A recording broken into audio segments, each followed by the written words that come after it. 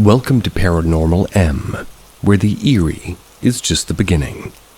Subscribe and activate notifications to stay in the loop on our spine-tingling stories. Get ready for an experience you won't forget. Spooky Northern New York.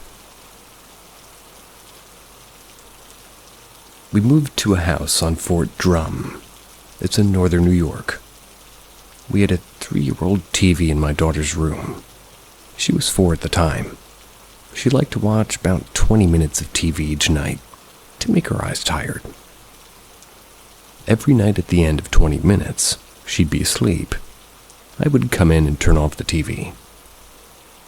In this Fort Drum house, however, the TV seemed to have a mind of its own. I'd come in to turn it off, walk to my room, and then I would hear it turn back on. When I would turn around to turn it back off, it would turn off by itself. Almost every night I would play this game with the TV. I thought there was an issue with the timer, or maybe my daughter was laying on the remote. But there was no explanation. The TV was working perfectly normal for a few weeks, at least earlier in our previous home. After that, things would come up missing. They'd show up in bizarre places. At night, particularly when my husband was working, I would hear strange bumps downstairs. One night, my husband was away for 24-hour duty. My daughter was asleep, and my dog and I were in bed in the master bedroom. All of a sudden, we heard somebody slowly stomping up the stairs. I immediately thought my husband had come home to grab something. Maybe I just didn't hear the door unlock. Once the stomping got halfway up the stairs on the landing, the stomping turned into running. My dog went to the edge of the bed, wagging her tail, thinking Dad was home. We, the dog and I, sat frozen in bed, waiting for my husband to come through the bedroom door. No one was there. The very next day, my daughter and I were talking over breakfast. Daughter: I can see ghosts. Me sort of playing along. Oh, you can? Cool. Daughter: there's one in my room at night. She's old and her ears are covered. She has a kind face. Me: Daughter: her name is Ruth. Me: what does she do? Does she talk to you? No, she just stands in my closet and watches me. My daughter didn't seem to be alarmed or frightened in the slightest. I was, but I played it cool. A few nights later, after again playing the on-off game with the TV, I was in bed. I heard the usual small bumps in the night. Then a big crash. I ran downstairs to find that a wooden sign had been flung across the room. It had broken a vase. Or a vase. Or both. Both. I started crying in fear. I sort of yelled, "You're scaring me. We have to live in this house for now. Please stop scaring me and leave us alone." Afterwards, I felt really stupid as I walked back upstairs, and nothing really ever happened again. Not even the TV. My daughter never mentioned Ruth after that night.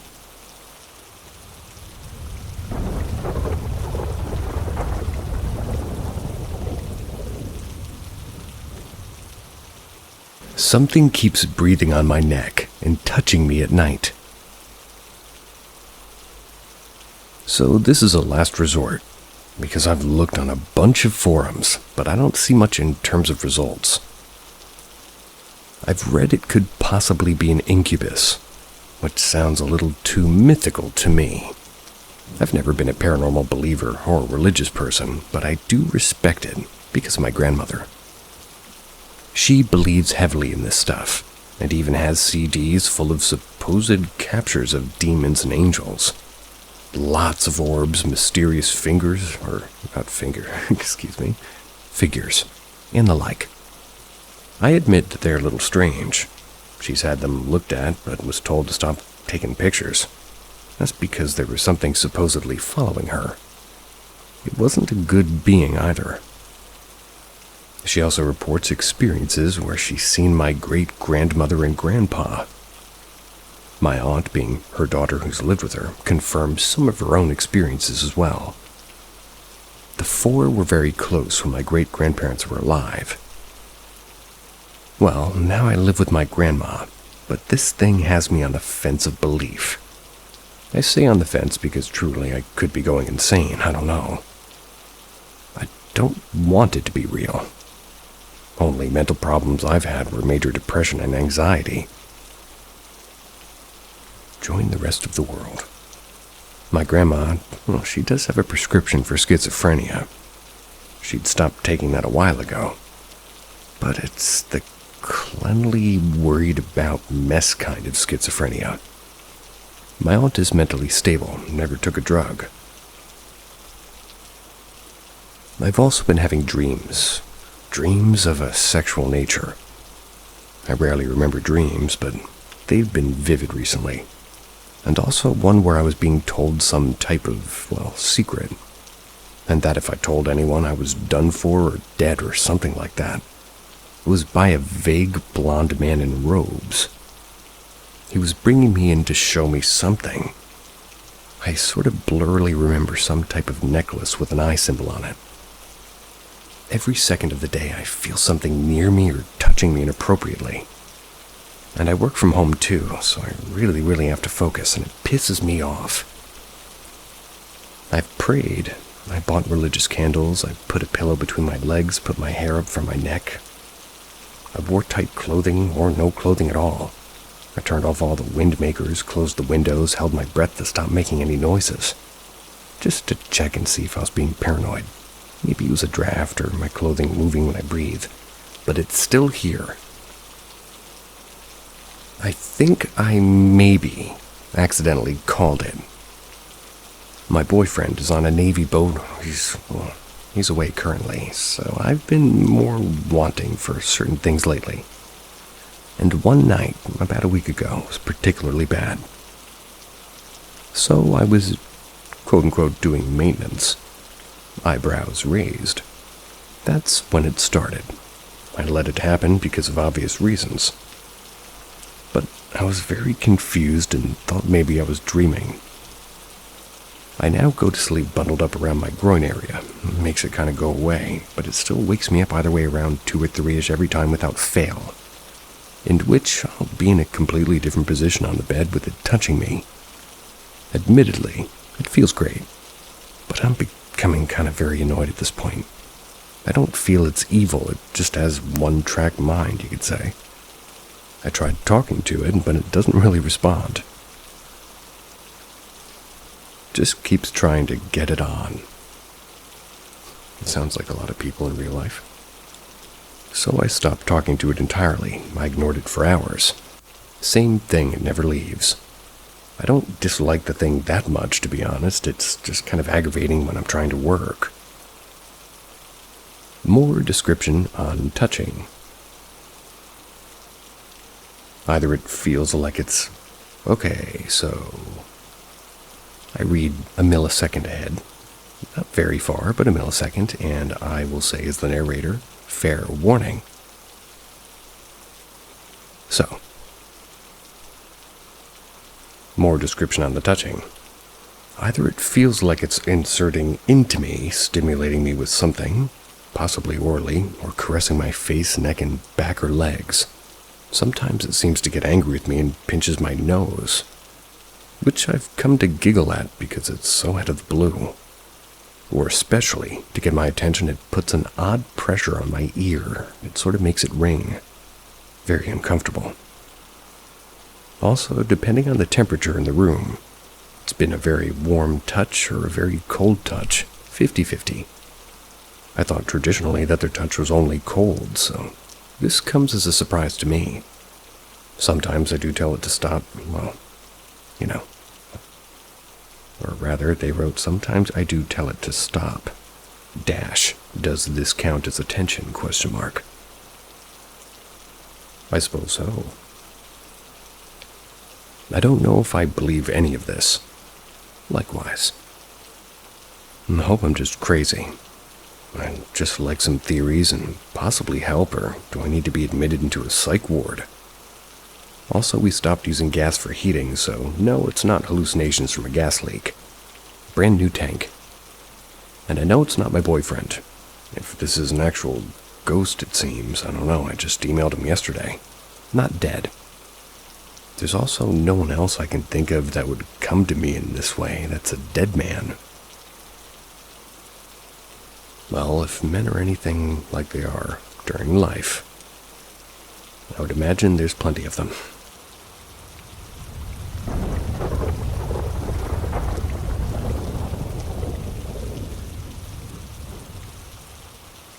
They go in threes. I was working at a nursing home, and for the sake of HIPAA laws, we'll call it the home. I've only worked here for about 2 months, and it's been scary, to say the least. It's a small nursing home, a population of around 20-30 people. I'm not totally qualified yet. I passed my CPR test before I started working, but I'm still considered student nursing assistant. So for those of you who don't know, I do everything a CNA does. I wipe butts, I change people's clothes, and I provide ice water as needed. I've started working third shift. That's 6 p.m. to 6 a.m. It's the greatest mistake of my life.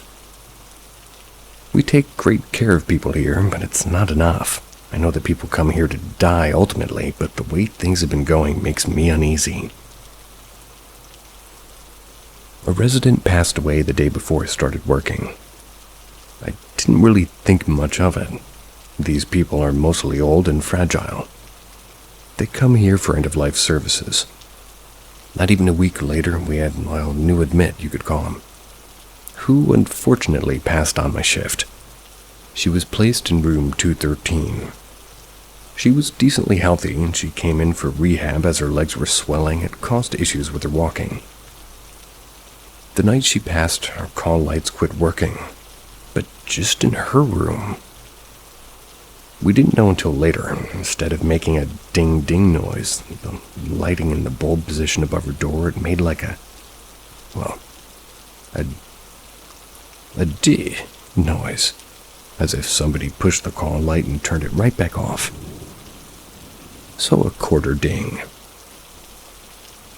Our nursing home is quite old. It doesn't see renovations as often as it should, so it was simply dismissed as an electrical short. She passed peacefully in her sleep. Her heart just stopped beating. At 3:30 a.m., she was pronounced dead. I don't think it was even a full 2 weeks later when the next unfortunate lady fell victim to it. The call light quit working again and again. It was just seen as a malfunction. She'd only been with us for a few months, which is honestly a long time in a place like this. And at 4:45 a.m., she was pronounced dead due to cardiac arrest. It was different this time. It felt heavy. It felt like something was there with us. I tried to brush it off as anxiety. Staring at the dead lady isn't exactly comforting. I was just possibly overthinking it all. Yesterday was the hardest of it all. A woman who I'd become close with passed. It was a calm night, despite the feeling that something or someone was here. It's just that bone-chilling, heart-racing feeling. The call light was doing that thing again, and this time it was really bothering me. I had no way of knowing who it could be, because the light above the room sort of refused to flick on. I started bed check, the nurse went to do her rounds for med pass. I dismissed the feeling and I started working as I totally forgot about it. The next few moments would traumatize me forever, making me question my life choices. The nurse starts screaming my name, telling me to go look at the resident. In room 111 sat Mary, name changed for HIPAA reasons. She was blue. Her CPAP mask was lifted off her head. Her mouth hung wide open and shriveled lips cased her teeth. Her blue eyes were glued to the door. She looked like something literally scared her to death. She was a full code, But after 20 minutes of CPR and AED reading, no shockable rhythm, she was pronounced dead. I'm at work again tonight. I've been writing this post in my downtime. I keep seeing someone out of the corner of my eyes. I feel like I'm being followed. The whole nursing home feels off in a way. I hope I'm just paranoid, but I feel like I'm next. I talk to the nurse on duty and she feels that heavy feeling too. She insists I'm safe though, as they go in threes. Everything seems off. I'm thinking about quitting. This place has rekindled my childhood fear of the dark that had long passed. The end of 200 Hall is the worst. I feel as if something will strike me down any second. 100 Hall isn't as bad, but room 111 has a terrible feeling seeping out through the 4-inch thick wooden door. The light's on, and I desperately want to know what's on the other side. I'm just too chicken shit to open it. As of 4:37 a.m., I'm ready to leave and never come back. I'm so anxious I jump at every little noise. The doors at the end of 200 Hall just opened, set off the alarm. There's no one out there. They just flew open. The CNA I'm working with has promised me that it's just the wind. But how the hell would wind open a locked door?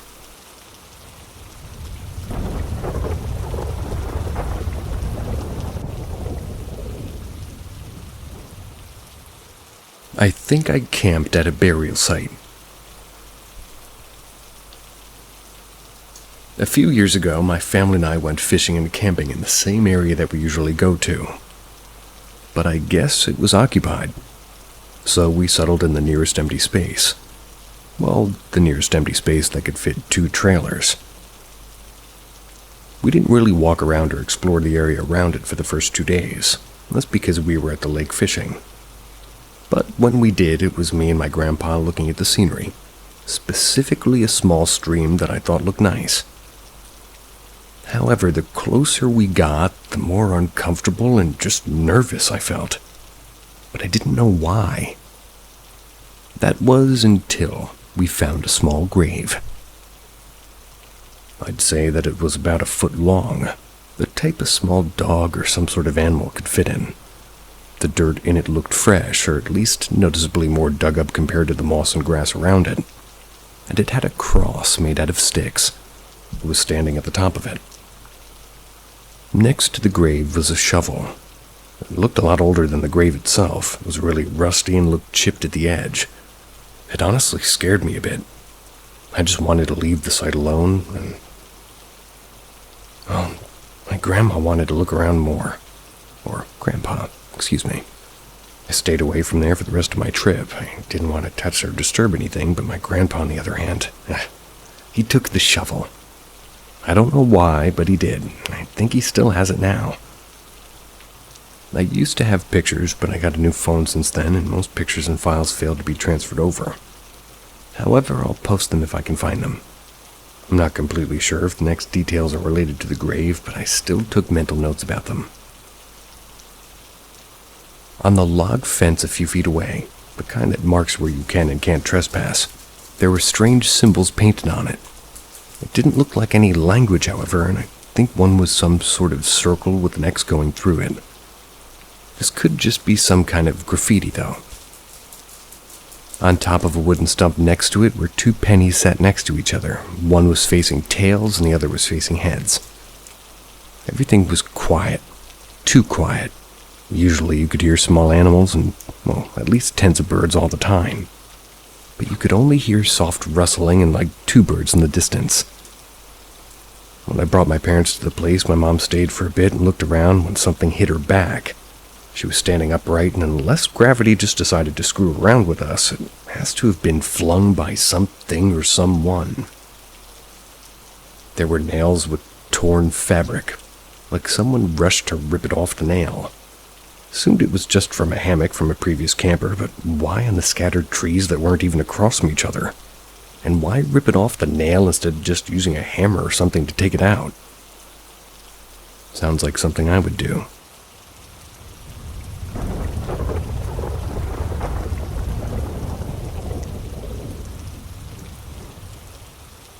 Something's not quite right with my new cat. About 6 months ago, I adopted a cat from the local shelter. He instantly captured my heart with his sweet demeanor. However, my husband was less than thrilled about the adoption. I hadn't really planned to bring a pet home that day, and I often visit shelters just to spend time with the animals. Fast forward to now, and my cat remains a loving companion. He purrs, plays, and behaves like a typical feline. While it's amusing to see a cat enjoy belly rubs, there are moments when his elongated neck gives him a peculiar appearance. I want to emphasize that my cat has never displayed any aggression towards me or my family. He simply behaves differently. One morning, I found him perched on the top shelf of the closet. He was showcasing his agility. However, the following day, I discovered paw prints on the ceiling. It was in the hallway.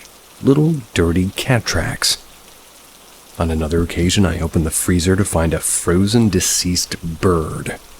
It was waiting for me, like an unexpected gift. He's strictly an indoor cat. There's no pets indoors, and the windows are equipped with intact screens. Occasionally, I hear the sound of cat fights and later find him muddy and bloodied, with no evidence of how he managed to escape or return. All doors are locked and our motion sensor cameras failed to capture any activity. While I adore my fluffy companion, I've noticed that several neighbors have reported their pets going missing. Initially, it was just 1 or 2 cats, or rather, cases. But now 15 families from my children's school have lost their pets, alongside a few more acquaintances from work and family friends. A few nights ago, I got up to use the bathroom and thought I saw my cat sleeping on the living room floor. However, he appeared enormous, with disproportionately large head and paws. When I turned on the hallway light, I blinked a few times and saw him again, just my regular cat. He was all curled up like a little croissant on the rug. This morning, or last night, depending on how you look at it, I heard a sound that I can only describe as a tiger's yowl. It startled me awake, and I'm not even sure if it was real. Then this morning, one of my colleagues mentioned that her golden lab returned home, but in the photo, at least the one she shared on social media, he looked off. His body and head seemed slightly disproportionate to me. He didn't resemble the dog I remembered from before his disappearance. While she assured me that he was as sweet and well-behaved as ever, something about it feels unsettling.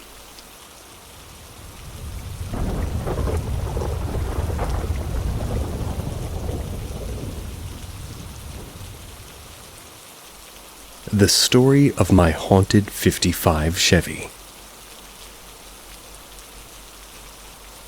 Since Halloween is around the corner and my last story about here blew up, I figured I'd share a story that happened to me personally. A few years ago, I bought a 1955 Chevy Bel Air. It's two-tone, sky blue, white 4-door. It had a high nickel 350 small block, a Holley 600 carburetor, and a Hurst 4-speed transmission. As a car enthusiast, I was in love with it, despite my girlfriend at the time and even my mom calling it hideous. I had big plans for it. A fresh paint job, reupholstered seats, and new rims with white wall tires. When I first got the car, it had 2,800 miles on it. But as soon as it hit 28,587 miles, the odometer broke and stayed stuck on that number. About 10 days after I bought the car, strange things started happening. For instance, I'd come home with all the windows up, but by morning, one or all of the windows would be down. Then there was the night I heard low rumble from the garage. When I checked, the car was just idling, even though I turned it off earlier. Items like drinks, hats, and tools would disappear if I left them in the car overnight. One night, the horn once blared uncontrollably, forcing me to disconnect and get some peace. There was one instant where the hood fell on my hand. I ended up needing 7 stitches, but that might have been my fault, honestly. but other things felt more eerie. Like one time, I was sitting in the car with a buddy. When I started it, the radio began playing a song that directly tied into our conversation. It was unsettling. My girlfriend at the time had a best friend who was a medium. She was terrified of that car. She refused to go near it. She said the car radiated a dark energy, something she couldn't fully explain. When she visited, I had to park the car facing the wall because my garage had no door. She'd swear that it felt like something was watching her whenever I parked it facing outward specifically.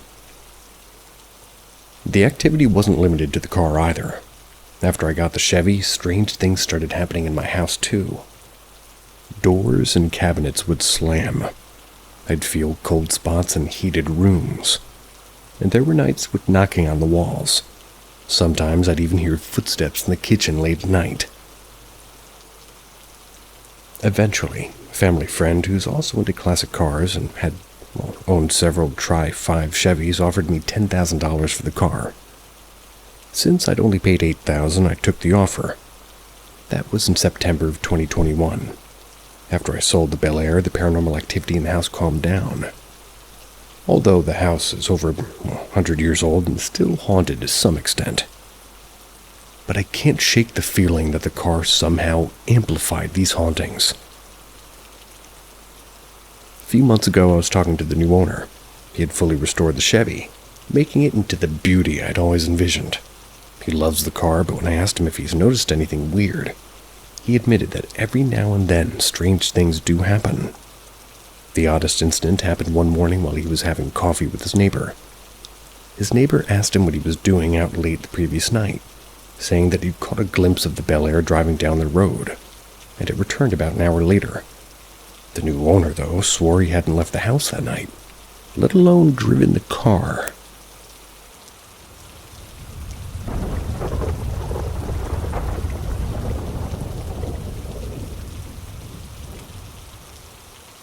What's the strangest place that you've had a supernatural encounter? Or the strangest supernatural encounter that you've had? Using mobile, so sorry for mistakes. Noted. I haven't really had any strange place encounters, but a strange one that happened for me once. It was to do with the reoccurring dream. I was in my house, but it was some weird suburb instead. I live in the UK, so I was really at a place to see a council house there. Council house? All that I know happened for the first few times was wandering around and always waking up back in bed the next time. These dreams happened maybe once or twice a week. Apart from the last time where I woke up on the kitchen floor, I was confused, so I went outside for a bit, and I've always been able to have really lucid dreams, so this wasn't really abnormal to me. But after some walking and finding nothing, I turned to head back, and that's when I kept hearing this clicking. Think when you pop a bone, but more crisp sounding. No matter how many times I looked back, I couldn't find the source. So I just kept going, and it stopped when I went back to the house, but it felt off. Like uncanny almost. Of course, I knew I was dreaming, so I didn't get all that freaked out. I just decided to head to my room again. So I started walking upstairs, and that's when the clicking started again. It was about halfway up. I quickly turned, and I was suddenly filled with fear. I didn't see anything that I remember, and this is honestly the part that I struggle to remember in general. But I just remembered this horrible primal fear. So I sprinted up those damn stairs, crashed into the wall, and knocked and just panted. As luck would have it, my room was at the end of the hall, so it took a few seconds, and by the time I did, the clicking was at the pace of a clock ticking. I ran into, or rather through my bedroom door, and heard the thing thud into like a scratchy climbing sound. Then something scratching the little window. I have a small window above my door, if you know, you know. And after that silence, I woke up not long after, and the first odd thing was that I had fallen asleep in front of my door. Despite going to bed previously, second odd thing was chips of paint and wood outside my door, but the door itself was completely fine. The third was the fact that the painting I'd bumped into was no longer straight, but slightly tilted. Nothing else came from it, but it was still a strange experience. I've never been able to explain it, really. I have plenty of dreams and odd spooky stories like this, but this one always stuck out as one of the few that really did stick out. Probably a few details that I missed, but this was almost 2 years ago, so I'm going to give myself a pass.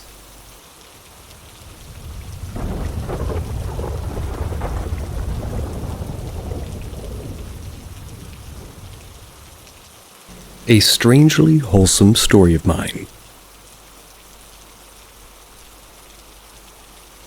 I'm not sure how long ago this dream exactly happened. Maybe a year, maybe more. Regardless of when it happened, it's interesting and quite wholesome. My grandfather died a good few years ago. Since I was younger at the time, I had scarce memories of him. Eventually, details faded and I couldn't even picture him in my head all that well. When I think of him, I would just sort of think of a weird type of blur that can occur with a lot of fading memories. Anyway, one night I had a dream. In this dream, I was in the living room of my grandparents' house. I was sitting on the sofa. The room was filled with a very warm and calming light, which I remember gave me a feeling of peacefulness. When I looked up, I saw my grandfather. He was sitting in his chair where his hospital bed was when he died. No hospital bed or equipment in sight here. He looked healthy and completely fine in all ways. And this is where the sort of memory haze comes into play. Despite my lack of memory of him, I could picture everything so clearly. Every detail, every part of his person was clear. It was instantly recognizable to me. No words were exchanged throughout the dream, and it was almost completely silent. No ambience to it or anything. He gave me a look and a sort of a strange smile. It was a type of smile where you could interpret this as like, it'll be a while before we meet again. That kind of smile. A mixture of happiness and sort of disappointment. After this, the dream ended. It lasted maybe a couple of minutes at most, but it impacted me differently. I stopped doubting stuff like this and seeing it, and it's filled me with a sense of hope and happiness. Good.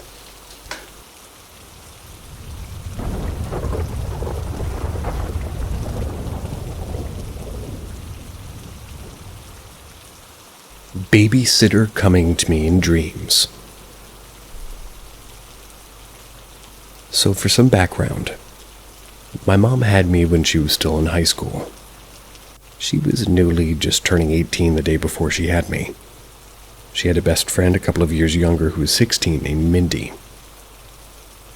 I grew up in the same rural town in Texas as my parents, graduated from the same school, but recently moved away. Mindy used to babysit me around a lot. That was when my mom was at work, as well as my dad at the time. Mom worked fast food and was trying to finish school. Dad was a volunteer firefighter. I was only a baby, so I didn't really, ever actually remember Mindy since I was too young. So for more context, I was born in '95. I was definitely too young to remember Mindy. Mindy passed away one night when she was driving home. According to my mom and grandma's accounts, it was raining heavily on this night. And for context, the roads in my hometown are very narrow and twisty. They have tight S-curves that can be tricky to navigate, especially when raining. Mindy's car hydroplaned and she overcorrected, skidding off the road and over the guardrail into the creek below. She was gone on impact when the car rolled into the creek. And here's the creepy part that I don't understand. I've had dreams ever since I was a teenager about a woman coming to me, asking about my family. If we were all okay and they were just asking me how I'm doing. She's called me by the name in these dreams and always said with a sad, "Oh, Kristen, you're beautiful now." I still have them sporadically. She looked young, vibrant, but sad and worried. When I described to my mom the dreams of the woman, when I described her as a young, thin blonde with a high, squeaky voice, Mom instantly said, "That's Mindy." It's just wild. Like Mindy reaching out to me from beyond all these years later in my dreams when she musters her energy to make sure that I'm okay. I'm 28, almost 29 now. And again, I have no memories of Mindy aside from what my family told me of her, and, well, how close her and my mom were. Whenever I go back home and go over to the spot that she passed, where her cross still is, there's just almost a sadness that washes over me as well as a chill. I've only seen her in my dreams.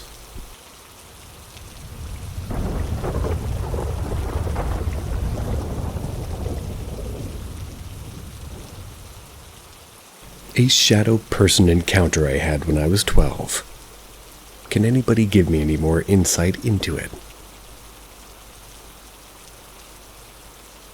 This story took place in October 2019. It's when I was 12 years old. I was watching a Goosebumps movie with my family. I wasn't scared or even on edge in the slightest. That's because Goosebumps is far from an actual scary film. Try telling that to me when I was a kid. I'm scarred for life. We were about halfway through watching it. I got cold because the downstairs of my house is very frosty, so I went upstairs to grab a blanket from my room. So I walk out of the living room up the stairs into the landing. It was about 9 p.m. It was all dark apart from the light that cast in through the bathroom window because of the street lamps. Nothing was out of the ordinary. So I strolled into my room, took the blanket from my bed, and got back into the stairs. I was about 3/4 of the way down when I stopped. I got this sudden intense urge to just look up onto the landing. So I did. Right above me, illuminated by the light from the window, was a full black figure, head cocked, slowly waving down at me.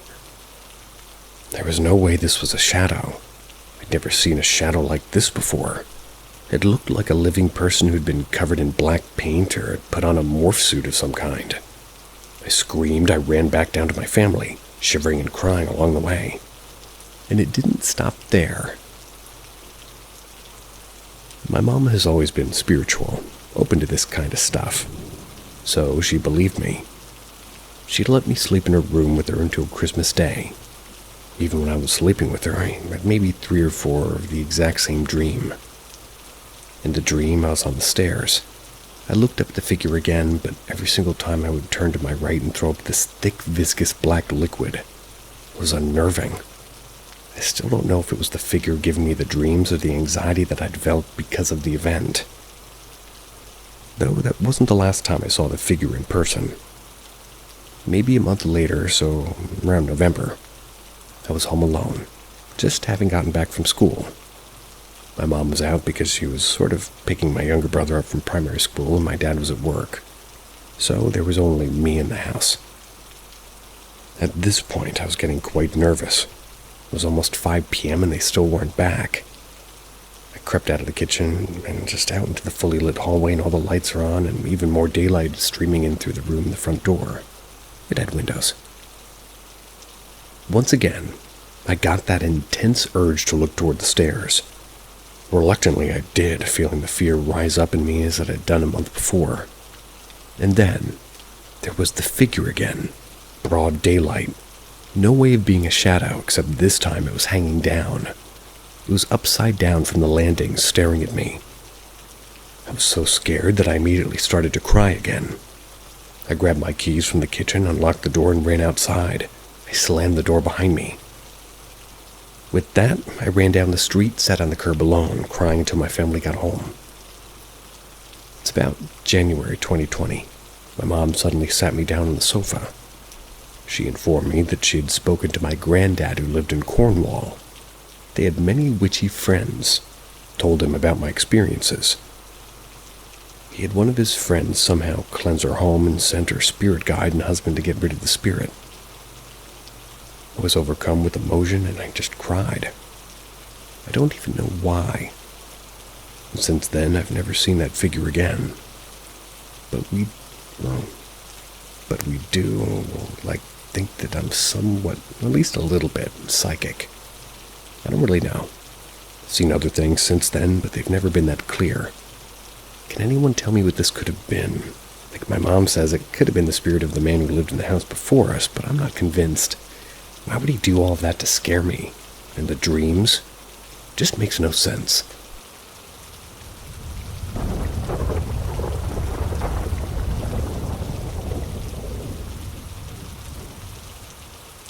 I experienced time distortion as a child. This happened when I was about 7 years old. I never really gave it another thought until recently when my mother reminded me that it happened, and how we were never really able to explain it. I was in summer school, and during one recess, I was playing on the playground with this girl. I had sort of just become close to her. Usually when recess was over, a loud bell would ring and signal that it was time to go back to class. On this particular day, the girl and I were lost in our little world of make-believe. We didn't hear the bell ring, and eventually we noticed that we were alone on the playground. The weird thing is that there were yard duties on site, so an adult would sort of corral the kids if they didn't immediately respond. But that day, there was no adult to tell us to go back inside. No kids crawling on the monkey bars with us. It was just empty. It really felt like the playground had just vacated after a few minutes. We figured that we wouldn't be in huge trouble if we made our way back to the classroom. Upon entering the classroom, the teacher immediately yells out, "Where have you girls been? We've been looking for you." Turns out, 2 hours had passed from the time the bell rang to when we reappeared. We got yelled at for disappearing, but as a child, I never understood why I was in trouble. I never left the playground, so why was I getting yelled at? Looking back on it, I do have to wonder, did we disappear? Does this count as missing time? It really felt like that to us, that we had taken our recess as normal and nothing weird happened. The creepy thing is that both that girl and I was playing with and I experienced the same thing. There's no way that this is just hallucination. Well, at least coming from my brain alone. Kinda shook it off as one of those guess we'll never know kind of things. But now that I'm older, it really is one of the weirdest things I've ever experienced. I'm curious as to what you may think have happened. Did we get abducted by aliens, hence the missing time? Did we accidentally slip into a different dimension? Were the Fae trying to kidnap us? When we realized we were alone, it was totally the Oz effect. No noise, just eerie silence.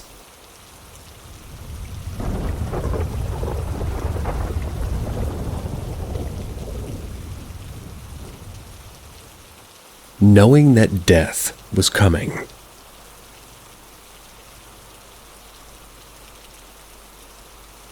I think that my cousin, but kind of close like a brother, I think he knew that he was either going to die or that something bad was going to happen. I'm 31 now. 12 when he passed, but just 17 years old himself. He was a professional motocross player. He was riding overseas since he was a baby. He had won countless awards and titles. He had so many trophies that he had to just take the plaques off. He was a hard worker and was getting ready to leave to go to America to make millions, alongside Brett Metcalf. Excuse me, I don't know how to say that. He never made it. There's a freak accident that when doing practice runs, he went over a jump. When in the air, he must have lost consciousness, and when he fell, the bike landed on him. He would always be safe and use protective gear, but even that wasn't enough. He smashed all of his teeth, broke his ribs, and tore off his aorta. The paramedics said that he should have died on scene, but my Nana was hours away from him.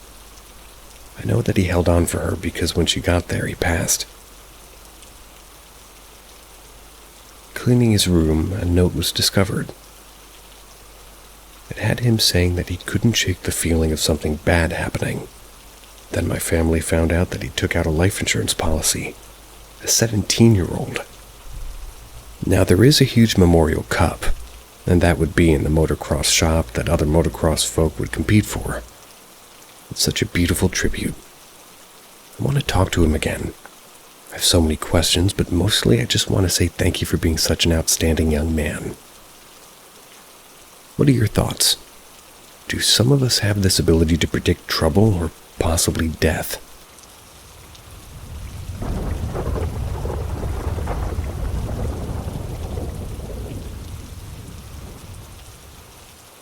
I had a lovely encounter with somebody I don't know, and now I'm confused.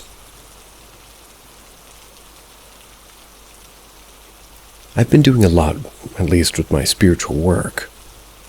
I've always had a very good intuition, and I've had my fair share of encounters with spirits. Lately, I've been even more in tune with myself and my abilities. I've been embracing them fully. It's been beautiful. Today, I was doing my before-bed meditation, and I asked my spirit guides to come talk to me. I needed some help with my own stuff. Someone came to me, a very beautiful woman. We had a lovely chat together. She helped me a lot, and she was funny, and she was just so heartwarming. I asked her name since it was the first time that she came to me, and she told me her full name. I asked how her name was spelled, and she told me. I asked her would I find her if I Googled her. She laughed and said, possibly, yes. I thanked her, asked if we could talk more later on, and she said that she'd be here, but at least whenever I needed her, apparently. Because I'm a curious person, of course, I Googled her. The first thing that popped up on my screen was an obituary of a young woman who had died just last month. There was a photo of her, and it was the same woman I just spent time talking to. They were helping me with my own issues. I'm completely blown away. This makes no sense at all, and at the same time, I'm 100% sure it was her. I live in Europe, and she lived in the US. Her obituary was so spot on with what I felt from her. We even had the same hobbies and interests. I'm absolutely trying to contact her again just to ask more questions. Has anybody encountered anything like this before? I'm also confused, but in a good way. I like that kind of confused.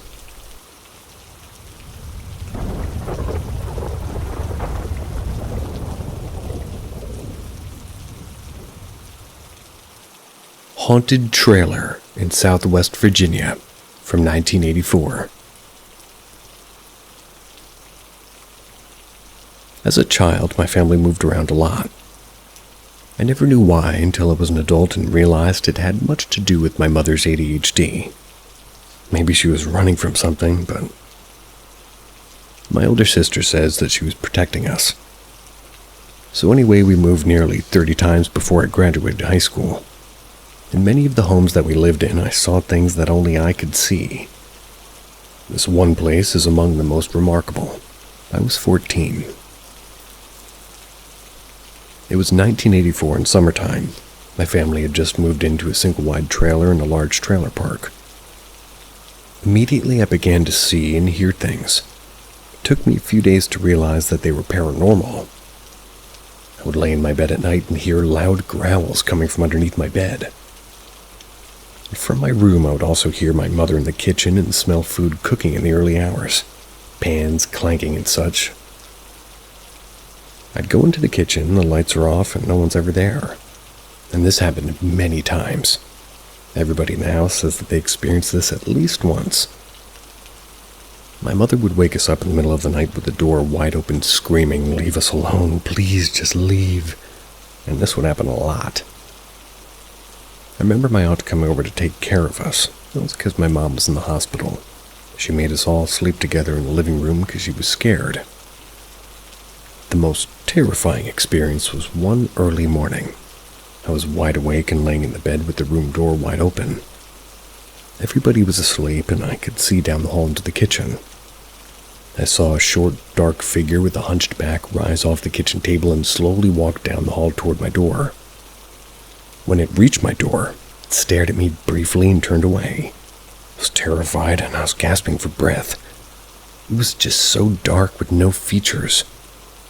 I believed it to be a woman, but I'm not really sure. Anyway, we moved shortly after, and this is the only house that we lived in that everybody saw things. Usually it was just me.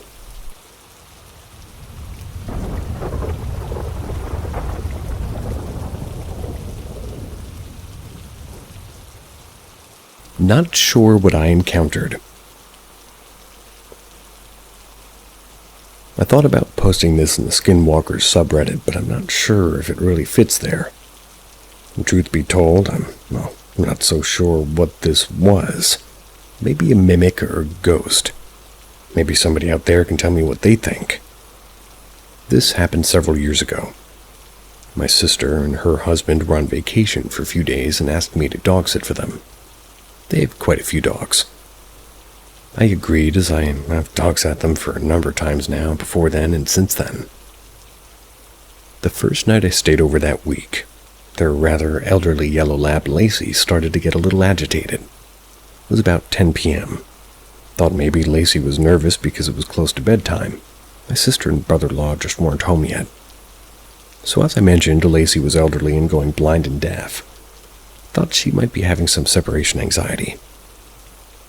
I tried to reassure her, and I figured that sticking to her usual routine as much as possible would help calm her nerves. She usually slept in their bedroom, so I was trying to sort of coax her in there to go to bed. I said, "Come on, Lacey, go lay down." At least I said something similar in a calming tone several times.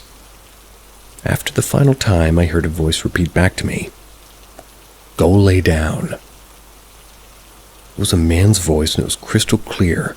It was so clear, in fact, that for a second I thought maybe my sister or her husband had come home early. But then I realized that I heard, or at least I would have heard, the garage door open. They always use the garage instead of the front door to go in and out of the house. Plus, the other dogs would have lit up with barking and excitement if they had walked in. I looked around, no one was there. Like I said, I've dog sat for them many times, and this is the only time I've ever experienced anything like that. To this day, I don't really know what it was. I'm not typically a believer in the paranormal, but I can't explain it.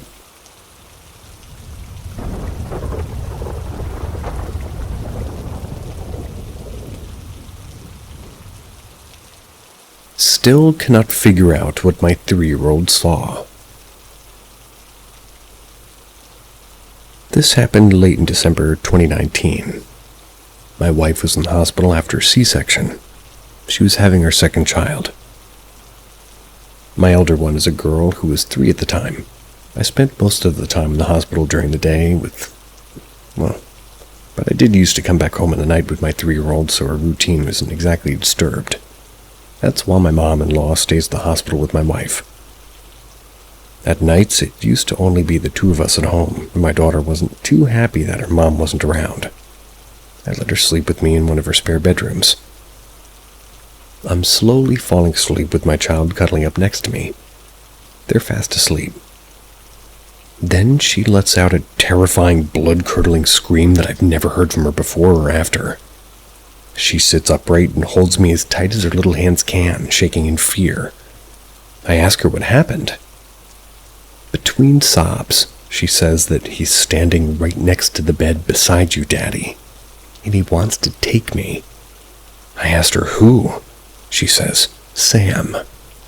I cuddled her and comforted her to sleep and stayed awake the night just in case she got frightened again. She was terrified to sleep because she was convinced that he'll come back. The next day I asked her in detail what it was. She said it was a thin, very tall man wearing a hat with scrawny, long fingers. They were standing beside her bed and making grimacing faces at her while extending his claw-like fingers. It was as if to touch or to hold her. She also said that when she screamed and I woke up, the shape disappeared.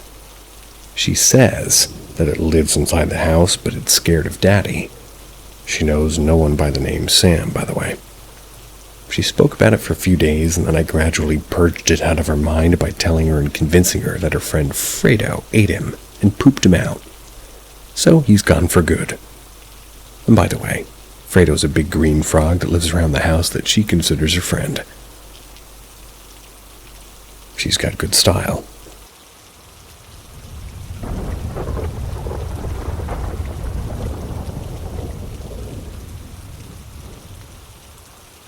Some jail stories. I worked in a jail for over 10 years in the control booth, running doors, cameras, radios, phones, you name it. I still work for the agency that runs it, but I no longer work at the jail. I saw and heard a lot of stuff, but most of it was non-paranormal stuff. You'd often hear strange noises and banging, but it's always an inmate or a door noise. The side of the basement where the staff locker and the weight rooms are admittedly creepy. I often felt watched when I was down there by something other than the cameras, but I've heard a couple of stories from trustees saying that they see a black shape of a person standing in an empty cell or wet footprints in the kitchen when no one's been there all night. Our IT tech also claims to have caught EVPs while in the jail. I haven't heard them. I have 2 stories, one from a coworker and one that happened while I was there. One night my coworker answered the phone. It was a mother calling about her son. She gave his name and her name and said that her son had just been arrested for driving under the influence. She wanted to bail him out. My coworker explained that her son hadn't arrived at the jail yet. They'd have to go through the booking process before he could get bailed out. My coworker explained to her how to bail him out and where the jail was and to give a call a little bit later and get an update. She asked that he let her son know that she was going to bail him out. The son was eventually brought in by the arresting officer, and my coworker had a correctional officer pass on to him rather, that his mom was bailing him out. My coworker listened and watched the entire exchange between the son and the officer as the officer told him the message. The son was shocked and stated loudly, "No, she's not. You're fucking with me." The officer said, "I know my guy. He wouldn't fuck with you." The son said, "My mom's dead." They confirmed the mother's name with the son, and it was the name given by the woman on the phone. My coworker swears up and down that he talked with the woman saying that she was his mom. The man, we wouldn't be on the roster yet, but it could have been somebody who heard his name called over the police radio or somebody who was with him at the time who was trying to mess with him. My story happened not long before I left the jail. A few years before the incident I'm talking about occurred, a man killed himself in one of the cells. The night I'm talking about, one of the officers was doing his regular check of the units. He came up to the cell the man had killed himself a few years before. The man we had housed there was sitting up in his bed facing the door, which was near a window. He had a blank look in his face and his eyes were wide open. He looked the officer straight in the eyes and said, I'm assuming officer, "You couldn't find," the man who killed himself's first name, "in time. And you won't find me in time either." The man was brought down to a cell where he could be monitored, and we went from there. The officer said that he had to yell and shake him to get him to respond as if he was waking him up from his sleep. He was asked later what we know about that cell or if we knew the man and what he had named. Okay. He said he didn't and claimed he didn't remember saying anything. And yes, the officer in this story was working the night that the man killed himself. A little bit confusing there.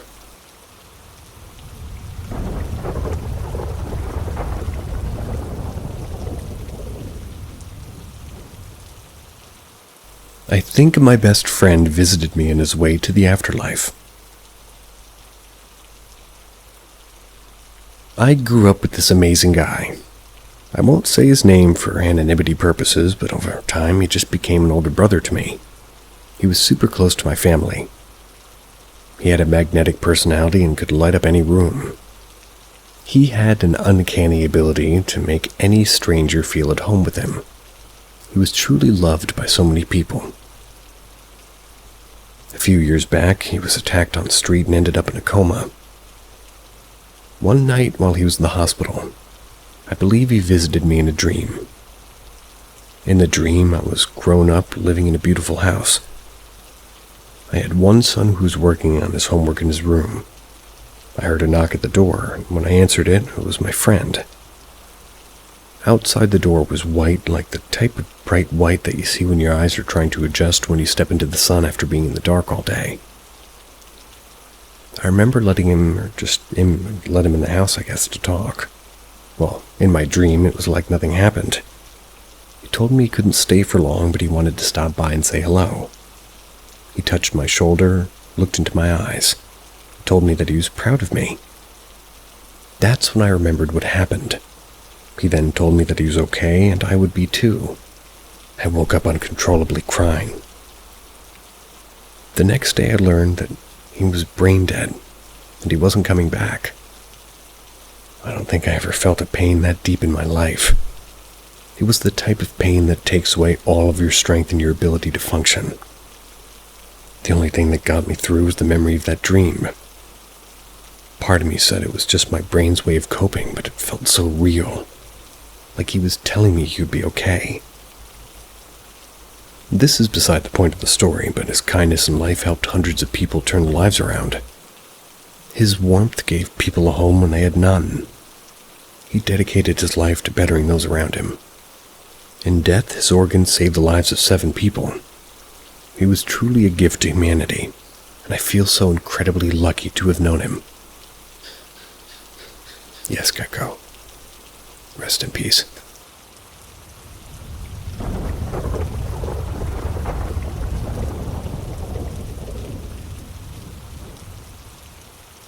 Weird thing that happens during Halloween in our basement 1 or 2 years ago. I know this sounds fake because it happened during the days that led up to Halloween, but this is definitely real and it shook my family for a while. Although it's not very scary and sounds like the beginning of a trash horror film. Settle down, sir. Around the second week before Halloween, the cameras set up in my basement detected activity. So did our motion sensors in the middle of the night around 12 p.m. Night. We would later call the police and notify them that there may be an intruder in our basement. Our camera didn't show any movement, however. The police officer would enter the basement to find that the area where nobody was there, and then we just went to bed. The occurrence would happen again at night. Same thing happened, except later in the night around 1 a.m. Basement cameras' motion detection caught something. We'd call the police again, and nothing would come up. So, context here before I continue. We use an Apple home system, and we have an Apple TV. If anyone is ringing the doorbell, or if there's activity in our living room, the camera footage will pop up on our TV. In this case, every evening and night, the basement camera would show detection and footage on the TV, but we didn't see squat. It always popped up on our screen 2 to 3 times a day. It was on October 31st, Halloween, that my parents stared, becoming fearful. I'm going to go with started. Being the heavily religious Hindus that they are, they stuck Siri HomePod downstairs to play the Hanuman Chalisa, or our version of warding off evil downstairs on repeat. The activity never came back again. I can go into the basement without fear now, thankfully.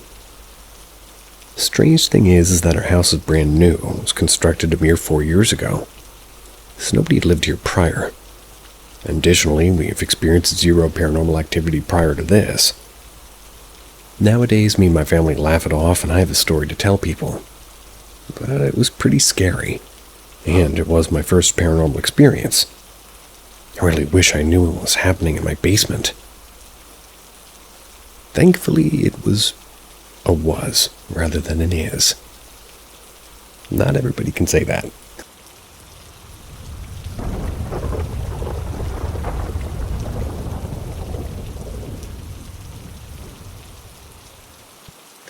I might have accidentally made a deal with a demon. I've been bearing the consequences. A bit of background about me. I'm a Hindu, and I'm 20 years old, and I'm an Indian studying business law at the Institute of National Importance. That's a cool name. I'll be graduating in 2027. My background will better help you understand later why I've sort of claimed what I claim in the title. The incident goes back to my 10th grade, or what you commonly refer to as sophomore year in U.S. I was 15 when it happened. So essentially, our Indian high school followed this grade-based stream selection process, which is how you end up pursuing either science, commerce, or humanities in your +2. So my school is kind of one of the best schools in India. Not a very fancy private school, though. It's a co-ed institution which produces apparently a fairly decent alma mater. However, our school is infamous for toxicity. The kids engage in all sorts of ruckus, and it's pretty well established that my scenario to say that they made it pretty much a living hell. Especially given how our culture is here in the east northern plains of India. The most toxic bit about our schooling ecosystem is after-school coaching institutes and the crowd of mothers that mingle outside where their kids further wreck their brains after 5 hours of grueling school lessons. Now, I was a very, very dumb kid. I never was ranked in class. I never even won any medal. So the time for our selection test at school comes. I flunked. So I did even for my pre-boards. I remember the day when our selection tests arrived as if it were yesterday. I get the rank lists forwarded on my phone. My name's nowhere on the science list, and my mom starts crying. My grandfather had tears in his eyes. My father calls me up to tell me he didn't expect any return on his quote-unquote investments. And also, not only that I was like this because that's how God intended to me. Those were his words before he hung up the call. I was a failure, an official one. I knew word had spread through the network of mothers that my mother's son wasn't smart enough to get a rank in the list of 376 science students. This was happening from 3 to 6 p.m. At 6 p.m., I just can't handle the atmosphere at home anymore. I close the doors and windows of my room. I ready myself with a towel, a shower cap, and a paper cutter. First, I tried choking myself with the shower cap, but I experienced nothing more than a short-spanned blackout. I don't know what the thoughts were going on through my head, but I threw away the shower cap in a fit of rage and annoyance. Next, all the while crying and feeling my heart bleed, I sit up in my bed with my head in my hands. My thoughts were cloudy. I pulled out a pen and a notebook from my cupboard and started scribbling. I wrote a letter to, in quotes, any vile entity, living or otherwise, containing something along the following phrases. With the willingness to devour a soul, to end my suffering, to give me eternal torment in exchange for momentary solace, that I deserve to rot in hell because of the worthlessness and sinful kid I've been. In essence, I wrote, what I think of now, an open-ended contract to some entity. I then proceeded to sign it with blood oozing out of my paper-cut wound on my left hand. I did all of this in a disturbed state of mind, and deep down what I could honestly tell is that I was praying that there would be somebody to listen to me. I feel ya, but not the demon part. To love me for the good person I knew I'd tried my best to be. But there's also a lot of pain and disturbance going on in my head. I don't know what struck me, but then I very much remember vividly I got up from my bed after having prepared the contract and taken the piece of paper with some matchstick near my windowsill. I opened the window and burnt the letter, then closed and then immediately go on and hang myself from the ceiling fan with a towel. As I made the noose, my grandfather started shouting my name and my mother. They were still distraught and crying, and they banged hard at my door. I told them multiple times to go away, but they said that they'd break in if I didn't open. They didn't want me to do harm to myself. As soon as my mother comes in, she's holding her phone in her hands, telling me that she's got news I was 6th in the wait list for science students. Whew. So fast forward. I started getting good grades without studying, by the way. And I believed it to have been my luck. Well, luck in quotes. So one way or another, getting pushed towards a specific purpose. I don't know what that purpose is yet, but I get some sort of premonition. I can't really tell if that purpose is good or bad, but so far I've managed to get into a top management law school like a premium Indian institute and have been scoring fairly well, having worked a couple of internships at a pretty reputed Tier 1 law firm as well. I don't know if it's some sort of psychological deception or my mind on played pretend. But now when I think of it, that day I did what everything happens in a legal contract. Everything that's been in the norm in common law contracts.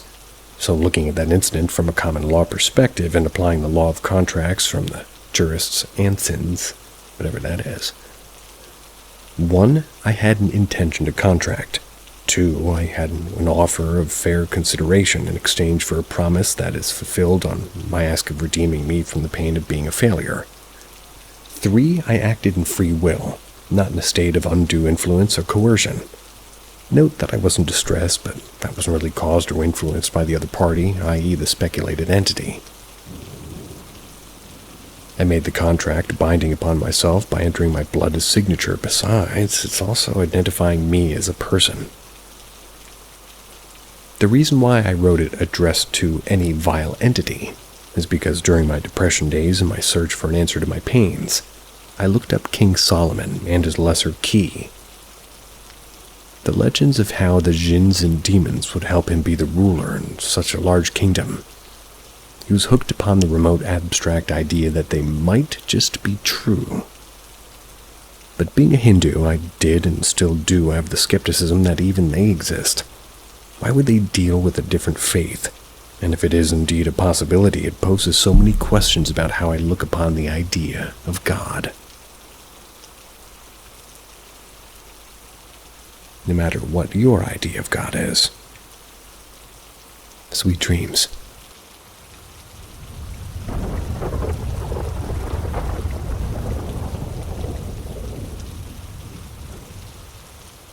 Step into the unknown with Paranormal M. Hit subscribe and enable notifications to stay up to date with our latest spooky adventures. Get ready for a haunting journey. Who's jumping in my bed? This experience happened in September in 2011. One day, I was sitting in my living room just watching television. I felt small shakes. I stopped for a minute and I thought that it could have been anything. I then noticed they got a little bit more harder, kind of like a rhythm. It clicked. My daughter's jumping in bed. So I walked down the hall to my room to tell her to stop. When I remembered she wasn't home. She was still at school. I opened the door and I saw nothing. I went back to the living room and a few minutes later, same thing. I walked again to check and still nothing. But this time I noticed my bed was messed up like somebody was jumping in it. This didn't scare me at all. It actually kind of brought a smile to my face. It happened on and off until my daughter got home from school. For a few days after it would happen, I would just kind of tell a friend about it and he didn't really believe me. That was until he was there when it happened. I told him, "I told you so." He laughed and said, "Well, at least whoever is kind of having fun, huh?" So days later I had a friend over and had a recorder and took some EVPs. When we listened on playback, you could clearly hear her young girl giggling. Never found out who she was or anything, but she made her presence known. She liked to play hide and seek and, well, at least with some things too, liked to run up and down the halls. But as quickly as she came, she left. She brought a peace in the house, though, and I think that she enjoyed her company. I just hope she found whatever she was looking for.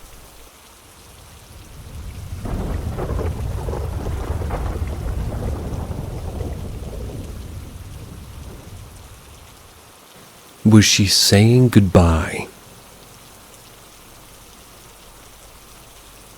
This experience happened in November of 1995.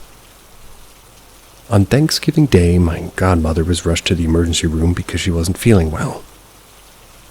Once at the hospital, things went downhill fast. She was admitted into ICU, put on life support to help her breathe because she was having trouble breathing on her own.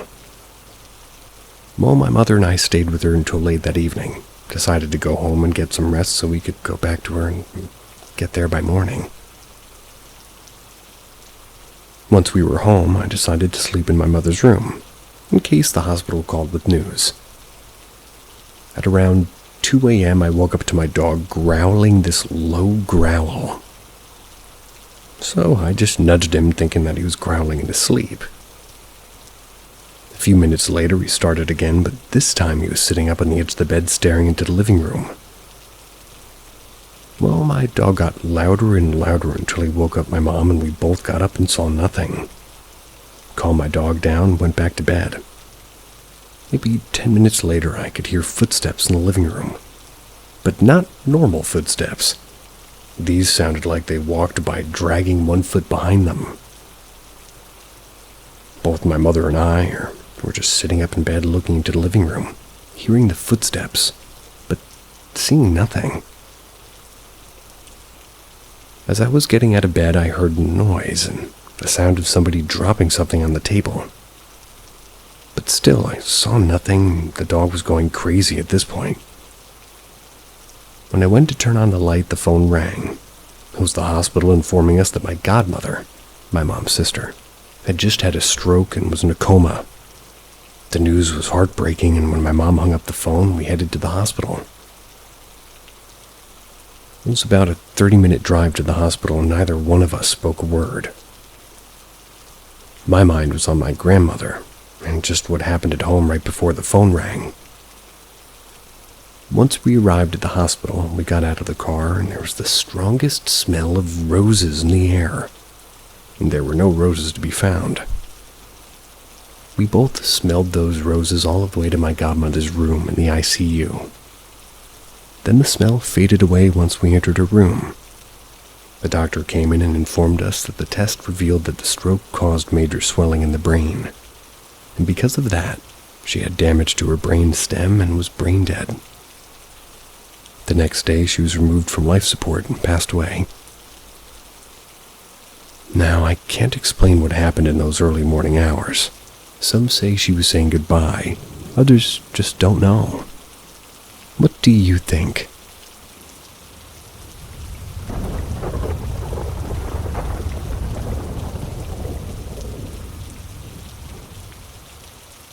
Kitchen sounds. This happened many, many years ago, when I was a newborn, and this story was relayed to me by my parents. Now, on to the story. We lived in a small 4-room house in Riverside, California. Multiple times a week around 1:30 to 2:30 in the morning, you could hear someone walking from the living room to the kitchen. Several times they would run out and turn on the kitchen lights, and the footsteps would stop. No one could be found. One night it started up again. This time they didn't pay attention to the footsteps. All of a sudden there was a huge bang in the kitchen. It sounded as if somebody had fell against the refrigerator. A few days later, my dad was speaking with the landlord and described what happened. Come to find out, the house we lived in had been inherited by our landlord from his mother. He said that she had passed away from a heart attack, and she was found slumped against the refrigerator in the kitchen. And at the same house, my dad was working graveyard shift. My mom and I, and we were with my uncle, my mom's brother. We heard noises around the back door in the kitchen. It was around 1:30 to 2 in the morning. So, hearing these sounds, my uncle goes to check it out. Nothing in the kitchen. So he opens the back door and steps out. As soon as he stepped out the door, he heard a blood-curdling scream. He said it sounded as if it was right behind him. He noped the hell back into the house and into the living room.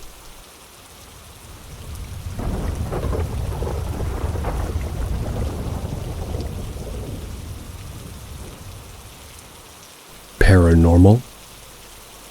This happened many, many years ago in our old home. This experience was recounted to me by my wife. I was out of town on business. It was a Saturday morning. My wife was pregnant with her first daughter and was home alone. She had been in the kitchen cleaning up and doing all the dishes for breakfast. She completed her tasks and heads into the bedroom to change. A few minutes later, she walks back into the kitchen, Every cabinet door from top to bottom was standing wide open. She swears that none of them were open when she left. She went through and closed all of the cabinet doors and decided to no bed at the house for the morning. She heads over to her parents' house. She explained the story to her mother, her dad, and her brother. She and her brother come back to the house. Stayed for a few hours, but nothing happened. That was the only time that anything like that had happened, and to this day, we can't determine how this happened.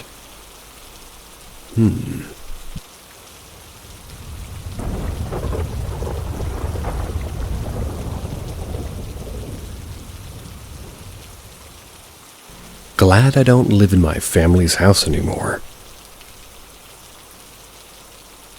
I'll preface this with saying the houses I've lived in the past maybe 5 years or 100 years old, and they're mining houses. Lots of sad shit happened in our town. Each one of these houses has felt like home. Quiet, warm, peaceful, even in the dead of winter. My parents' house, well, built in the 70s, normal suburb house. We're the second owners. Nothing sad happened there or traumatic. Old family passed natural and their sons kinda used the house as a party house. We renovated it when I was a teen and I don't really live there anymore, and I'm fucking glad. I have no idea what's up with that house. Each person in our family has had an experience, even my skeptic mother. So I'll just go down the list and give a timeline for activity kicked up and when it quieted down. 1. First couple of months, about 6 months.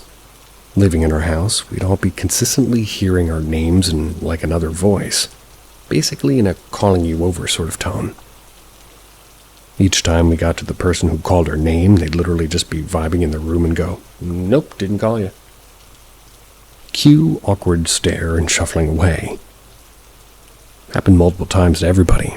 I'm honestly convinced that it happened to her dog too. She'd just walk in like randomly and look at you like you called her name. She was old too. But she was also a dog and loved love. I think this next one was within the first years of living there. Can't remember exactly when, just that I was in high school, I think. Entire family went to bed, which means that we're all in our rooms and awake still, but setting up for sleep. I thought I heard someone or something walk down the small hallway that we had between our rooms. I brushed it off because, well, terrified. That was until my dad comes in. He was almost asleep apparently. Asks me if I ran down the hallway and why I did. Well, I had not. He then asked my sister, whose room was right next to mine, and obviously her answer was the same. I hadn't heard her get out of her bed or see her walk down the hallway. So once again, awkward pause. Well, good night, guys. Kid you not. I should mention that he did say it wasn't the dog because, well, the dog was on the floor in their room when it happened. 3. The house got really quiet, and always, and still does, get pretty tense in there. This next one is probably just a horrible sleep paralysis nightmare, but I couldn't really sleep or go into the living room at night alone for several days. I basically had a very, very vivid dream that me and my sister were in our living room and being chased and harassed by what I'll call a demon. It's kind of what I remember. I remember that in the dream, me and her were on the couch and we had watched some sort of shadowy figure crawl up the curtains, went to the top of the rods, then disappeared behind them or vanished. In my dream, I told my sister to get her parents and that I'd watch it.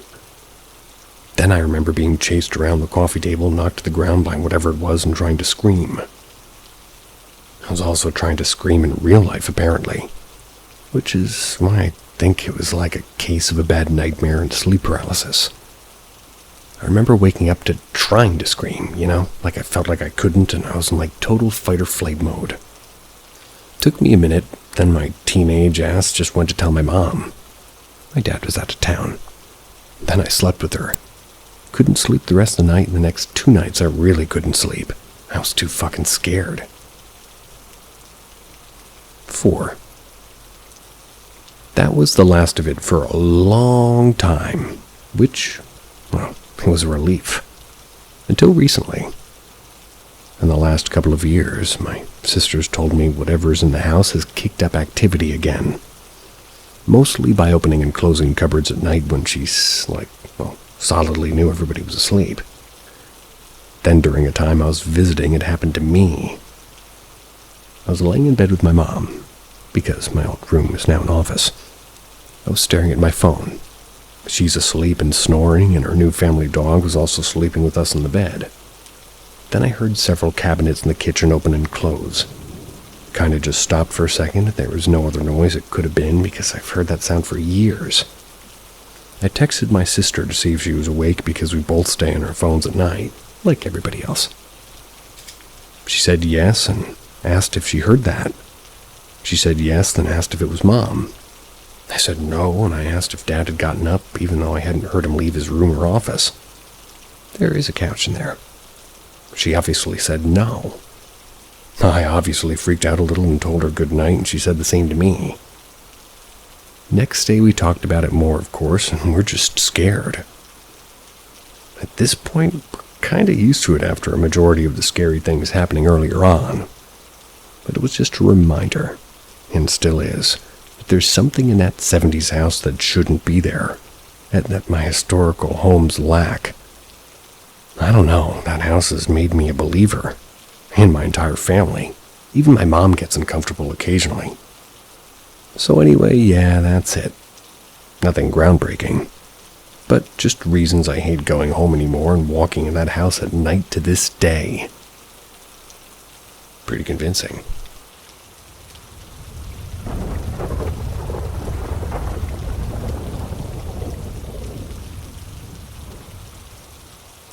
My paranormal experiences. My apartment is haunted. Here are all the encounters that I've had in my apartment. 1. The cabinet. One day during the summer, I was in the living room with my 3 cats. I only thought 2 of them were with me. Then I heard a cabinet close in my mom's bathroom. I was so sure it was one of my cats that I went into my mom's room and bathroom saying, "Aw, which cat's playing over here?" Because my cats have accidentally opened and closed the cabinets before when playing. But when I looked around, none of my cats were there. When I checked back in the living room, my other cat was sleeping under the chair that I was sitting on before. 2. The ghost girl. One night when I was laying in bed on my phone, with my door cracked so my cats could get in and out, but I saw something at my door out of the corner of my eye. I saw a little girl whose night was right below the door noob. With long black hair and a white dress and a nightgown staring at me. But when I actually looked, she disappeared. 3. The hand. First off, we have a hallway that leads to our front door that you can see from the living room. So I was sitting on one of the chairs in our living room when I saw a big hand go around the corner of the hallway. The hand was about 5.5 feet up, but when I turned that way and looked where I saw the hand, there was nothing. The Black Demon Man. This is my most memorable and crazy experience. So we have a shoe area by the front door hallway that I talked about in the last post. I was sitting in the same chair from the living room when I saw something again. In the corner of my eyes, I saw a tall figure, about 6'7". They were all black and they were kind of hazy and just standing facing me, about 3 feet away from the shoe area. But when I look, of course, it was gone. But me and my mom hung up Harry Potter candle in the same area/hallway for Halloween. And guess what happened? In the same exact spot, a candle that we hung up kept turning on by itself. And you might think it's a glitch, but then all of a sudden it just stopped working. I'm assuming this is an electric candle, because fire doesn't just stop working. It was a new battery, which we just got from the store. My mom replaced the battery, and what do you know? started happening again. So me and my mom just took the battery out and haven't put it back in. And when it was in and all the candles were on, just that one would sometimes be the only one who wasn't. 5. My ghost cat. This one's been happening all the time, but we do have a ghost cat. Actually, we have 3, cats or kittens. Biscuit, who was our first one, Orange, Gravy, nice name, who is siblings with our third cat and is gray, and Honey, who is orange with white paws and a chest, siblings with Gravy. So, what has been happening is that I've been seeing a cat walk or move in the corner of my eye. Just a bit when I turn to see who it is and to pet it, and there's never anything there. 6. The noises. So recently, me and my mom we've been hearing noises in her roof, like somebody's walking or moving. But the thing is, we live on the 3rd floor. So my theory is there's something maybe on our ceiling that runs and does stuff, or maybe even lives in our ceiling or roof. I'm not too sure about this one. My mom doesn't believe me about really any of this stuff, but I do. Well, I'm glad that you believe you. That is a good start no matter what the circumstance.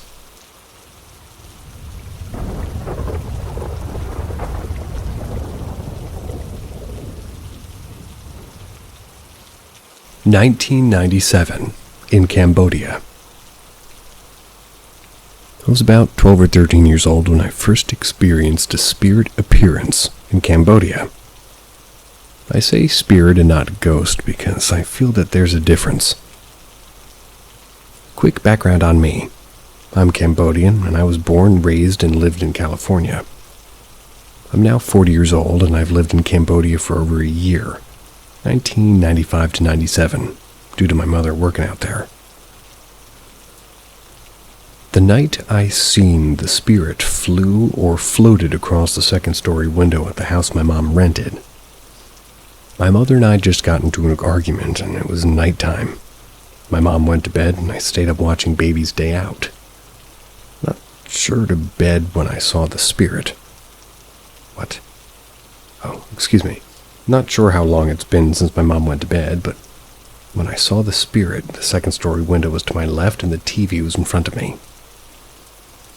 I don't know what made me turn my head toward the window. Could have been my peripheral that made me turn my head, but when I did, the spirit floated across slowly. Was all black like a shadow. I didn't see any details, just the shape of a human form. One thing that stood out and sort of puzzled me was that the spirit had a spike on its shoulders. I always related those spirits to Shao Kahn from Mortal Kombat. As I was looking at the spirit floating across, my first thought was somebody who's trying to rob the house. That feeling you get when some strangers at a place in your house where they shouldn't be. Like seeing robbers in your backyard in the middle of the night. I can't explain the feeling fully. I also want to mention that where the window's at, outside there's really no walkway. That's because where the stairs to get to the 2nd story cut out, that's where the opening's at. So when the spirit had passed, I knew it wasn't some robbers or strangers. I ran to my mom's room, told her straight up what I saw. To my surprise, she believed me without question. She lit incense and slept in my mom's room. Oh, I slept in my mom's room. The next day I carried on like a normal day. I wasn't scared. Probably because it was daytime. My mom was telling the neighbors, and I was there listening. One of the neighbors, 2 houses down, asked my mom if we had just gotten into any argument or something. My mom told her that we did, and mind you, I'm listening to the whole conversation, and this lady's confirming everything. The neighbor lady said that the spirit I had seen was a good spirit, and it would protect the house from bad spirits. She said her son saw the same thing. No mention of the spikes on the shoulder, though. After they had gotten, into an argument, so the lady said that the spirit sometimes shows itself to the kids when kids are in distress. She said that it's the spirit way of trying to show the kids that everything will be okay.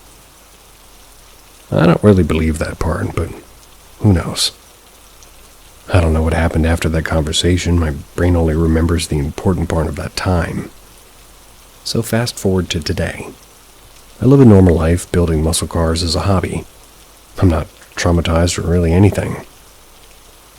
I know what I saw, and that it was confirmed by the neighbors. I only tell people that really knows the story. People that know me, well, no, I don't just tell lies like this or tell lies in general. Even for them, it's hard for them to fully believe me. I mean, we are talking about spirits and ghosts. If somebody told me they'd seen a ghost and was serious, even myself, maybe it was something else. Maybe you thought something was a ghost. Others will never fully grasp the experience of the person who had seen the ghost or spirit. I tried Googling Cambodia spirits, good spirits, protector, kids seeing ghost. Tried Googling a lot of keywords. Nothing comes up. Maybe somebody else with the same experience can Google something like this and, well, maybe this will pop up for them.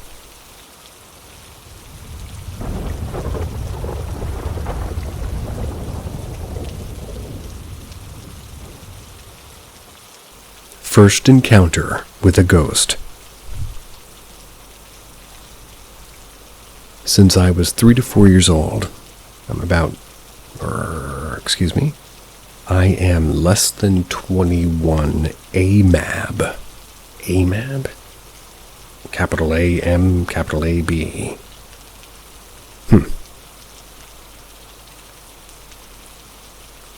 This shouldn't make me this confused. So, I, a less than 21-year-old AMAB, was playing in the other room. Probably with Legos or something.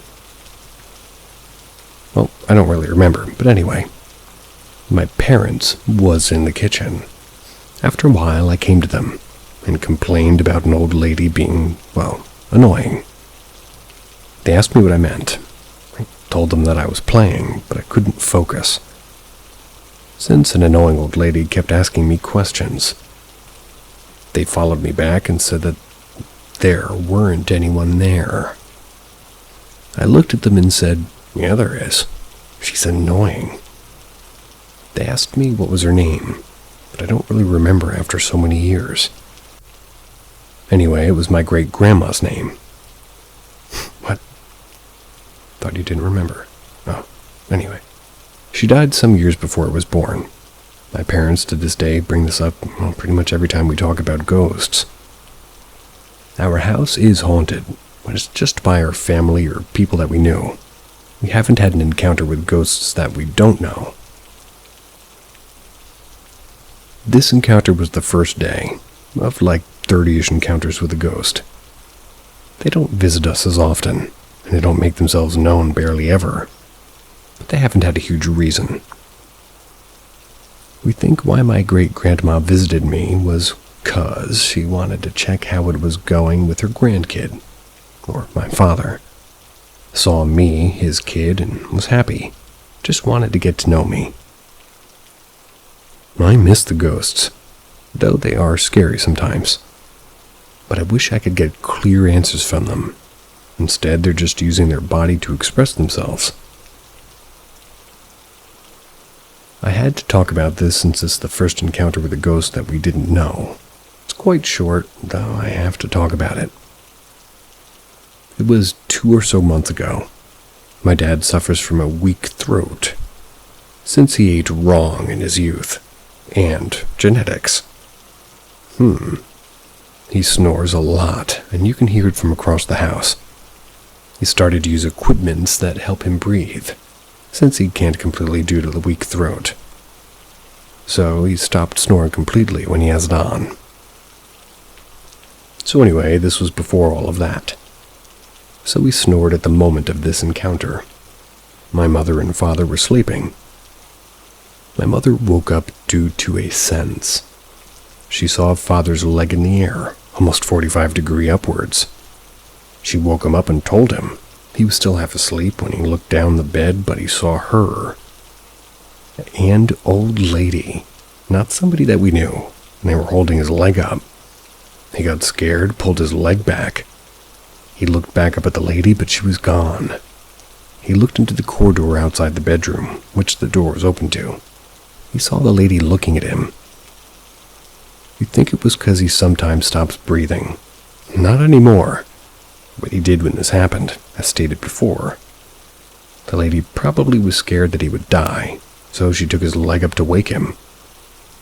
But we don't know who she was or how he saw her, but it happened. And these stories aren't made up, but they're real. So either they're really rare due to coincidences, or they're really real. We think that they're real. What do you think?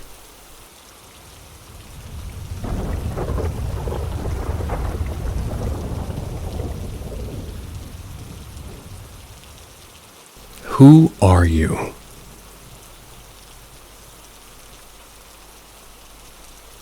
Hello everybody, I'm a girl. I'm 18 years old and I'd like to tell you a few stories that happened to me.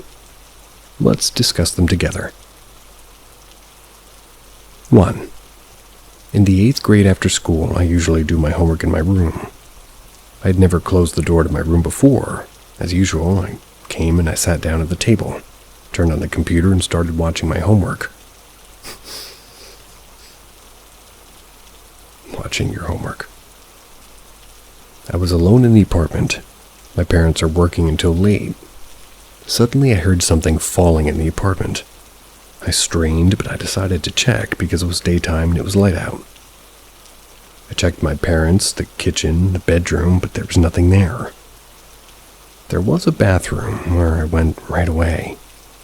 When I went into the bathroom, I saw that the shampoo on the shelf behind the partition had fallen. I was puzzled because if you don't pull the shampoo abruptly, it won't fall off. The shelves have a medium-length partition, so the shampoo couldn't fall in any way. Well, I put it back, looked in the mirror for 2 to 3 minutes, turned off the light in the bathroom, and went to my room. As soon as I started to sit in the computer chair, I heard a sound again. I didn't even have time to sit on the computer chair yet. I immediately realized that the sound was from the bath again. I already realized that I was scared because I put the shampoo back and stood in front of the mirror for a while. I repeat, there was a partition on the shelf. I go into the bathroom and I see that the same shampoo is in the bathtub. I quickly put him on the shelf and almost ran into my room, closing the door behind me. I still don't know what it was, but after this incident, I always close the door to my room. 2. The second story is not as crazy, so I think it confirms the existence of ghosts. It was 2018, my favorite pet named Muzia died. I have a laminate floor at home, and it was funny when my pet was running, knocking his claws on the floor. Sometime after Muzi's death, I started getting ready for bed. I lay down in bed and I can hear someone running on the floor, just like Muzia when she was alive. Then I heard it trampling in one place and then jumping. My edge of the blanket stretched down sharply. And no, I wasn't scared. I think it was Muzia who just came to say goodbye to me. By the way, it was similar when 2 of my grandfathers died. When I went to bed, I felt like somebody was stroking my head. It stopped when I told my mom everything. Do you think ghosts exist, or are we just trying to pass off ordinary things as weird ones?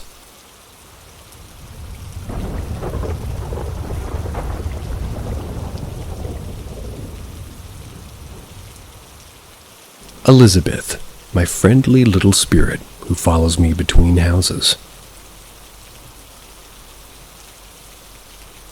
I have had quite a few experiences with the paranormal, all of which are from one spirit, Elizabeth. Elizabeth made herself known to me about 3 or 4 years ago. I'd always felt a presence in our basement, but I've never heard or seen anything out of the ordinary. She decided to make herself known by turning on my brother's electric razor, which requires you to push it in and twist it at the same time to turn it on. My brother and I were in separate rooms, with the bathroom between us. Both of us witnessed this. The second time she made herself known was in my apartment. I had a doggy door for my puppy that you had to push in to make it ring. I had my back to it, and I had 4 friends in the living room connected to the room the bell and I were in. The bell went off, so I turned around, and my puppy comes running out of a completely different room. My friends said they watched the bell push inward and ring all on its own. That night, we decided to use a spirit box, which my friend brought over and we never really used. That's how we learned her name was Elizabeth. I gave her permission to stay as long as she didn't harm me. So those around me, well, those 2 pets or my property, not harming any of those. There were a few other times in the apartment, like she decided she wanted my chips and slowly moved them off the table in front of me. Or when she wanted to watch a YouTube video I'd paused so I could shower, which scared the shit out of me when it suddenly unpaused while I was in said shower. Most recently, she knocked a few things over, mostly small crystals or papers. She also frequently unpauses videos that I pause. I think she enjoys watching my YouTube with me. Does anybody else have a little silly spirit that they let hang around? If there was, it would be pushing the chips away from me because I'm eating far too many of them. Next story.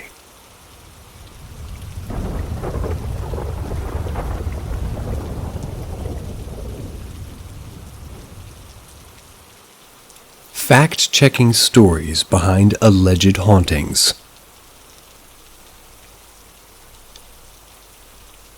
So I finally broke down and watched some Ghost Files with my friend last night. I've been avoiding it forever because the host reminds me of assholes who used to bully me in middle school. That was because I believed in ghosts. And while it was entertaining, I think they need to be a bit more respectful around the idea of very real, verifiable children who really got murdered. Anyway, they were supposedly at a haunted hotel.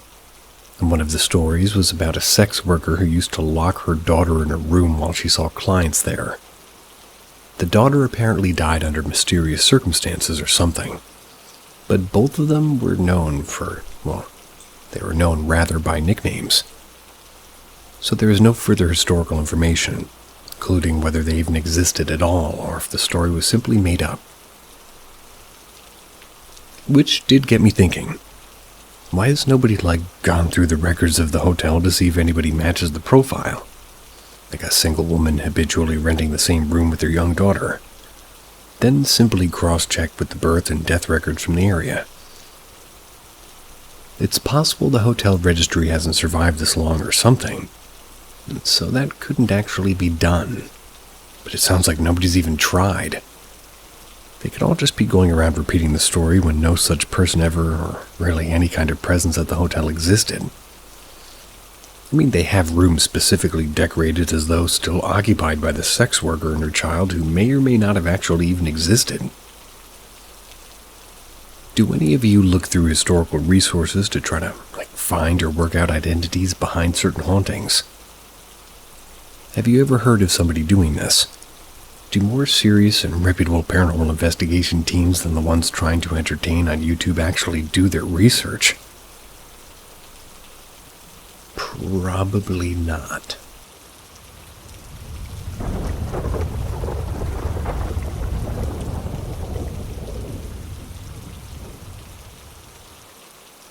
I believe I saw a spirit.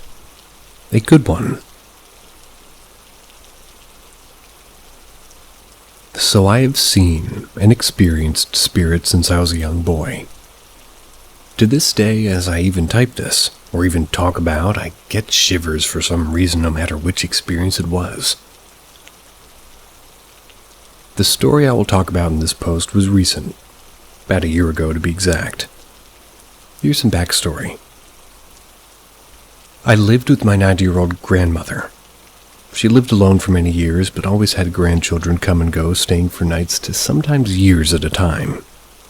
She's as strong as a bull. The last survivor of all of her family, besides her children and grandchildren. So this makes me believe the spirit has something to do with watching over her. My girlfriend, and we now live together and have a baby a year later, would always sleep over at my grandmother's apartment and spend the night with me in my small 10x10 bedroom.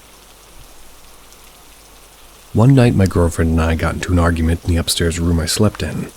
I was pissed off, wanted to cool down. I decided to go downstairs and hang out on the couch, scroll aimlessly on my phone. I decided to not turn on the lights.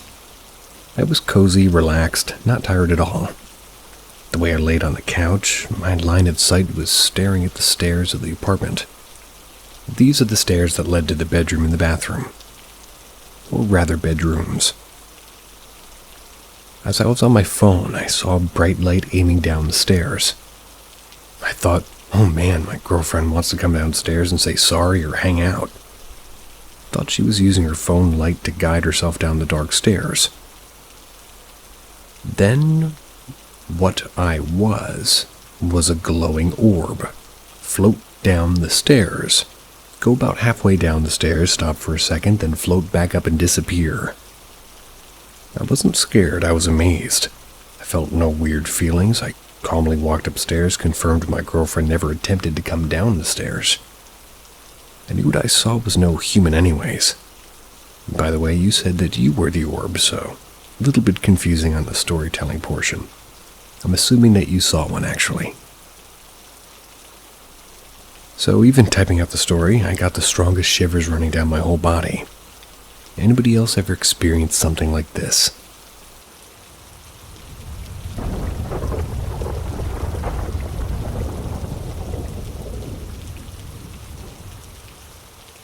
Shadow figures. Yesterday, my younger sister saw a shadow figure. It was seemingly watching over the room, slightly bending, leaning against a cat scratching post. It was as tall as our single-action pedal harp, 170 centimeters beside it. She woke up in the middle of the night to some noise, but she doesn't remember what noise it was. That's when she saw the figure. The light in the bathroom behind the closed door was on, which is strange because nobody left it on. The figure was just standing there, leaning against the cat scratching post, as if it was watching over the room. My sister spoke to it thinking it was me. She asked, "Who's there?" No answer. She asked 2 more times, and when she got no answer, she turned to the other side of the bed in fear and didn't look back at it. She asked me if I went to the bathroom in the night, which I did, but I didn't turn the lights on there. I never do. It wasn't on when I went in there. Also, I didn't lean against the cat scratching post and didn't hear anything talking to me, so it definitely wasn't me. After my younger sister's experience with the shadow person, we talked a lot about what happened. We talked about it throughout the day and into the late evening randomly. But there was this feeling in me that maybe it was some ancestor of ours watching over us, protecting us. My sister felt that too. She didn't feel like it had bad intentions, and the fear she felt was more a fear of the unknown. However, late in the evening, she asked me to move the cat scratching post to the other side of the room. The room's only partly divided by a wall. It's like 2 separate rooms, but with, no doors, making it one big room with the wall splitting it in 2 halves with 2 entrances with gaps big enough that you could fill several doors, with one on the farther side and 2 doors on the nearer side of the stairs that leads to the room. So, I moved the cat scratching post there, went to bed without much worries. It definitely was in my head, but I didn't feel bothered much and my thoughts were positive. I prayed like I do every night for the past 2+ weeks and tried to fall asleep. I just couldn't. I was turning in my bed and I felt like I was asleep for a little while, then I woke up and it continued like this forever. Then at some point I woke up from a short sleep again in the middle of the night. I don't know what time it was, but it could be any time from 3 a.m. to 5 a.m. I opened my eyes facing the side of the room where I moved the cat scratching post. I saw something standing there right at the entrance to the other half of the room. I was shocked and I was paralyzed. I didn't recognize the shape of it, but I strongly felt there's something there. and it was tall. The moon is waxing these days. I could see the... whoa. Jalousies. Jealousies? Jalousies. I'm going with jalousies. I could see the jalousies illuminated by the moonlight, but then they turned dark, as if a shadow passed in front of them back and forth. I also remember seeing something like a little red light dancing in that part of the room. I thought to myself, great. So yesterday you scared my sister, and now you're showing up to me. I asked it to leave, but I only asked it in just my thoughts. Right after that, I heard a loud noise as if something hit the window. Like when a bird crashes into a window, then another noise followed, like as if something scratched the windowsill. After a while, another windowsill scratching sound followed, and then it stopped. My initial thoughts were, so it left out of the window. After that, I felt like there's nothing in the room anymore. But I did feel scared afterwards and couldn't fall asleep again until much later. I felt like whatever it wasn't bad. It just felt curious, playful, and maybe even a little bit mischievous. I also remembered that the bathroom was dimly lit again, but nobody left the lights on. The light wasn't as bright as when the light switched on, but it was like half that bright. Could be the moonlight, though. I still wonder what it is and how to make it go away. I'll keep praying and asking it to leave us alone. I just want my sound sleep back.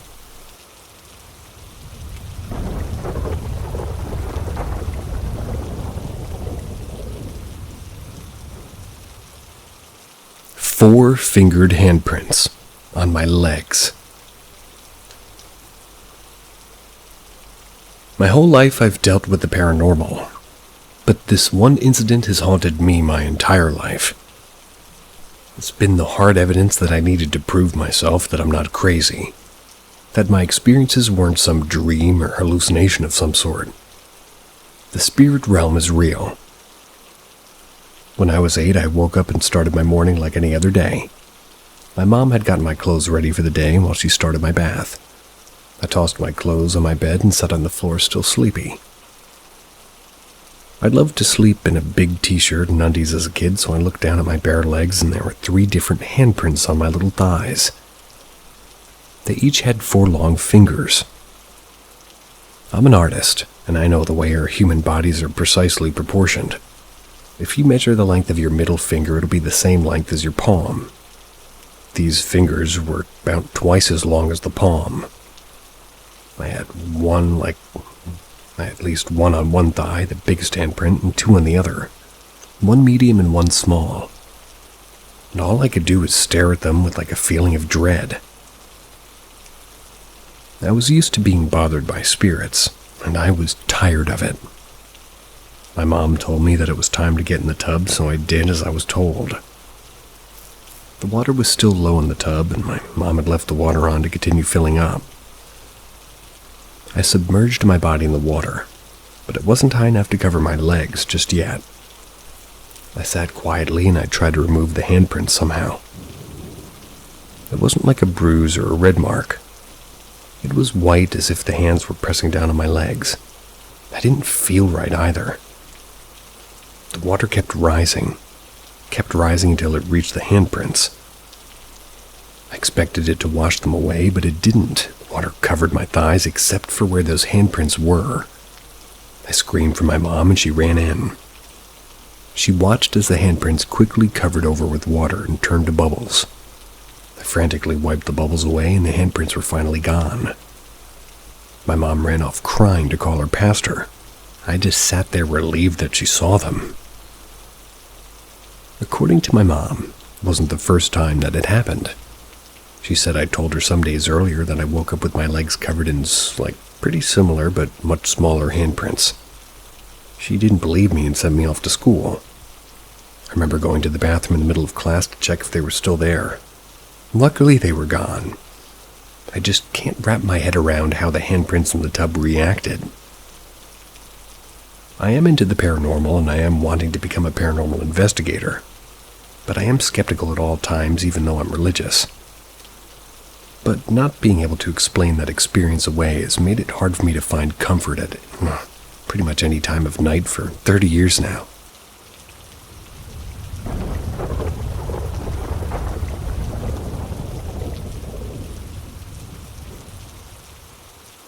Biltmore Hotel.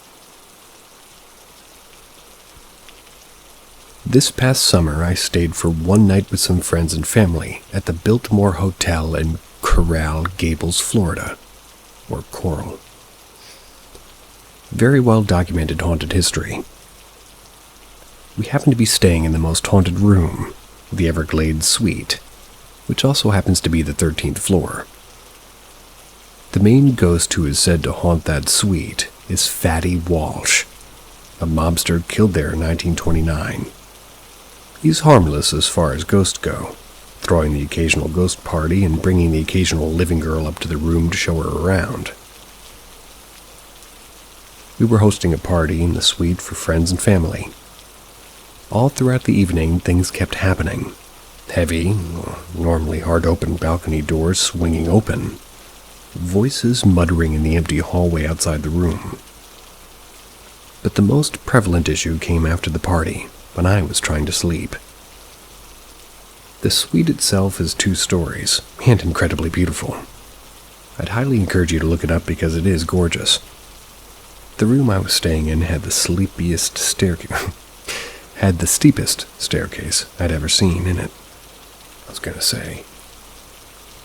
The thermostat in the room was above the staircase, so I would have to precariously stand on the edge of the floor above a significant drop to reach it and adjust the temperature.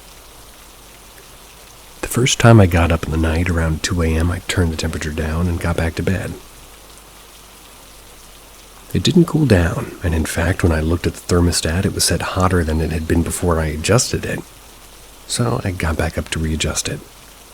Rinse and repeat. This probably happened 5 more times before I gave up. I didn't sleep the whole night, kept awake by the hot temperature and the thought of a ghost messing with me. Now, I am a relatively attractive young woman, or so I like to think. Fatty Walsh's favorite targets for his haunting. Did I get harassed by a ghost trying to get me to take my clothes off? I don't know. But I don't think it's absurd for me to speculate. Fatty Walsh. There's a name.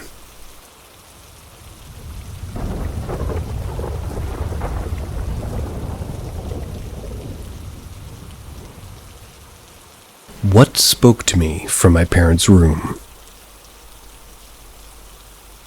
This happened a few years back when I was a sophomore in high school, probably 2017. My family and I had just moved to a new place and were renting a house.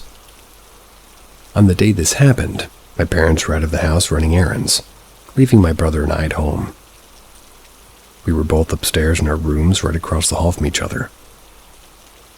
While in my room, I heard the garage open. I thought my parents had come up, so I went down the stairs to check the garage. Nothing. I went back upstairs, back into my room, and began to hear dishes move in the kitchen. Again, I walked out of the room, looked over to the stairs and into the kitchen to see if my parents were home. Nothing. I walked back into my room after this, and a few minutes later hear a voice in the house. I walked to my room door, opened the door, and see my brother standing right in front of me. He also was coming out of his own room. We both told each other that we had heard our parents and began walking down the stairs. Halfway down, we were having a conversation, more than likely arguing about something kiddish. But my mom's voice calls my name. For context, at the bottom of the stairs was the door to my parents' room. They had left the door to their room open with the lights off. It was pitch black, and my brother and I instantly go quiet and look into the room. While remaining on the stairs, a few seconds pass and we hear my mom's voice again. Only this time it said my brother's name. Not a moment later, my brother and I bolt up the stairs and lock ourselves in the room. I instantly call my mom and tell her that somebody was in the house. Luckily, both her and my dad were at the grocery store just 5 minutes away.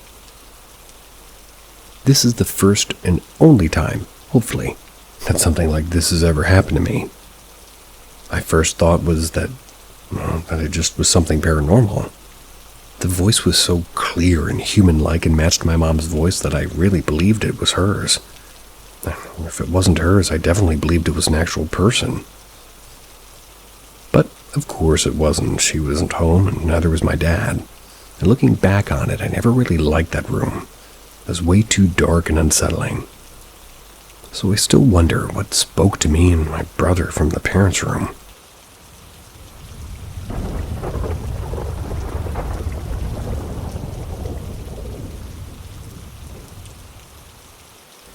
Some other strange occurrences I can remember. For a start, let me say that my current home was built during the 1940s to replace buildings destroyed during World War II. The previous owner of the house before we moved in was an old man. He died inside of the house. The first story is from my mother, a devout Christian who also practices Jewish traditions, and is pretty basic textbook ghost sighting. She claimed that she saw the previous owner of the house in the corner of the living room, which he ironically probably died in, smoking a pipe looking right at her. She smelled the tobacco in the air and a slight chill and everything. Not an experience I specifically had, but I saved one of those for later. One time me and my sister were at the park. She had told me about an encounter that she had while home alone one day. She was sitting in her room, and I can't remember if there was anything before this, as I had heard it a while ago, but she heard a baby crying from my room. When she came into the room to investigate, the crying immediately stopped and was replaced by a scream coming from outside of the room. She immediately noped out of the room, and on the way she looked down the stairs and saw a female figure holding a dead baby in its arms. I haven't asked her since whether this was true or not, so she could have just made it up to scare me. But I was old enough to not easily be tricked by stories like that, so I'm not sure if she would even try to scare me at that age. Final one I can remember for now is the Marble Man. This is one that's occurred many times over the years.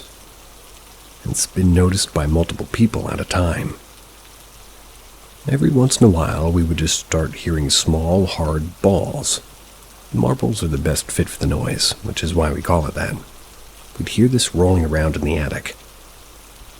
This wouldn't be weird normally, if it weren't for a few factors at least. First, this has happened to many, many times. Second, it's always one marble at a time, as though somebody's taking one out and rolling it deliberately instead of simply falling down and finally. There's not enough room up there to comfortably roll a marble on the ground. As far as I know, the attic is filled almost to the brim with bags, boxes, and other junk that's pretty much accumulated over the years. I'd chalk it down to mice if I could. I like how this guy's chalking things down instead of up. But we've had a couple up there before, and they sound completely different to marble. They have a very distinctive pitter pattern of their feet, and at least from what I've noticed, they often vocalize as they move. But Marble Man seems pretty chill. Maybe it just likes playing games with them. Never had any negative experiences from him, unless it's actually a certain other fellow I've met simply letting us know he's still there. I consider myself a very logical, skeptical person, but I can't think of any logical explanation for the occurrences that we've seen in the house. Granted, we haven't had much activity, even from Marble Man, in the past maybe year or two. But it specifically is recent enough for me to know for a fact that it wasn't some mass delusion that we had. I would like to rule out the possibility of any natural explanation for these before I consider them paranormal, but I really just can't think of any.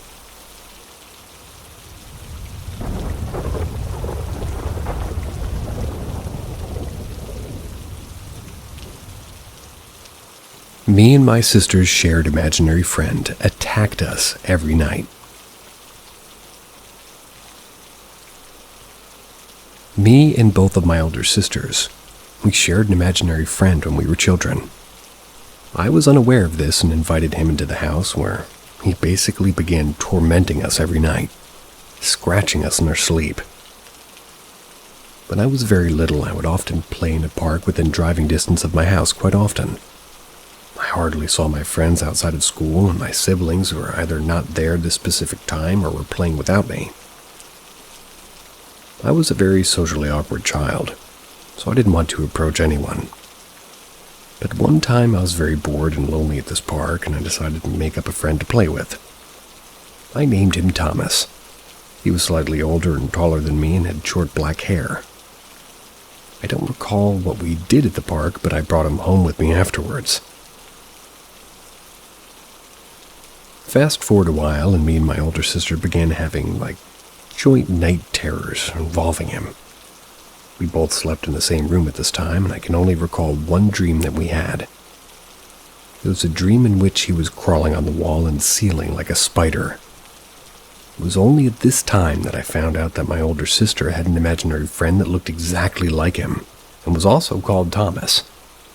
In addition, my oldest sister, who slept in a different room, also had this imaginary friend when she was around my age. It's crazy because I genuinely thought I made him up on the spot at the time. I asked my sister about it, and it turns out that she also remembered him at pretty much the exact same time as I did. I'm not sure what that really means. Additionally, whenever we had one of these night terrors, we'd wake up with long scratches on our bodies. Waking up with scratches on my body continued for years after the night terrors actually stopped. Sometimes they were in places that at least I could have accidentally scratched myself in the night, but sometimes they would end up in places that would be impossible for me to have reached. Me and my sister didn't share a bed, so couldn't have been her either.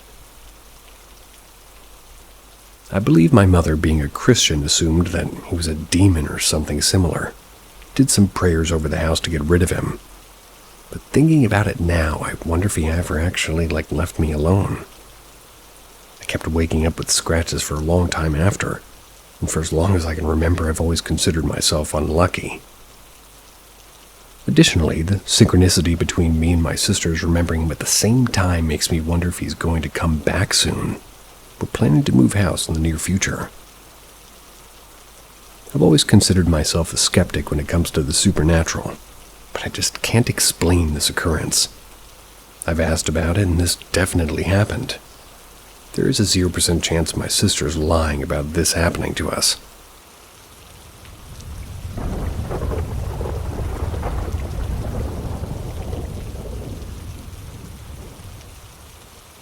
Flying objects. I've been staying in the basement of a very strange built home with my friends living upstairs. They would hang out in the basement for movies and laundry, but always got a strange vibe.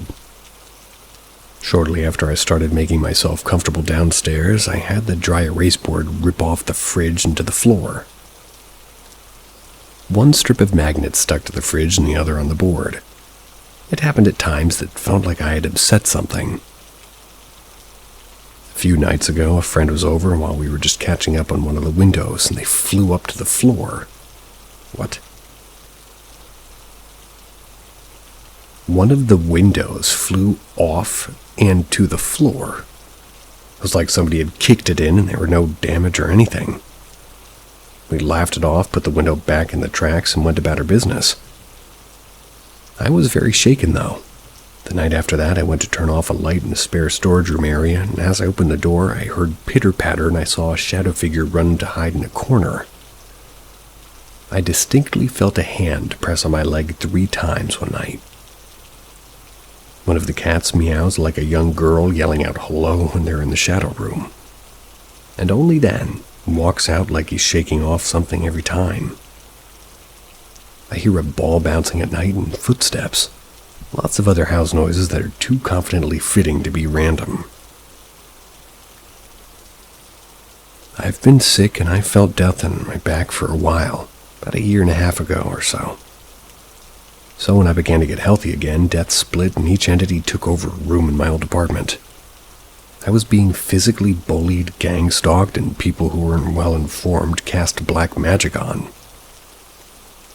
I began to encounter spirits in my apartment often. At least 2 portals had been opened. And I should note that right before the old apartment stuff, I died there. My soul didn't want to be let go.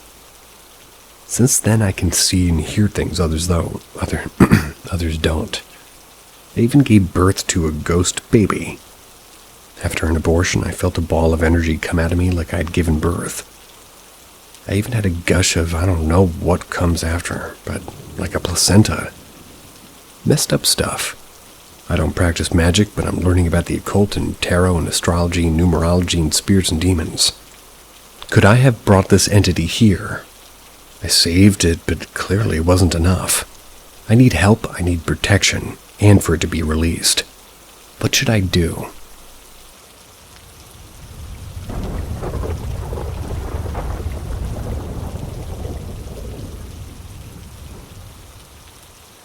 Someone knocked on my door, and my family heard. I was just chilling in my computer today. Whoa, inside of it, huh?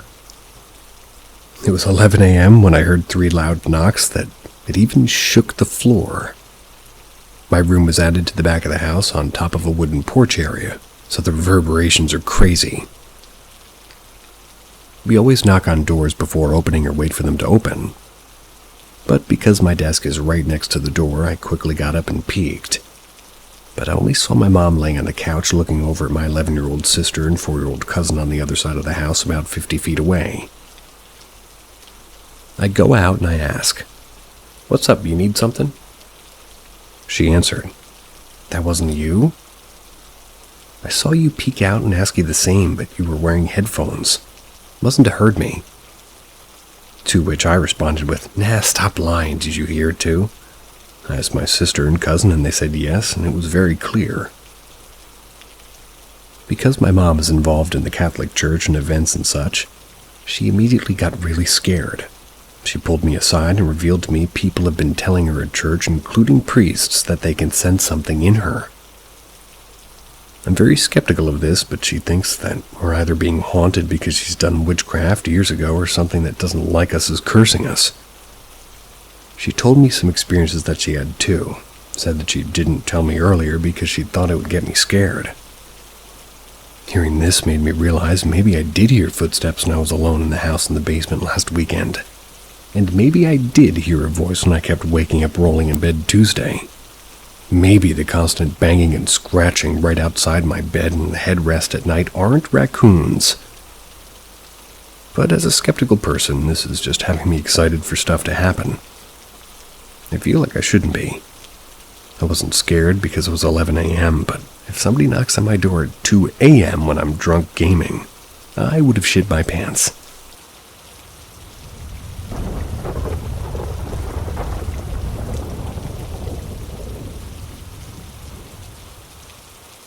I grew up in a dark household.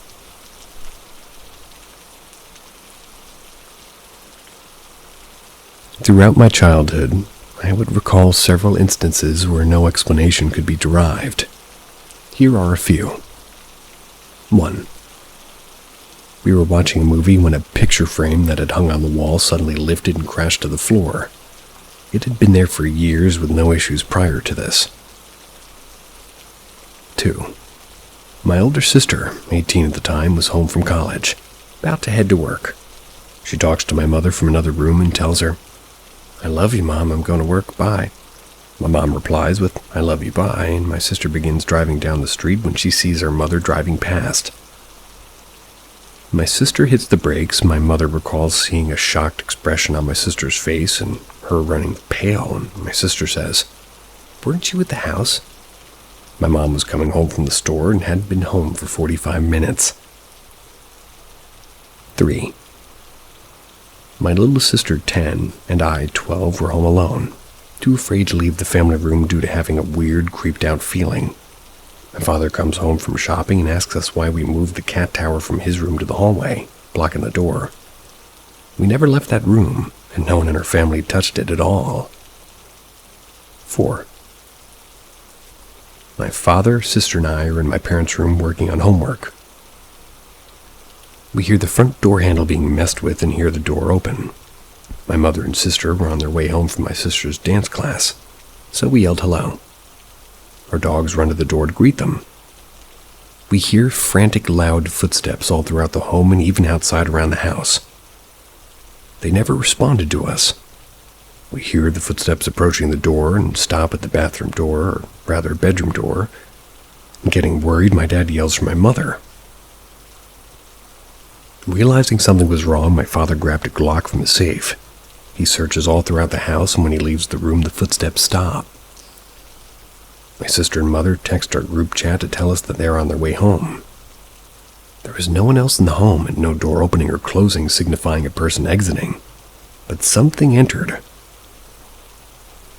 5. Seeing my sister walk past me in the kitchen as I prepared my lunch for the next day, I asked her if she wanted me to make her some as well. She doesn't respond as she enters the family room. Confused, I walk after her. She wasn't in the family room. I enter her bedroom down the hall.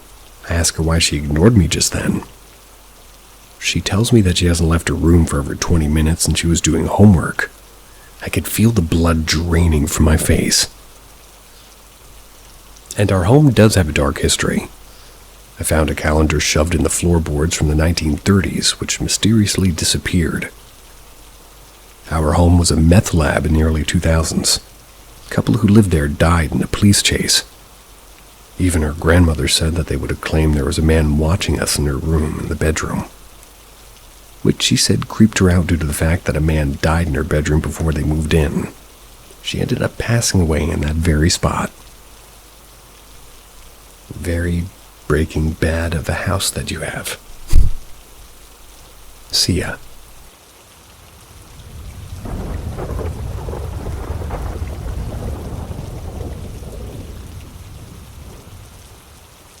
Welcome to Paranormal M, where chilling tales are brought to life. Subscribe and hit notifications to catch every new eerie story. Prepare for a spine-chilling adventure. My childhood home still haunts me. I used to live in the suburbs of Georgia. I was in a pretty quiet neighborhood. I spent 16 years of my life at that house, and I experienced a lot of unusual activity. Actually, my entire family has. Guests and close friends of mine who've spent some time at my house have always left feeling unsettled. For the rough 16 years my family and I were living in the house, we never spoke a word on the unsettling events that we experienced, until we moved out. It was 16 years later when we broke the silence to each other and made my childhood experience less of a what if and into a scary reality. My mom told me that when she first bought the house, she had invited a lot of her church friends to come in and bless the home. One of the church members, upon entering the home, felt inclined to go upstairs into the master bedroom. Mind you, this is her first time visiting. My mom was confused, but allowed her to do so. When the friend walked into the master bedroom on the second floor, she apparently looked like she was seeing something that she shouldn't have. Abruptly pulled my mom aside and told her to pray. Apparently because the room was flooded with unwanted spirits. Then the blessing of the home proceeded more intensely with the group. Interestingly, my grandmother, who was visiting for the first time, had made a comment about this room as well, saying how it doesn't have a good atmosphere. And by the way, she's not religious. My sister and I slept in that room every night as children, since we preferred sleeping with our grandparents rather than by ourselves in our dedicated room. I remember having sleep paralysis every single day and waking up at odd hours of the night staring into the dark cracks of the bathroom doors. Then chills and back to sleep. This was a daily occurrence. When my sister and I got kicked out to official move into our shared room when I was 9, it was the same thing always. Sleep paralysis, wake up several times in the middle of the night, stare into the cracks of the doors, chills and sleep. One night stood out amongst many of the others that I could never forget. My bed at the time was situated where I was against the wall. The foot of the bed meets the entrance of the door. Super bad feng shui. I'd woken up in the middle of the night again. I think my mom forgot to close the door behind her after tucking us into bed. So, the door was wide open. My eyes were, for some reason, hyper-fixated straight onto the master bedroom door, which I couldn't see straight ahead on the right side. It was like I was expecting something to happen. And I see the black slit of a crack growing wider. The door was literally opening, and I saw a white figure come out of the room. I saw her so clearly that I'd never forgotten her sight. She was an old lady, wearing a white Victorian dress, tight bun sitting at the nape of her neck, hands poised in front of her.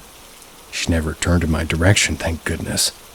Literally made her way across my room and onto the staircase on my left, which was out of vision for me. I remember being frozen in unexplainable fear. I never shared this with anybody at the time. That was probably the major story. But a frequent visitor I'd see lurking in the dark was a young girl, also wearing a white dress. She'd come in my dreams, stare at me from a corner, and do her ghostly shit. My sister and I realized that we had the exact same dream of her. As I got older, I got more numb to these activities. Daily sleep paralysis was still a thing, and I started to get annoyed at them and being scared. I learned later that a friend had a dream of that girl standing at the end of the master bedroom closet staring at him. It was when he moved into my neighborhood after this dream that he realized the master bedroom of his, then new home, was the one he had seen in the dream. No girl, but he felt unsettled. A friend of mine later told me that when she slept over at my house, she had woken up to the girl staring at her. To then, she was able to describe the girl a little bit clearer. A dirty white dress, long brown/black hair. She was 12, maybe 14. The list continues, and more abnormal stuff did occur. My dog barking into the darkness in the middle of the night, hearing my name when nobody called me, footsteps when no one is there. The sleep paralysis and all the paranormal stopped when I moved out. I wondered if it had to do with the land the home was situated on. I tried to see if my country had any records of what the land was used for, but to no avail. What do you guys think?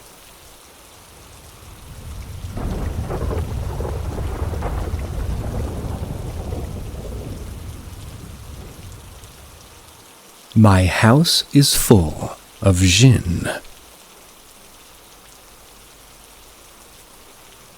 In December of 2019, I moved into the house I still currently live in. Before moving in, my dad sent me videos, giving me kind of a tour of the house while I was still living out of state. I had just graduated high school that year and was currently in Tennessee building my photography portfolio. My initial thought was that the house seemed a little bit off. All the rooms were strangely lit, and the living room was exceptionally uncomfortable, being that it had no lights at all yet.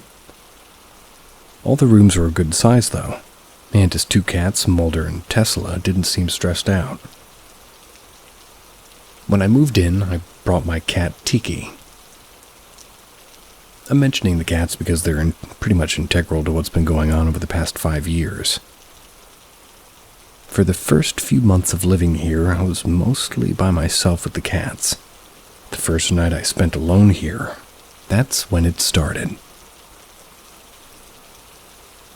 It was about 12 in the morning. I was half awake on my bed, just with the light still on, with Tesla sleeping on my neck and Tiki on my legs. There was a loud banging coming from the basement.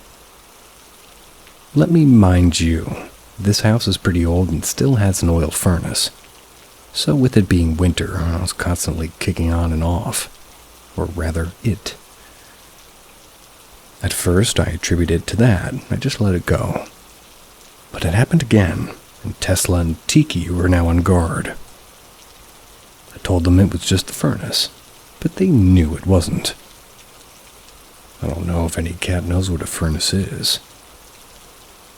It consistently happened while I was home alone at night for another 3 or so months.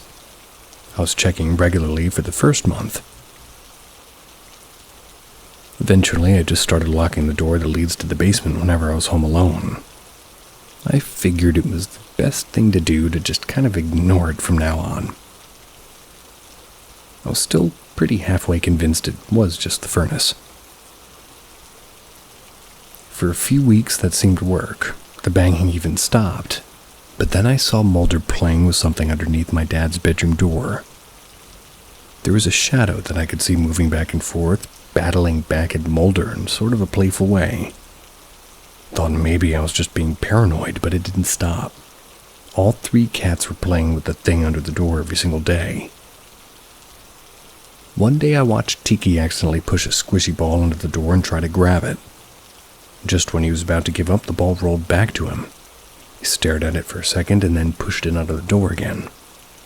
Again, the ball came back, and this specific activity went on for another almost 2 years. But I never saw that again.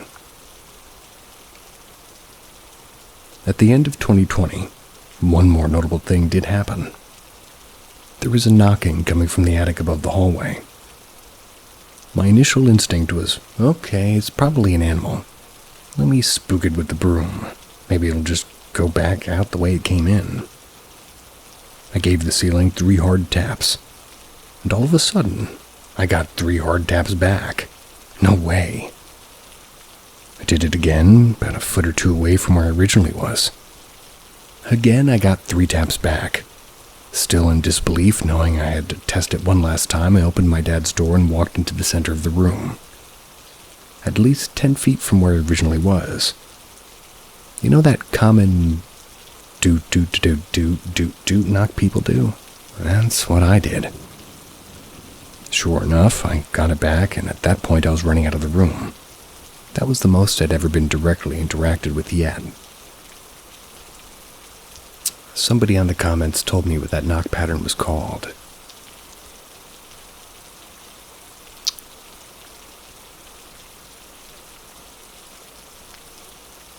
A cut and a shave in 2 bits, I believe. Something like that.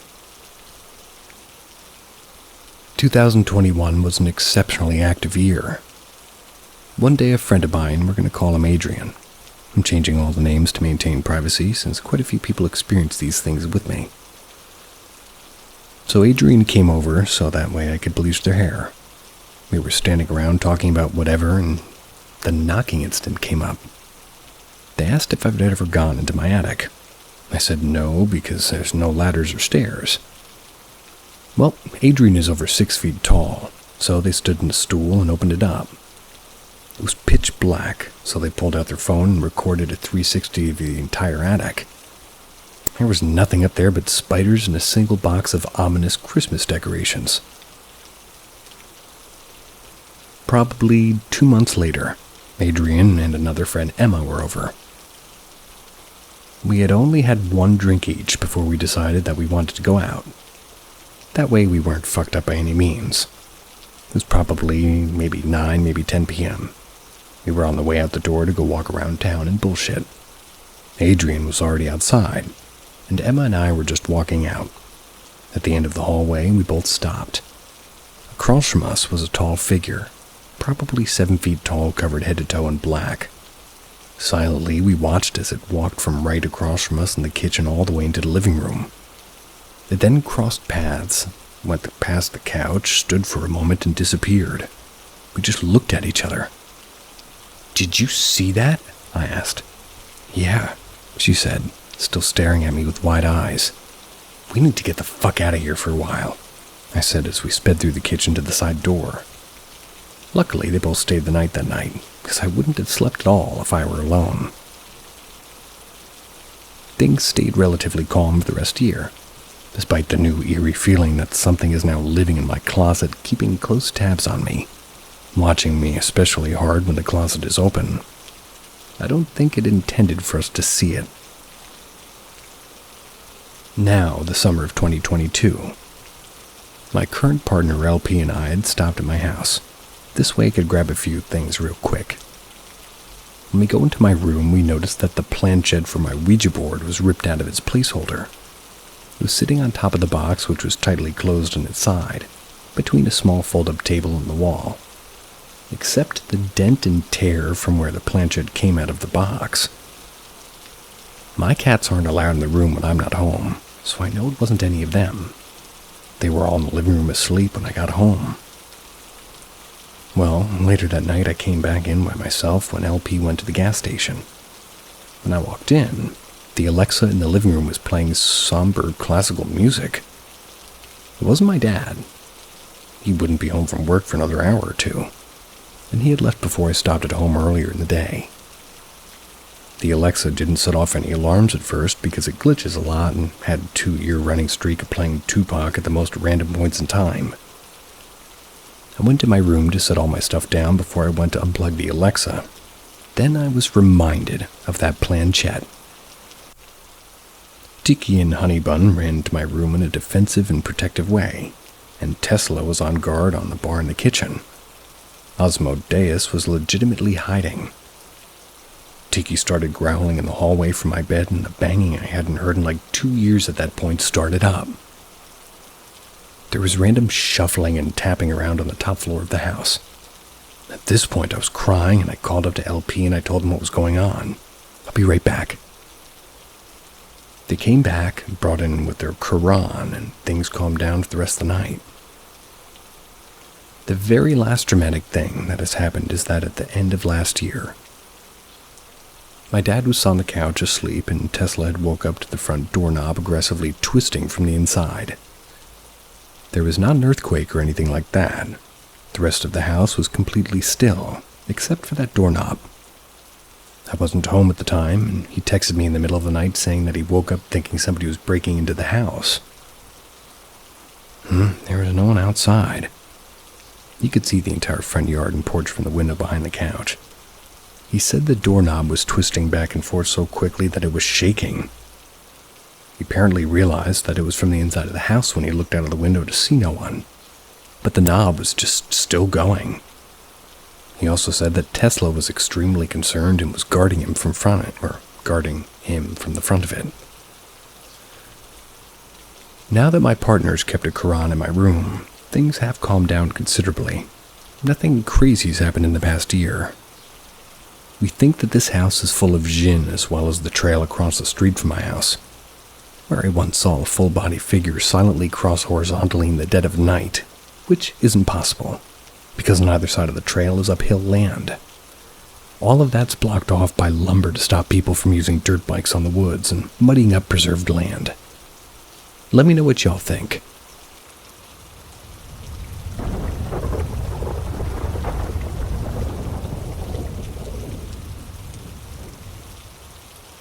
Encounter with a Thief in White. I wouldn't normally post something here, but this morning I have a very bizarre encounter with what I'm coming to believe is a spirit of some sort. Normally, when waking, I might see floating shards of black stone in a static position. It'll be sort of unmoving, and it'll slowly vibrate out of existence after a few moments of waking. They don't really visually vibrate, but something about their, uninteractive stillness feels latent with potential energy that always gave me that impression.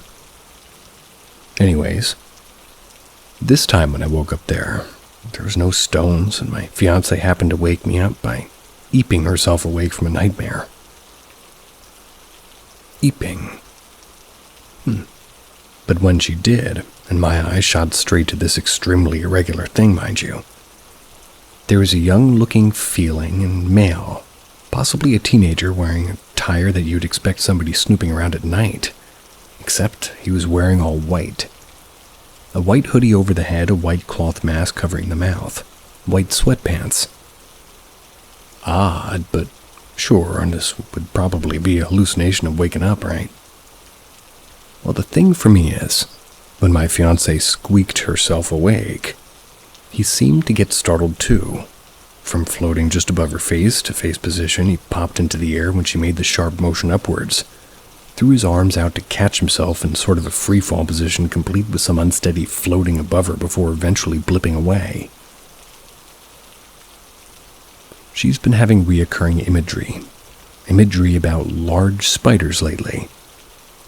They were something mischievous, about this whole event, really. It felt like somebody was pranking her.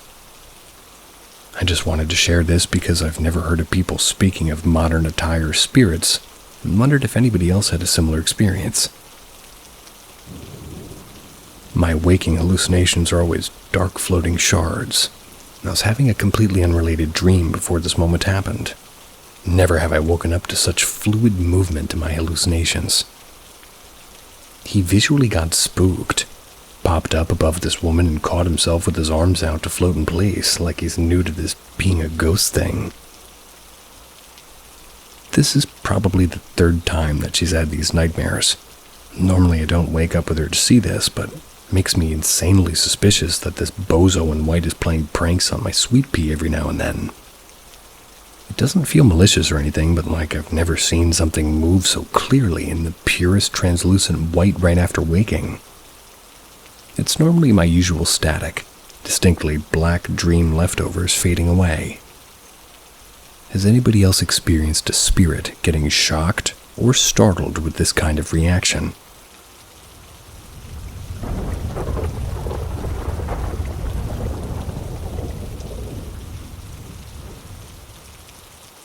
Sofas at graveyard. I'm an amateur ghost hunter. I only have one tool, which is an EMF reader. Well, I didn't really use that anyways. But anyway, I had the goddamn weirdest thing that's ever happened to me. Let me explain. One day I was feeling a little crazy. Decided, you know what? I'm going to a graveyard. I have no idea what courage I got that day, but it was some weird shit. Anyway, I got a few friends and we took a look over at the graveyard. We didn't really see that much at first, so we split up into groups. The other group didn't find anything significant. And when I say that, I mean pretty much nothing at all. And neither did my group. We decided to group back up, and then it got weird. We saw a small hill and decided to look down.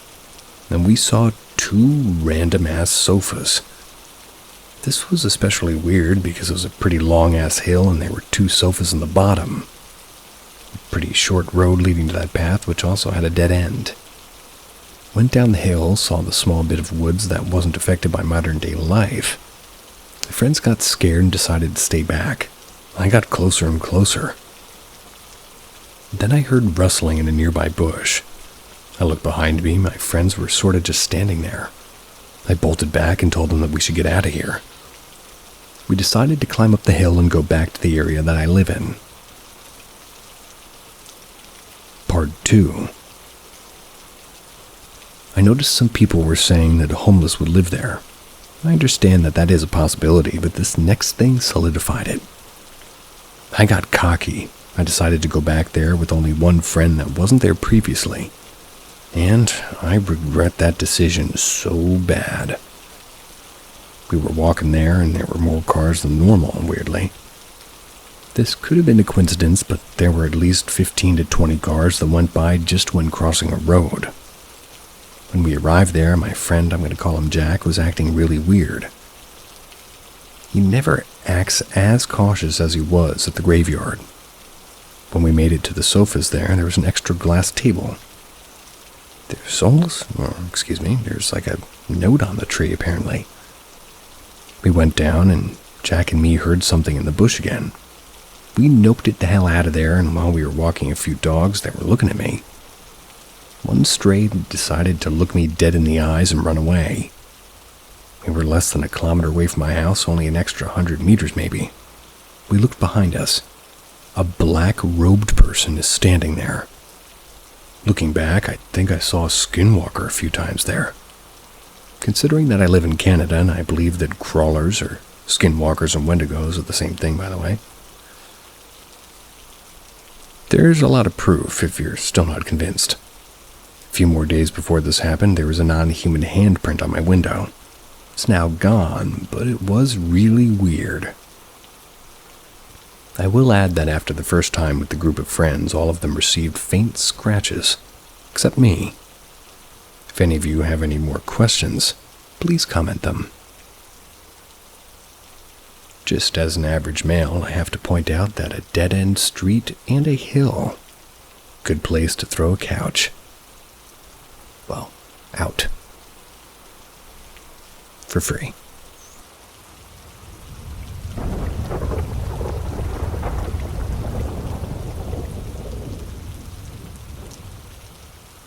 Have you asked the time in a dream?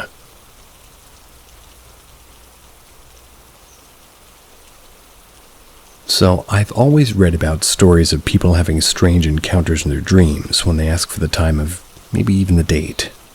Thought about it a lot over the years, wondering about strange and scary encounters that could possibly be when doing that. And also noticing I've never asked anybody that I remember in my dreams the time or date. I'm very interested in dreams, and when I was a teen I would have reoccurring dreams over the course of maybe 3 years. Would also play the same dream out, but each time it would basically have more things added to it. Anyway, a few months ago I was having a little nap. All I remember of this dream was I was outside surrounded by hills and a bit like a yellow brick road type of pathway through these hills, and to the side walking through the path was a medium-sized white painted wall with a girl. Had some kind of a face I don't remember seeing. Standing next to a bald-headed man sitting on a fold-out chair with his head directly touching and facing this white wall. So I said to this girl I wanted to know the time. She said that you can't ask that here. I turned to the man facing the wall and put my hand on his shoulder. I asked him for the time. Well, his head started to turn and I could feel my whole body panicking. As he fully turned and looked at me, the horror of his face was awful. His face was white as a ghost, but blacked out eyes with black liquid pouring down his cheeks out of his eyes.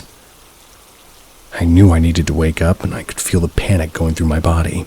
I was literally shouting my brain to wake up and open my eyes.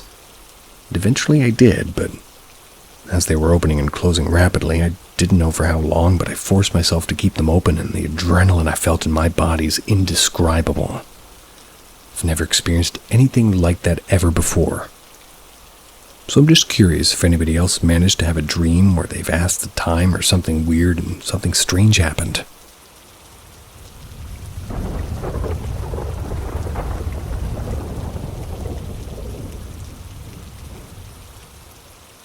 Looking for John Zegras.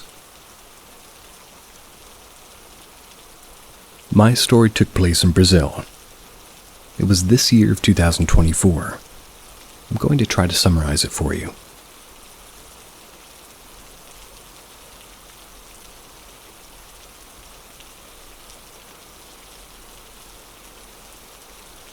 I live in São José do Norte in the state of Rio Grande do Sul, Brazil. January 2nd of this year, I was at home with my friend Carla.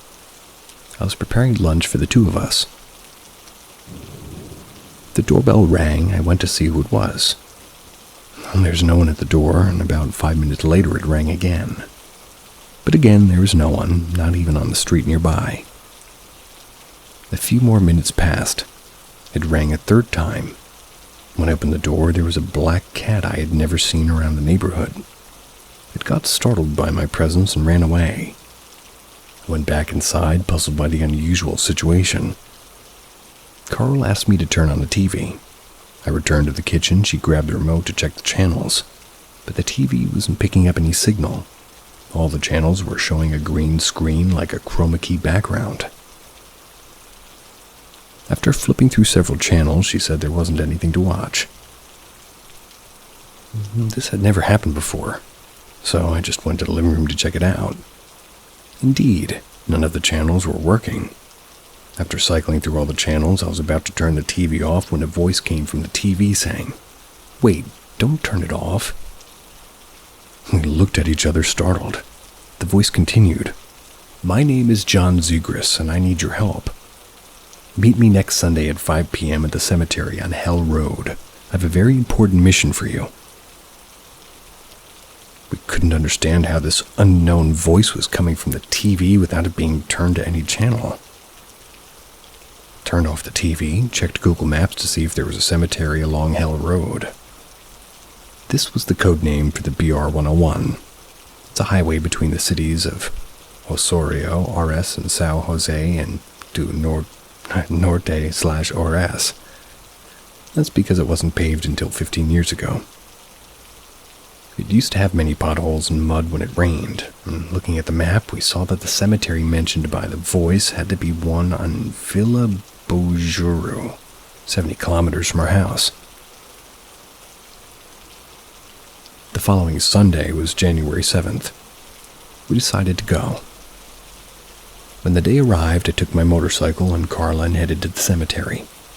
We arrived 15 minutes before the time the TV voice had mentioned.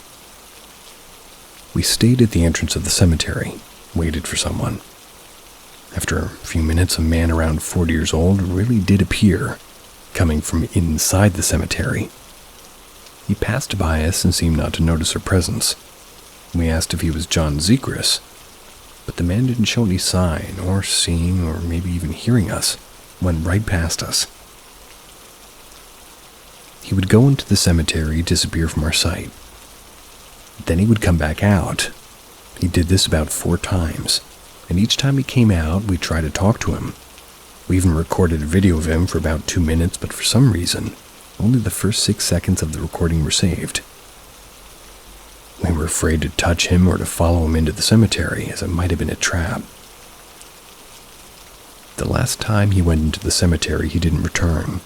We waited about 20 minutes for him to come back, but he never did. So we decided to head home. We tried to forget about what had happened. However, on the last Sunday of September, the 29th, I was home with Carla to watch the Inter versus Vitoria soccer match. I turned on the TV, and the same thing from the beginning of the year happened again.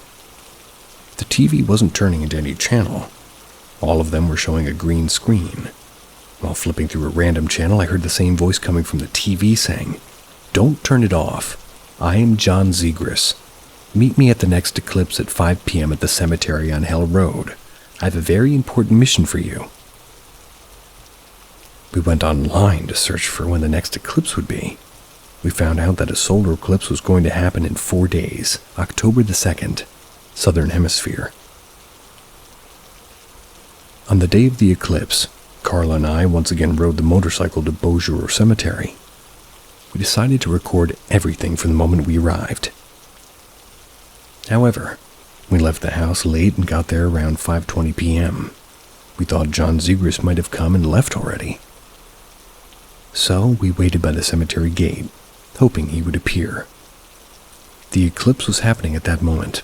In our region, the eclipse was visible at about 30%, but we hadn't brought special glasses to look directly at the sun. We did miss the natural spectacle. We waited a few more minutes, and by 5:40 p.m. we decided to head home, thinking that John Zegras probably wouldn't show up.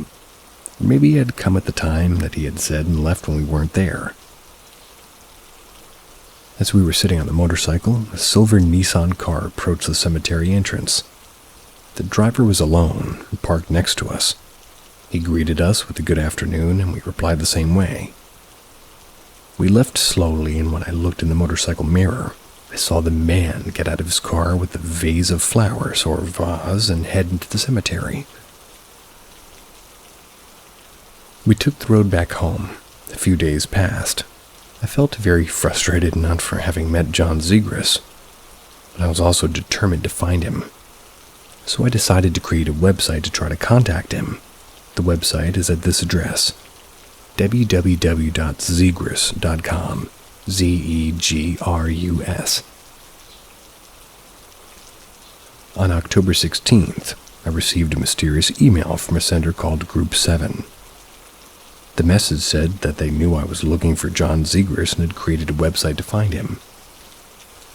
The message stated that if I didn't find John Zegras within 10 months, Carla and I should go to the sacred place to try to meet him there. The message also said that I needed to be wise enough to decipher a riddle that was attached to the email, and that I should post this riddle on the website so that John Zegras could be informed. And so I did. Today, as I write this account, it's October 20th, 2024. I'm still waiting for another contact from John Zegras. The only image I have of him is from the January recording, but it isn't very clear. However, I remember his face perfectly. If you can help by sending photos of John Zegras, I would be very grateful. Now that is an interesting story. I'm going to look at that website.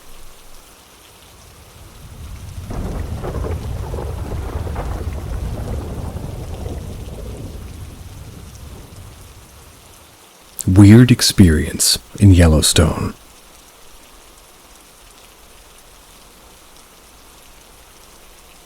Hello, I used to be in the Boy Scouts and I've done a lot of hiking and backpacking deep in the woods. I've seen my fair share of odd things too. What happened to me in Yellowstone National Park leaves me with questions and a slight amount of paranoia. Anyways, I'll begin by saying that I was around 14 or 15 at the time, and I was completely sober. There were two things that happened that I can't explain, and I'd like your guys' opinions. The first happened while walking along a ridge line to a campsite about 5 miles into the woods. Down to the left is a steep drop-off with very sharp rocks down near the bottom. And at any rate, we got tired and stopped to have lunch, sitting on a rock looking down into the ravine and eating my sandwich. That's when I noticed movement in the rocks below. This is strange for two reasons. One, there's no possible way to reach the bottom of it without having to literally fall down into it. That's because there's no trails, and two, there's nothing but jagged rocks and a few small trees, so it was confusing that anything was moving down there. At first, I just thought it was some kind of animal. About 2 minutes later, I'm still looking and I see what appears to be a head and two eyes. They're peering from behind one of the rocks. It was around 150 yards away, so I couldn't see it all too well. But it didn't look human. Oh, it didn't look like any animal I've ever seen either. Only its arm and torso were visible. It had very long arms, and when I noticed I was looking at it, it ran behind the rocks and I never saw it again. I have no idea what I saw, but I didn't mention it to anybody else, thinking I'd sound crazy. Maybe I just, maybe it's the light or something. And this is starting to get long-winded, so I'm going to keep this next one short. Basically, during one of the nights of us camping, my friend and I just decided to go out and explore before it got too dark. Keep in mind, we left at 4 o'clock. We wanted to go back around 5:30 for chow. So we went off south about a quarter mile, turned right to make a circle around the campsite just to see what's around. Eventually we start to notice that we're seeing the same trees and bushes over and over again. We stop and pull out a map and compass to see what's going on when the compass needle just starts freaking out. And by this point, it had felt like about an hour. We decided to head back and we made our way back. The adult leaders asked us why we didn't stay out very long. We said that we'd been gone for almost an hour and a half. They looked at us with a weird face. They said that we'd only been gone for 15 minutes. And sure enough, when we checked our watches, it said 4:17. We were both freaked out, but we said that we just got lost and decided to come back, not wanting to sound too crazy. These experiences keep me up some nights and drive me crazy when I try to think about what could have been. What's y'all's opinions?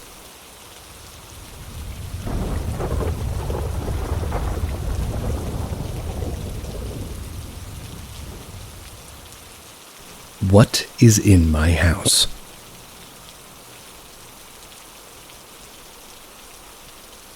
Firstly, I will preface with I am open-minded, but I don't instantly jump to thinking something is supernatural. I like to find a logical reason for something happening, and if anybody can bring logic to the situation, I will gladly take it.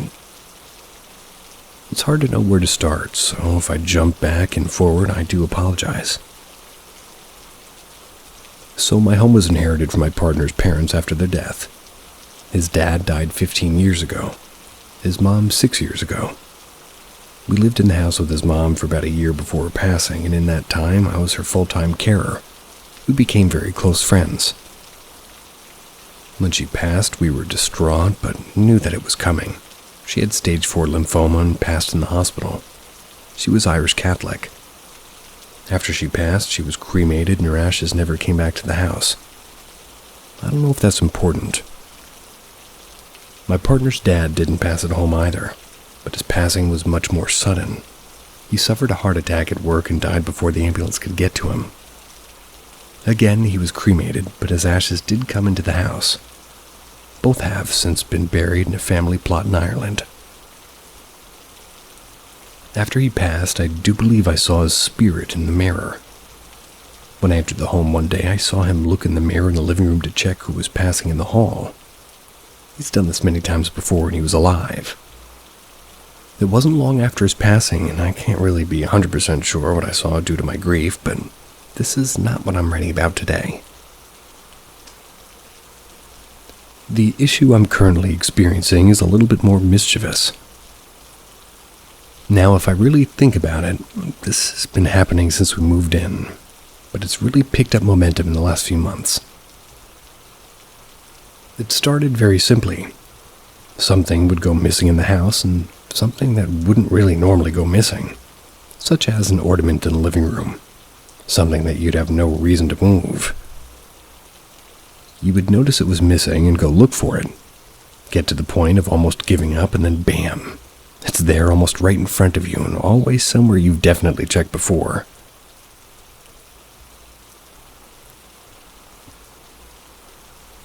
More recently, things that I need are going missing, i.e. my keys or my debit card or TV remotes. The same pattern happens though. You look for said missing item, and just when you're about to throw in the towel, no matter where you've already looked, it will appear in an incredibly obvious place where you've definitely looked. Now I know what you're all thinking. You're just misplacing items, not looking hard enough and then finding them. That may be true, but it's happened to both my partner and myself, and both of us collectively. The thing that happened yesterday, however, is what's making me wonder what the hell is actually going on. My partner's an idiot sometimes. He doesn't see an accident that's about to happen until it's too late. So he had his AirPods in his pocket. He pulled down his pants to use the toilet, did his business, pulled his pants up. When he did that, his AirPods fell out of his pocket, straight into the loo that he had just pressed the flush for. Whew. He saw the AirPods disappear in the water, and they were no more. Rest in peace. He told me immediately that he was obviously disappointed because they weren't cheap, but he was more mad at himself for being an idiot. Put the incident behind us and moved on with our day. At the end of the night, we did the close down for our house, turned things off, got the dogs to go to bed, and were about to turn ourselves in. That's when he lets out a little scream. I run to him, and the AirPods are sat on top of the fireplace. They were definitely the same ones, as they have a little marking on the inside and have like a teal silicone cover. The logical response is my partner playing tricks on me. But this has happened when he's not been in the house and couldn't have had anything to do with it. I also don't know if there's a possibility I'm just losing my mind. I keep remembering the stories my mother-in-law told me from her childhood. She grew up in rural Ireland, and oh boy, she has tales. Ghost stories, banshees, screams. Her sister swears she saw a leprechaun one time too, but that's a different story. I'd be here all day recounting all these. She used to tell me about when she was a child, and that things would go missing in the house, that she used to shout, "Okay, it's time to give it back now," or something to that effect, and within minutes the missing thing would be back in place. Is this the same thing now? Was something attached to my mother-in-law, and now she's no longer here and it's with us? And there's also sometimes a feeling in the house. It feels heavy. I felt physical pressure in my shoulders. This usually comes when I feel down or scared or any other big emotions. The heavy feeling isn't unpleasant, it's not comforting, but it's not bad either. I will also add that we have carbon monoxide detectors, and they're checked frequently along with the smoke heat detectors. So they are working. So, what's happening? Am I just mad? Is something paranormal happening in my home? Any input would be appreciated.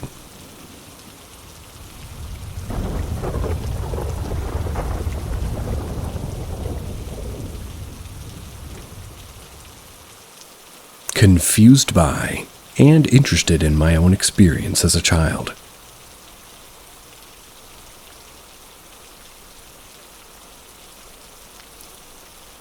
So I've been thinking about posting about this somewhere on the internet for a long time. I don't really talk about it as an adult, but nor did I talk about it then or stutter as much as I do now.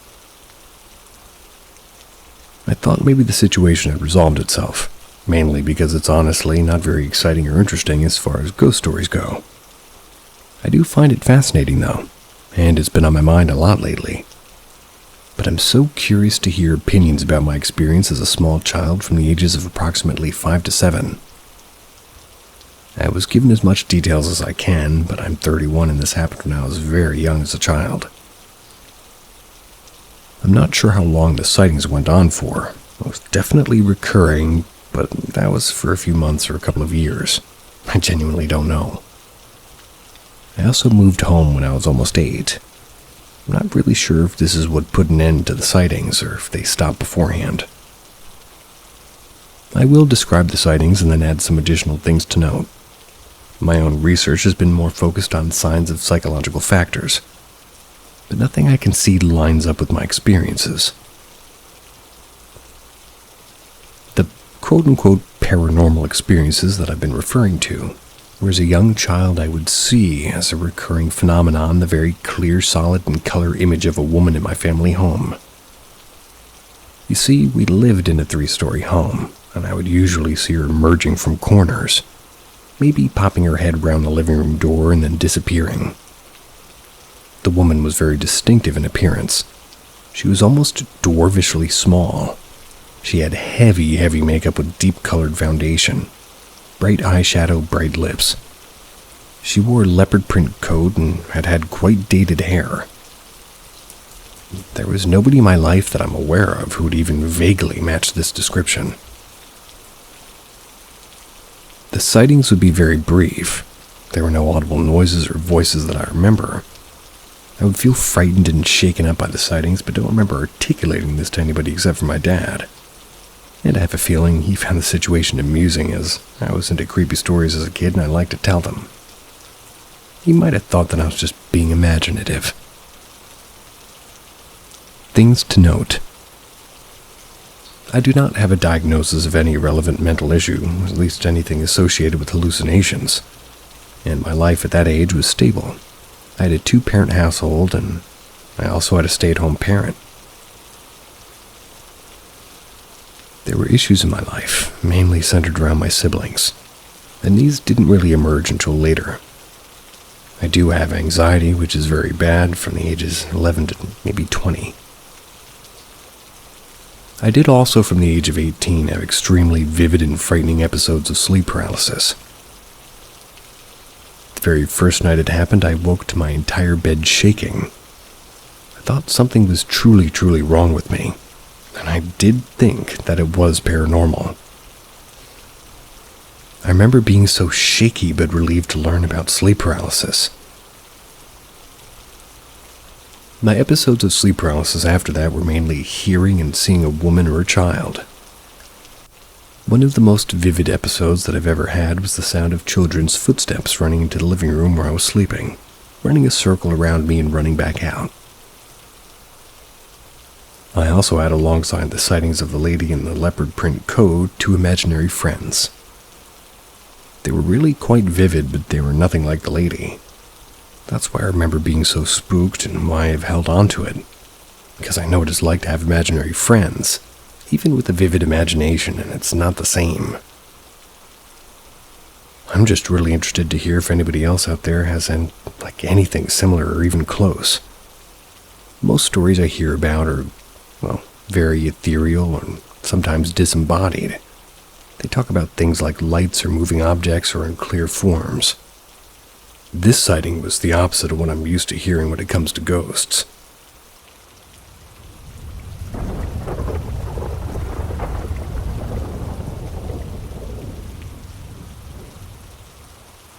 Help!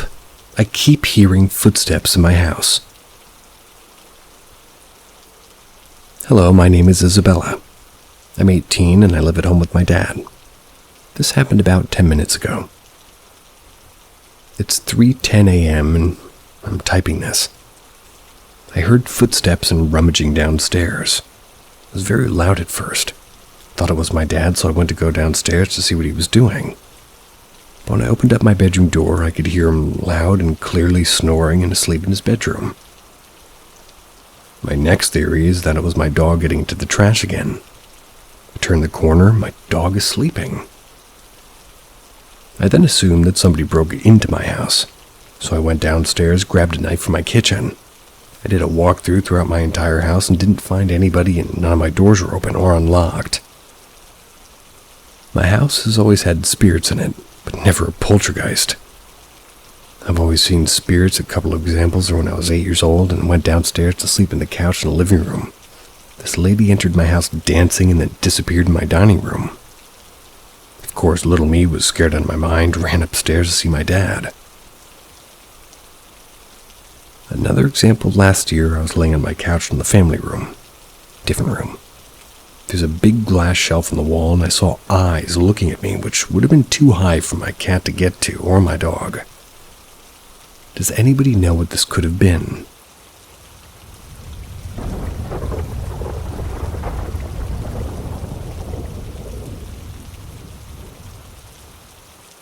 Any advice or suggestions, or experience with things?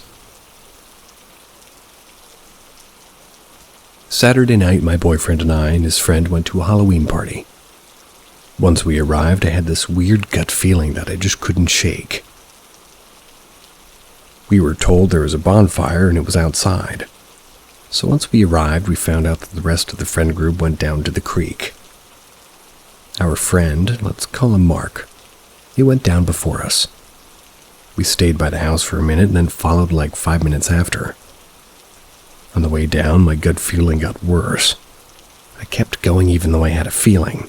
We were there for maybe 10 minutes when I finally looked at my boyfriend and said that we needed to go back to the house. My gut's telling me that we shouldn't be down here. That's what I was saying.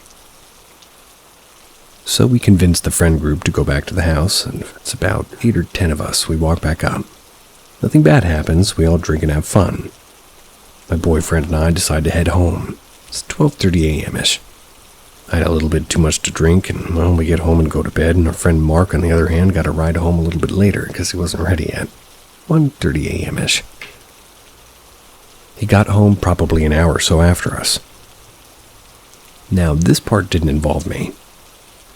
Mark was asleep on the couch in the living room by the front door, and well, he woke up because he thought he heard me and my boyfriend whisper for him.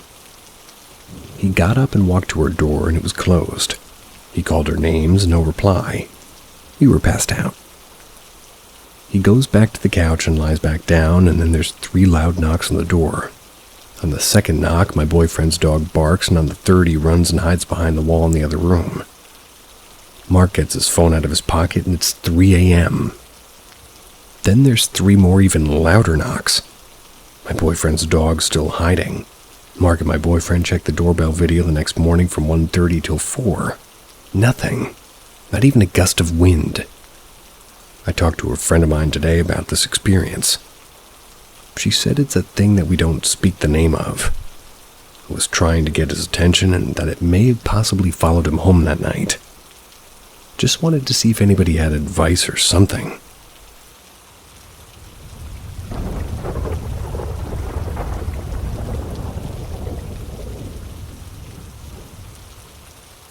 Hide and seek with my friend's doppelganger. There were around 7 of us. I once invited my classmates after school to play a game of hide and seek in my college that my dad used to teach at. They didn't have their own building, so they rented 1-2 level of an office building, so there must have been a history to it. There were still college students around, so we decided to play in an area in the far end of the building. We chose the seeker, then we started the game.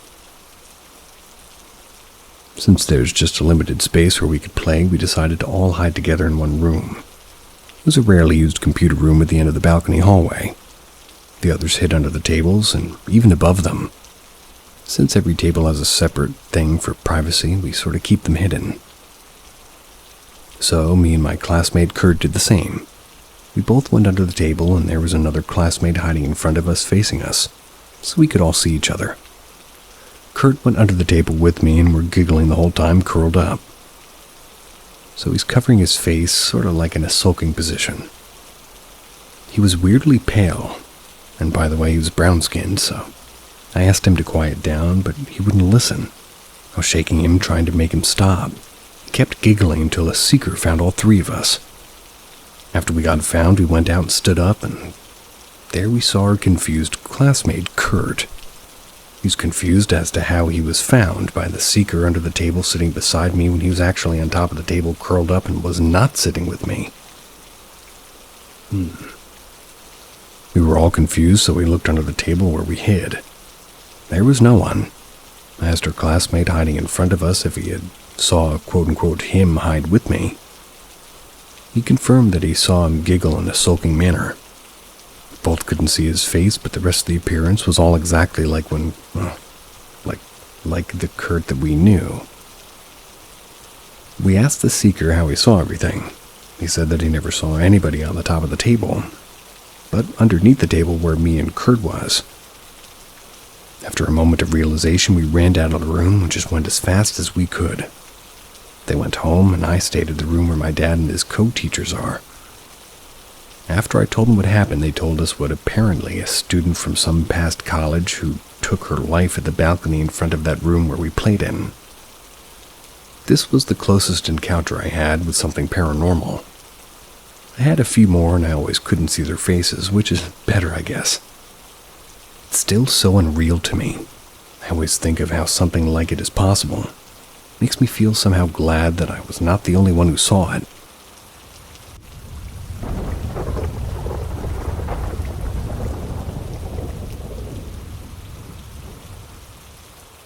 Shadow Man hates Rengoku. Ever since I moved into a rental in New Zealand, I swear I've been seeing something out of the corner of my eye. He always hangs out in this little crossroad section of the hallway. The front door to one side, lounge entrance on another. My bedroom entrance on the other side, and the fourth side is leading down to the rest of the hallway. I see him from both the lounge and my bedroom.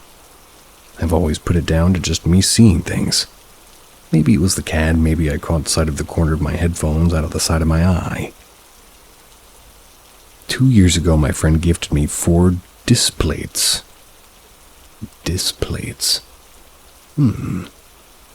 They're all anime themed.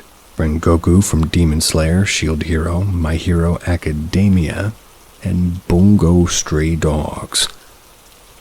Followed the instructions, cleaned the wall before applying the magnet, etc. Rengoku kept falling down, off the magnet, kept hanging it back up. Happened 3 or 4 more times before the entire magnet was ripped from the wall. So I put the magnet back up and it gets ripped back off. Changed the backing to some stronger adhesive, gets ripped off within the week. Replaced the backing several times with the same issue. Okay, fine. Swapped the picture around and put the Shield Hero there and Rengoku there. Rengoku and the magnet it's on get ripped off the wall again. Maybe it's the wall. Put it on a different wall. Falls off. Fine, it's the magnet. Skip that altogether and just apply a strong adhesive to the displate. And as we speak, the displate is sitting upside down in my closet because it got launched down the hallway one night.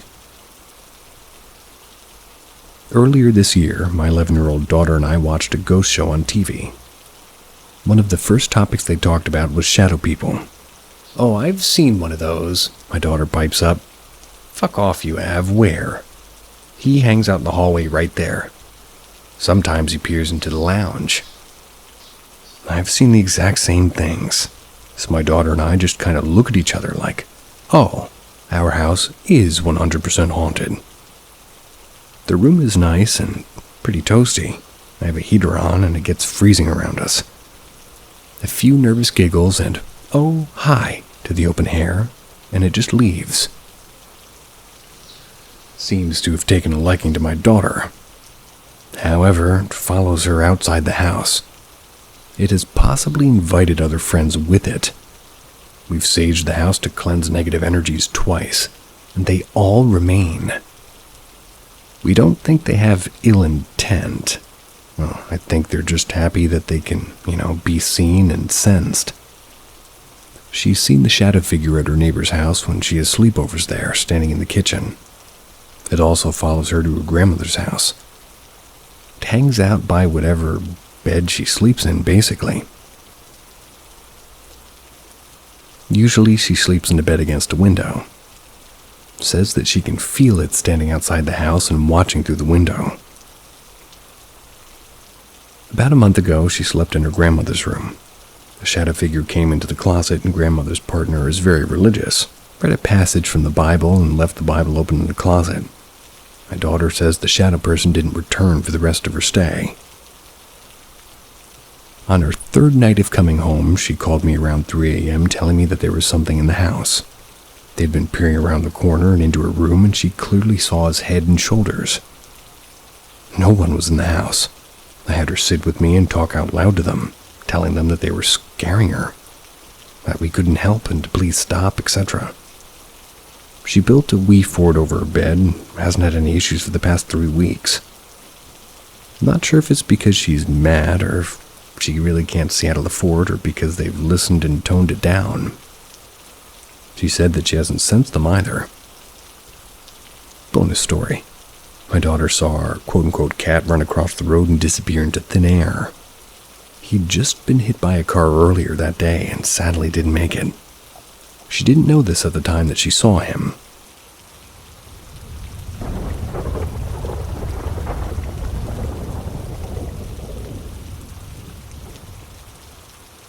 Something was under my bed. Either way, it happened sometime in 2013 when I was 19. I had my room in the basement in my dad's house. It was late at night and I laid there in my bed in complete darkness. I needed to sleep because I had school the next day, but I suffered from insomnia back then and I felt too energetic to fall asleep. I laid there for a good while with thoughts swirling around in my mind when I suddenly heard some kind of noise. I opened my eyes, but as I mentioned before, it was completely dark. I started to think that I'd imagined it. Then I heard it again, scratching. From there, it went on, getting more and more intense, and I quickly realized the noise was coming from underneath my bed. My eyes widened and panic spread throughout my body. It sounded as if somebody was frantically clawing on the floor. Did I leave one of the cats in here before I went to bed? I thought, trying everything to rationalize the situation. But I already knew not even a cat could make that kind of noise. Then I felt something like a scratching and punching against my back from underneath my mattress. The best way I can really describe the whole thing is to imagine some poor soul being trapped inside of a coffin, desperately trying to break out. And like I was on top of that coffin. I was paralyzed by the shock of it all, not knowing what to do. After I'd been lying there for a good while with the scratching and punching still going on, my fear eventually turned into some kind of rage. I jumped out of bed and ran across the room, turned on the lights. Then I threw myself on the floor, looked under the bed and yelled, "What do you want from me?" Nothing was there. The scratching had stopped. There was no one in the room except me. Somehow I just managed to fall asleep after that. A couple of months later, a friend of mine from school moved into our house. She rented a room for my dad on the top floor. After she had been there for 3 nights, she came to me in the morning and said that she'd had the craziest thing happen to her during the night. I could almost feel my skin turn pale as she told me the story of the exact same thing that had happened to me. The scratching, the punching against the mattress. I knew for certain that I'd never told her about my experience. We were both really freaked out when I told her the exact same thing had happened to me 2 floors down months earlier. Hopefully no more.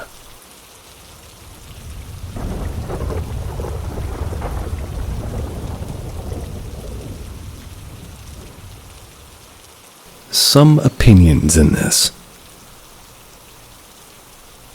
I've tried 2 r/dream based subs. Maybe here's the right place to ask. Also, I've wrote this about a week ago.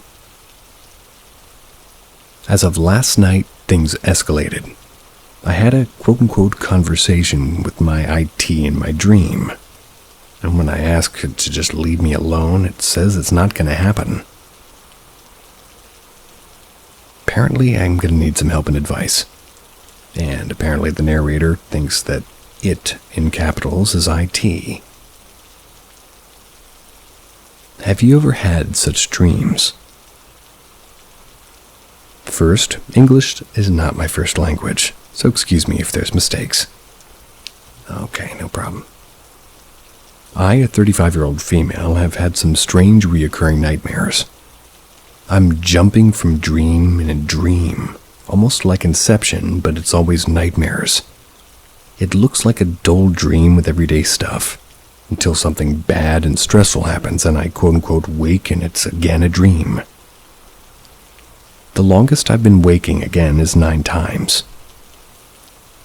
When I found an easy to calm myself and wake up normally, my brain used the few seconds confusion to stress me again. When I found a light bulb switch not working, his giveaway is a dream. My brain started to show me it's working. Every step I take, my brain adapt so it would get it to the moment I'm stressed. This is a little bit harder. What's interesting is these dreams happen in first minutes after getting asleep. When the human brain isn't supposed to be in REM, it's about 20 or 30 minutes max. The thing is, I can't find what is causing that. There's times it happens almost every night, and then it stops for months and starts again. So far as I know, is not caused by food, stress levels, medication, and level of tiredness, and it's not caused by blood pressure or sugar. As in, lately I'm checking them regularly. I'm not having any other sleep-related problems, and in normal nights I get nice sleep. I have no problems getting to sleep in general. Important is, as I have depression and social anxiety, also I suspect ADHD, but still not diagnosed. Is there somebody experiencing this? Everybody's an undiagnosed something or other, I will say that.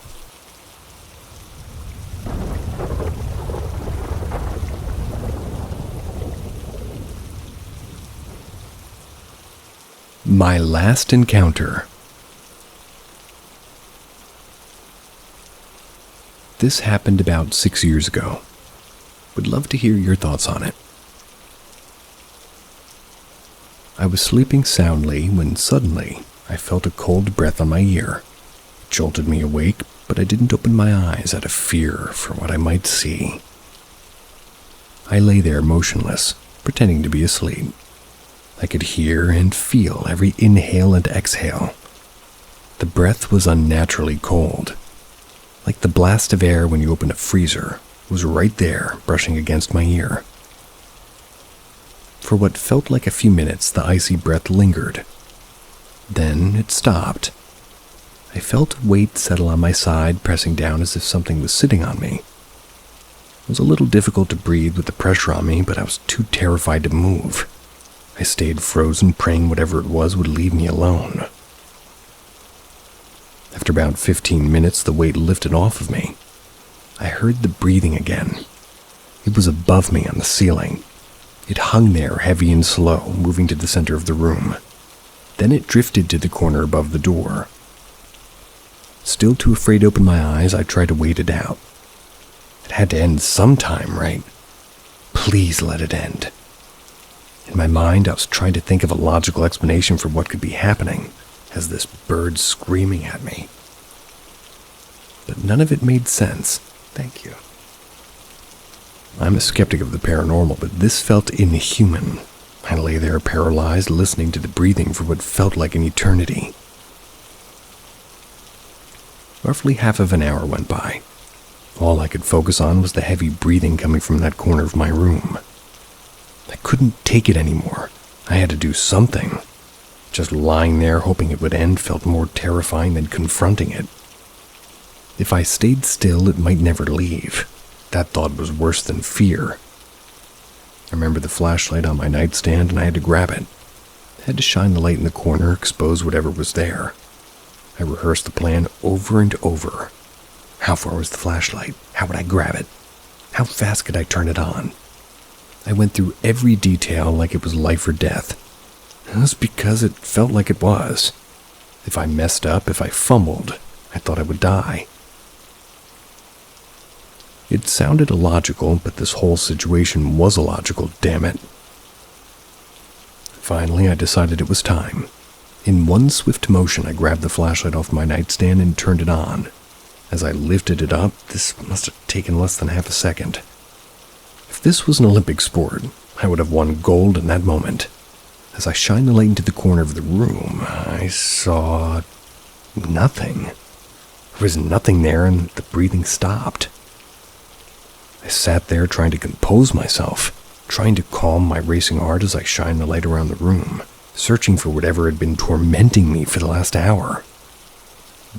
There was no one, no thing, and I was alone. I got up, turned on the light, and then I sat there waiting for daylight to come, too scared to sleep in case it came back. I don't have a logical explanation for what happened. How could I? How could I explain a chilling breath directly in my ear that I not only heard but felt? Crazy dream? No, this woke me up. I was having wonderful sleep before this. How do I explain the weight of something sitting on top of me? I didn't own any pets, and I'm somebody who likes to analyze things and, well, thinks them through logically. But this is one thing that just doesn't have a logical explanation. I've since moved from that house and have not experienced anything like that since. Knock on wood. Sweet dreams.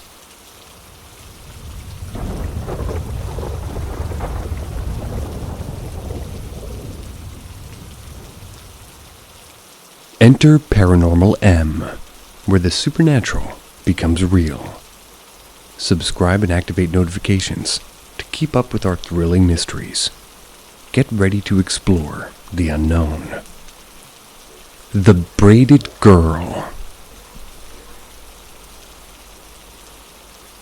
At the Chinese University of Hong Kong, the legend of the Braided Girl casts a dark shadow over the campus. Under the cover of night, by a dimly lit Chung Chi canteen, stories of a sinister presence circulate amongst the students. One moonless night, a group of daring friends decided to uncover the truth behind the chilling tales. As they approached the canteen, the usual hum of the campus fell into an eerie silence. That's when they saw her, a girl standing alone, her long braid swaying slightly in the breeze. "Who's there?" one of the friends called out. His voice was trembling. The girl turned slowly, revealing a face devoid of features. A blank canvas of skin beneath her braid. A cold dread gripped their hearts as they realized they were facing something not of this world. The legend came rushing back to them. A mainland girl from the 1960s who tried to escape to Hong Kong with her lover. Their journey ended in blood and tragedy. Her spirit left to wander the campus, seeking solace, or perhaps revenge. As they watched in horror, the girl took a step forward, then another. The air grew colder with each step that she took. The friends stumbled back, their courage dissolving into pure fear. Suddenly the girl stopped, her head tilting as if listening to some unseen whisper. "Do you want to play?" she asked, her voice echoing with an unnatural calm. Without waiting for an answer, She began to drift toward the woody lane near the old train tracks, her figure slowly dissolving into the darkness. The friends, paralyzed with terror, finally found their feet and fled. They didn't stop until they were safe within their dormitories, their hearts pounding with the night's encounter. From then on, the woody lane was forever known as Single Braid Road, a place where the past and the supernatural intertwined, and every night as the darkness fell, the campus held its breath, wondering if the braided girl would return.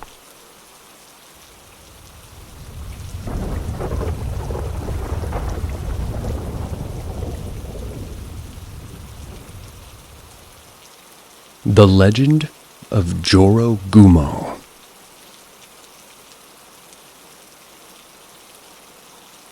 In the ancient forests of Japan, there lived a fearsome yokai known as Jorogumo. This creature was a half-woman, half-spider that could transform into a beautiful woman to lure unsuspecting men to their doom. The Jorogumo was notorious for her cunning and deadly allure, making her one of the most feared yokai in Japanese folklore. One evening, a young samurai named Hiroshi was walking through some streets of a small village. The sun had just set, casting long shadows across the path. As he made his way home, he was accosted by an alluringly gorgeous woman. Her beauty was mesmerizing. Her eyes sparkled with an otherworldly charm. She approached Hiroshi with a seductive smile, her voice as sweet as honey. Despite her enchanting appearance, Hiroshi sensed something was amiss. His training and instincts as a samurai made him wary of the woman's intentions. As she tried to seduce him, he noticed subtle signs that betrayed her true nature. Her movements were too fluid, her gaze too intense. Realizing that she wasn't human but some kind of yokai, Hiroshi's hand instinctively went to his sword. With a swift motion, he drew his blade and plunged it toward the woman. She let out a shriek of pain. Her disguise faltering, she quickly retreated into the shadows.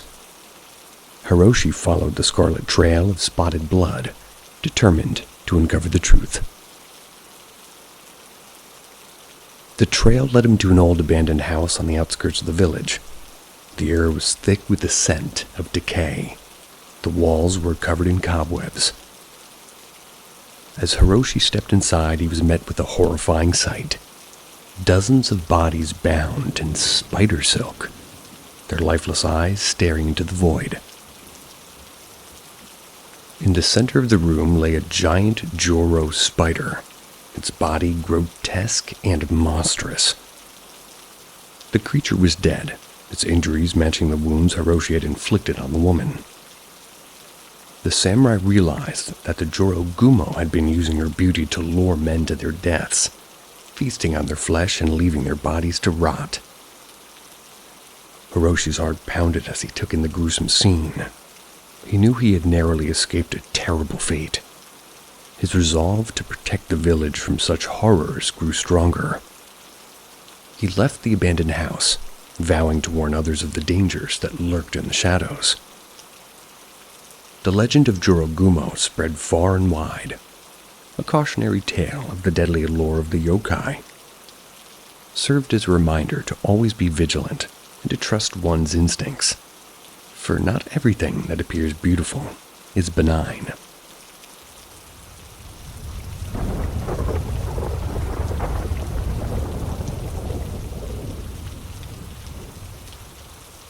The Chinese Ouija.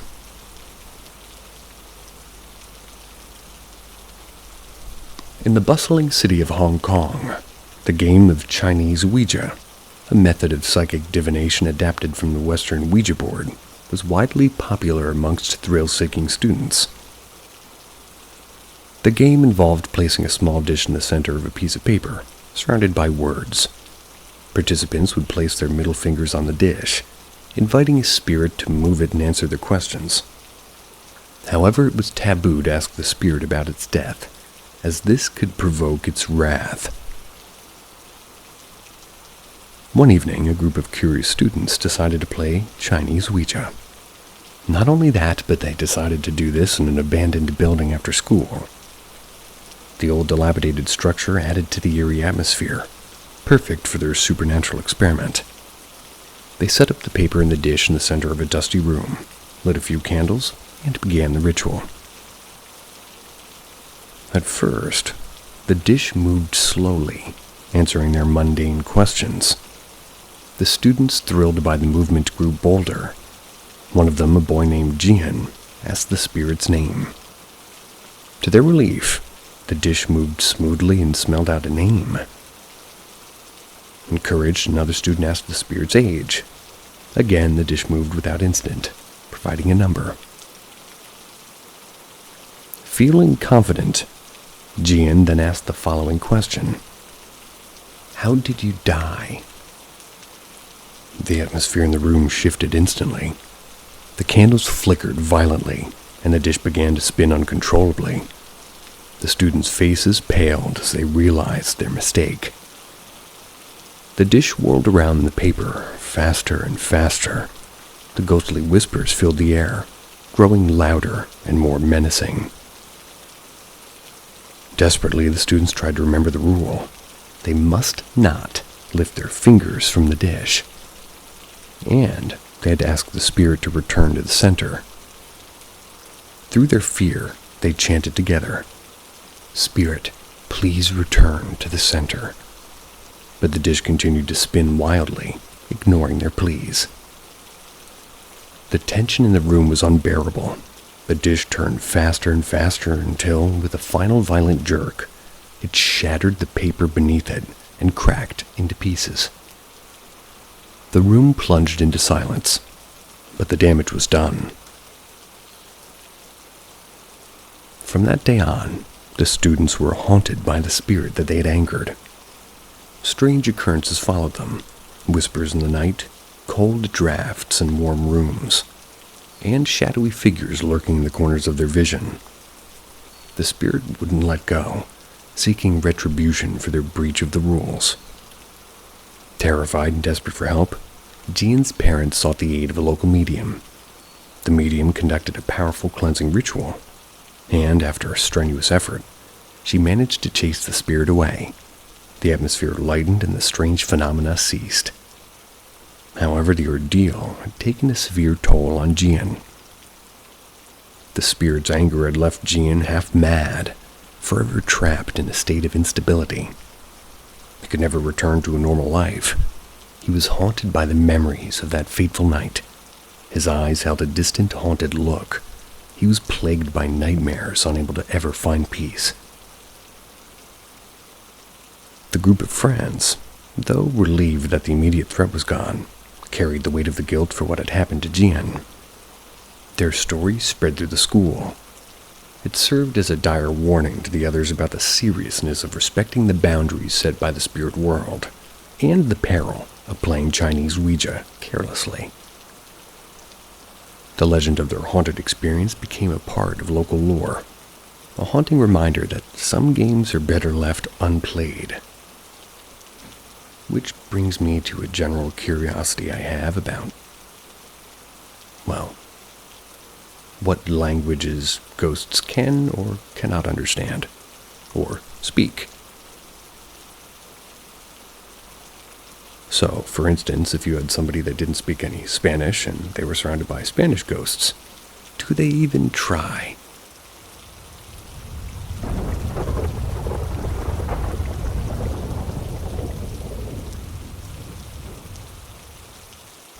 The Haunted Classroom. In a quiet town in China, there's an old school with a mysterious reputation. The school, once a bustling hub of student life, had a rarely used classroom that was said to be haunted. The legend went that strange phenomena occurred in this classroom, frightening anyone who dared to enter. One evening, a group of diligent students decided to stay late to study for their upcoming exams. Desperate for a quiet place, they ventured into the rarely used classroom. The room did have an eerie atmosphere. Dust-covered desks, faded posters lining the walls. As they settled in, the lights began to flicker. The students exchanged uneasy glances but decided to just ignore it.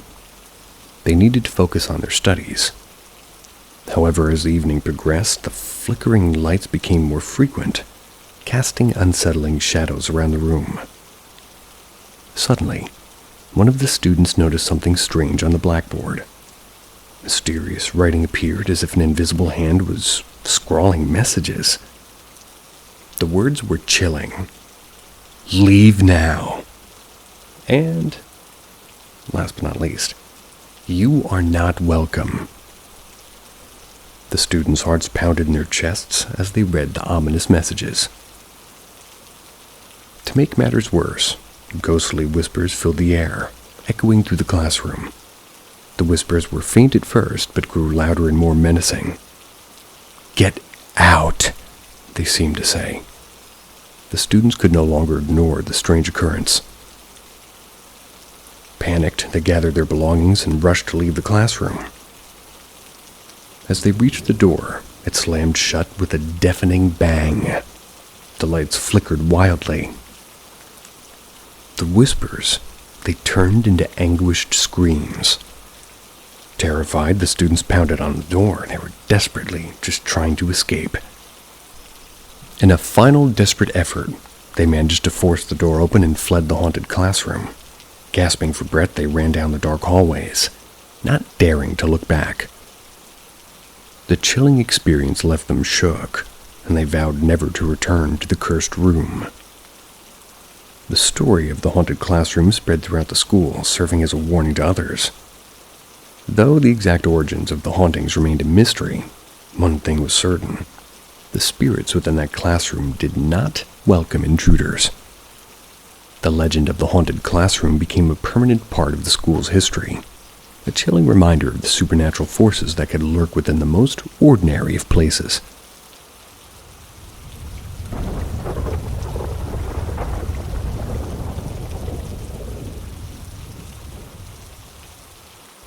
The Secret of the Yamamba.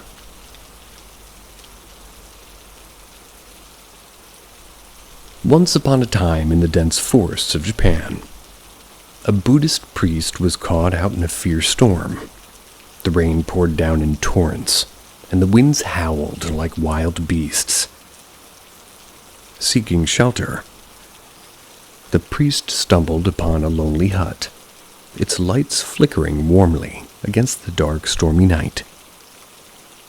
A kind old woman answered his knock and welcomed him inside. She offered him food and a warm fire to dry his soaked robes. The old woman was hospitable and warm, but as she served the meal, she gave him a strange warning. No matter what, do not look in the back room.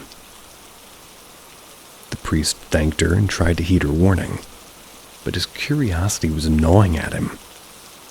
As the old woman stepped out to gather more firewood, he could no longer resist. Quietly, he approached the door to the back room and peeped through a little crack. To his horror, he discovered the room filled with half-eaten corpses. The sight made his blood run cold. Realization dawned on him. This kind old woman was not as she seemed. She was a Yamamba, a mountain witch who lured unsuspecting travelers into her home only to shred them to pieces for her next meal. Panicking, understandably, the priest knew that he had to escape, but he had to be clever.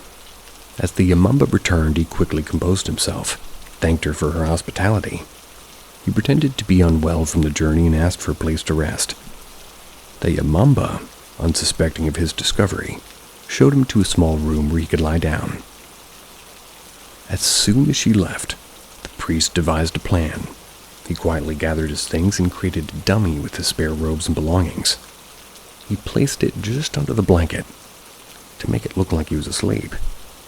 Then, with the storm still raging outside, he slipped out the window and into the dark forest. He ran as fast as he could, not daring to look back. The howling wind covered the sounds of the departure. By the time the Imamba realized his absence, the priest was far, far away, his quick thinking and swift action saving him from a grisly fate.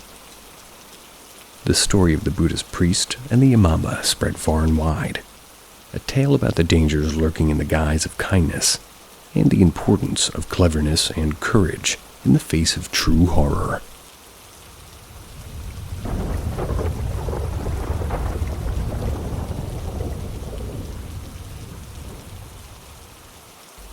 The Forbidden City. Located in the heart of Beijing, there's a sprawling palace complex that served as an imperial palace for Chinese emperors. Nearly 500 years old. Well, nearly 500 years it's been serving that way, rather. Its grand architecture and rich history make it a symbol of China's past. However, beneath its majestic exterior lies a darker, more eerie side. A side that has spawned numerous ghost stories and urban legends. Among the most famous legends is the tale of Empress Dowager Cixi, one of the most powerful women in Chinese history.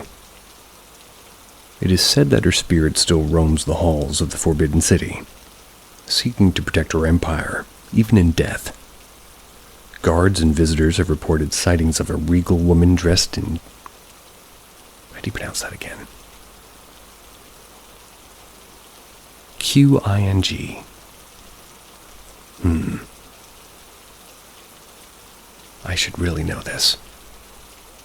Dressed in Qing Dynasty attire. Xing Qing. One of those. Sorry. Another chilling story involves the concubines of Ming and the Qing dynasties. The Forbidden City was not a place of power, but also of intrigue, betrayal, and tragedy. Concubines who fell out of favor, or who were caught in political machinations, often met untimely deaths. Some by execution, others by suicide. Their restless spirits are said to haunt the palace grounds, their sorrowful wails echoing through the night. One of the eeriest spots in the Forbidden City is the Hall of Supreme Harmony. That's where numerous executions were carried out. Visitors have reported feelings like several things, including sudden drops in temperature or inexplicable whispers, seeing shadow figures flit across a massive hall. Some have even claimed to see headless apparitions, believed to be the spirits of those who were beheaded within these very walls. The well-known Nine-Dragon Wall, adorned with intricate dragon carvings, is another focal point of supernatural activity. It is said that the wall's dragons come to life at night, their eyes glowing and movements fluid, guarding the palace from intruders and keeping restless spirits in check. Exploring the haunted history of the Forbidden City allows us to delve into China's rich past, offering an opportunity to learn vocabulary related to architecture, history, and the supernatural. Comparing these stories to ghostly legends of Western palaces and castles, it sort of highlights the cultural differences between Chinese and Western beliefs about the afterlife. In Western folklore, haunted castles like the Tower of London, they're often associated with tragic events and vengeful spirits. In contrast, the hauntings of the Forbidden City often revolve around the themes of duty, honor, and unfulfilled destiny. Well, unfulfilled destiny and vengeful spirits, pretty similar. The spirits of the emperors, empresses, and concubines are believed to remain bound to the palace, protecting it or reliving their tragic fates. Whether one believes in the supernatural or not, the urban legends of the Forbidden City add a layer of mystique to an already rich history. The palace stands as a testament to the grandeur and drama of imperial China, with its ghostly tales serving as reminders of the human stories that played out within its walls. Li Wei, a historian with a deep passion for Chinese architecture and legends, decided to visit the Forbidden City one late autumn afternoon, The sprawling palace complex, rich with centuries of imperial history, had always fascinated him. He had heard the ghostly tales and the urban legends, but he dismissed them as mere stories meant to entertain tourists. With his camera and notebook in hand, Li Wei set out to explore the grandeur of the Forbidden City. As he wandered through the majestic halls and courtyards, he couldn't help but marvel at the intricate architecture and the historical significance of each building. As twilight began to descend, he found himself near the Hall of Supreme Harmony. The large hall, once the site of many executions. The Hall of Supreme Harmony is where people get executed. Very harmonious. He said that this was one of the most haunted spots within the palace grounds. So, a sudden drop in temperature sent a shiver down his spine. The air grew heavy and an eerie silence fell over the hall. Li Wei continued to explore, determined to capture the beauty of the place. As he raised his camera to take a photograph, he heard faint whispers echoing through the hall. Pausing, he looked around, but he saw no one. The whispers grew louder and a sense of dread washed over him. The stories of headless apparitions and sorrowful wails echoed in his mind. Just as he was about to leave, a shadowy figure appeared at the far end of the hall. The figure slowly moved toward him. Its form was becoming more distinct with each step. It was a woman dressed in Qing Dynasty attire. Her face pale, her eyes filled with sorrow. Li Wei's breath caught in his throat as he realized he was looking at the spirit of Empress Dowager Cixi. Frozen in place, he watched as the apparition glided across the floor, her gaze never leaving him. She stopped a few feet away, and in a voice that seemed like it was from another world, she spoke. "Leave this place. Your presence disturbs our eternal rest." Before he could respond, the figure had vanished, and the hall returned to its eerie silence. Trembling, Li Wei quickly gathered his belongings and left the hall. As he stepped outside, the cold air seemed to lift, and the oppressive feeling dissipated. He made his way to the Nine-Dragon Wall, hoping to find solace in its beauty. But as he approached, he noticed something strange. The eyes of the dragon seemed to glow, and their movements appeared fluid, almost as if they were alive. The legends of the wall's guardians flashed through his mind. Unable to shake the feeling of being watched, Li Wei decided to leave the Forbidden City. As he exited the palace grounds, he felt a sense of relief wash over him. The haunting encounter had left him shaken, but also in awe of the rich history and the stories that lingered within the ancient walls. Back in his study, Li Wei documented his experience, sharing it as a cautionary tale. He described the haunting beauty of the Forbidden City, the spirits that roamed its halls, and the reminder that the past, no matter how distant, could still touch the present. Random side comment, but where is it? Empress Dowager Cixi. Maybe that is what her name was, but that is not a very Chinese name to me. Moving on.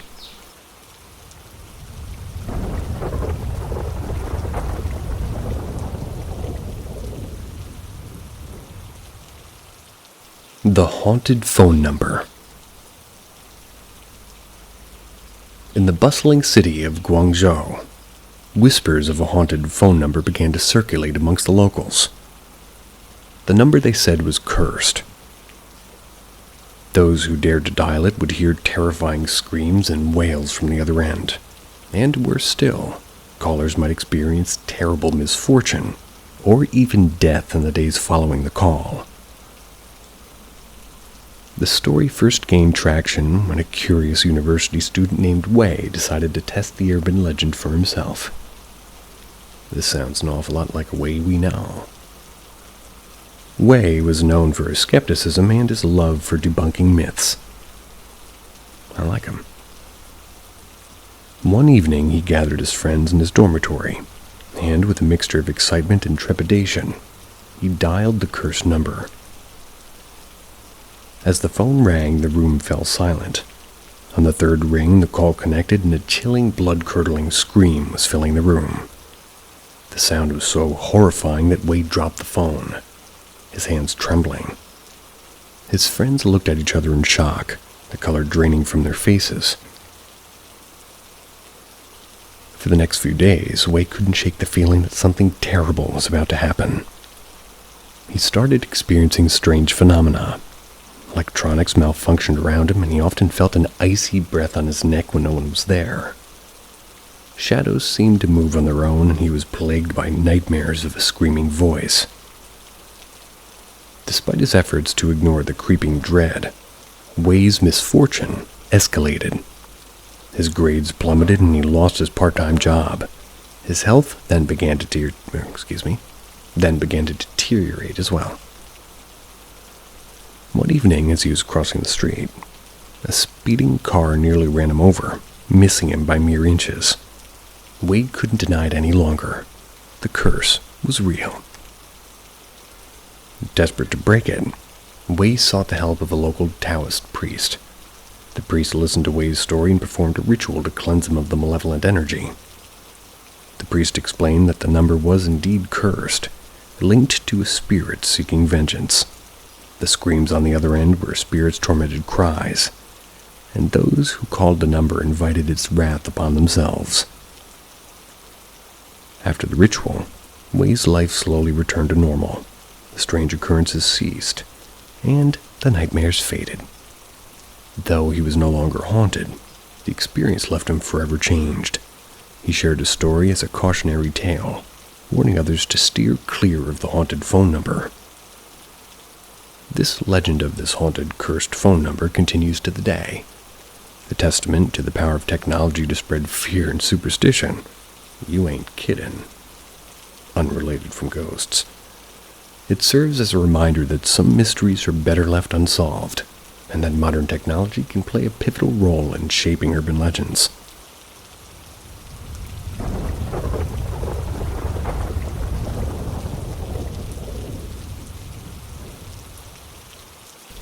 Guangzhou's Suicide Shopping Plaza. Liwan Plaza in Guangzhou has long been shrouded in mystery and fear.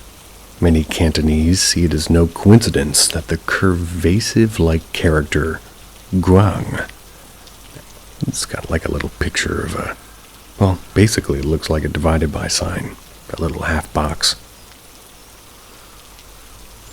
So this character, that looks like the dividing sign, called Guang, outside the plaza bears an uncanny resemblance to the word for corpse.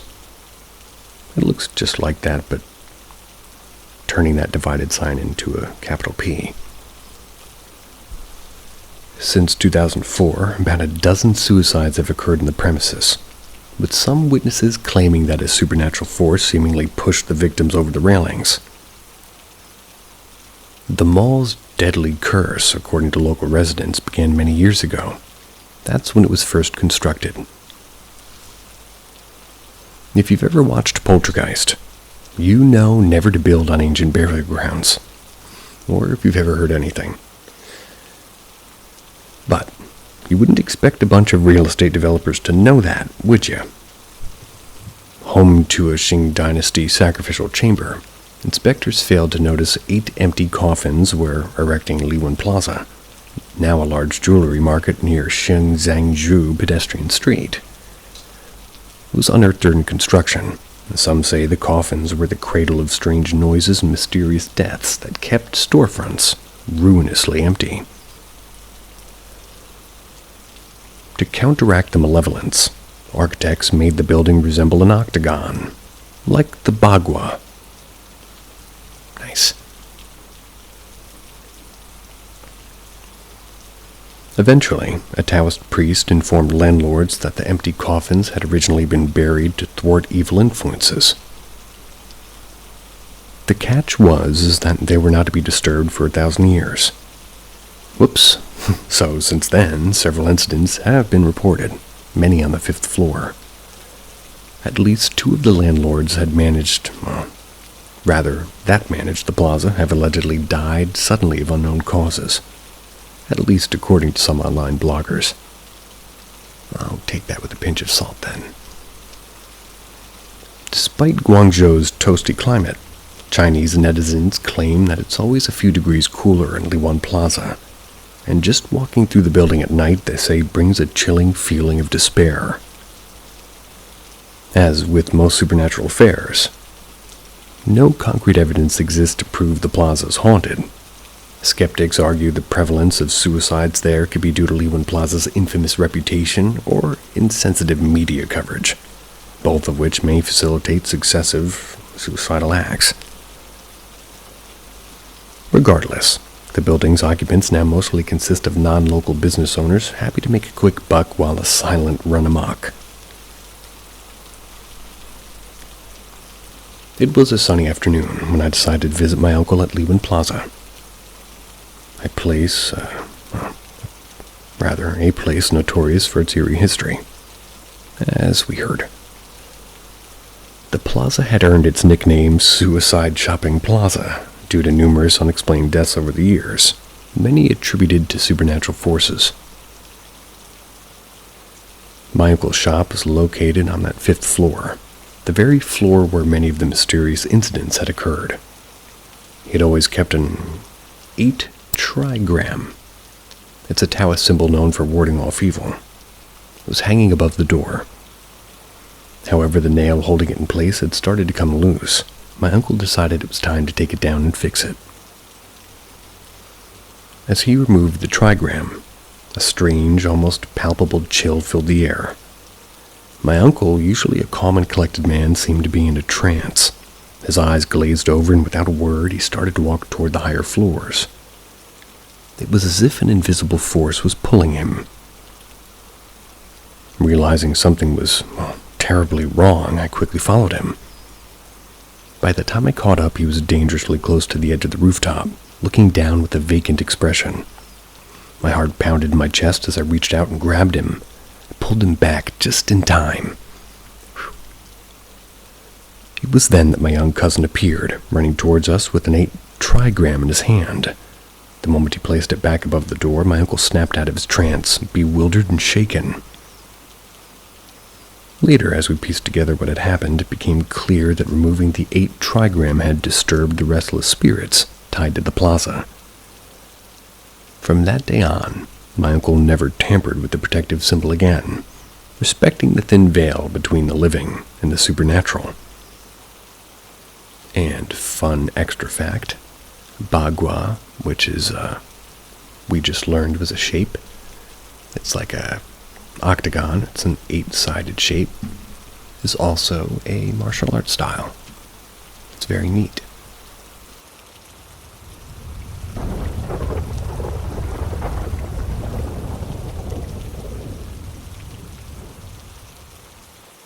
Who is in the water?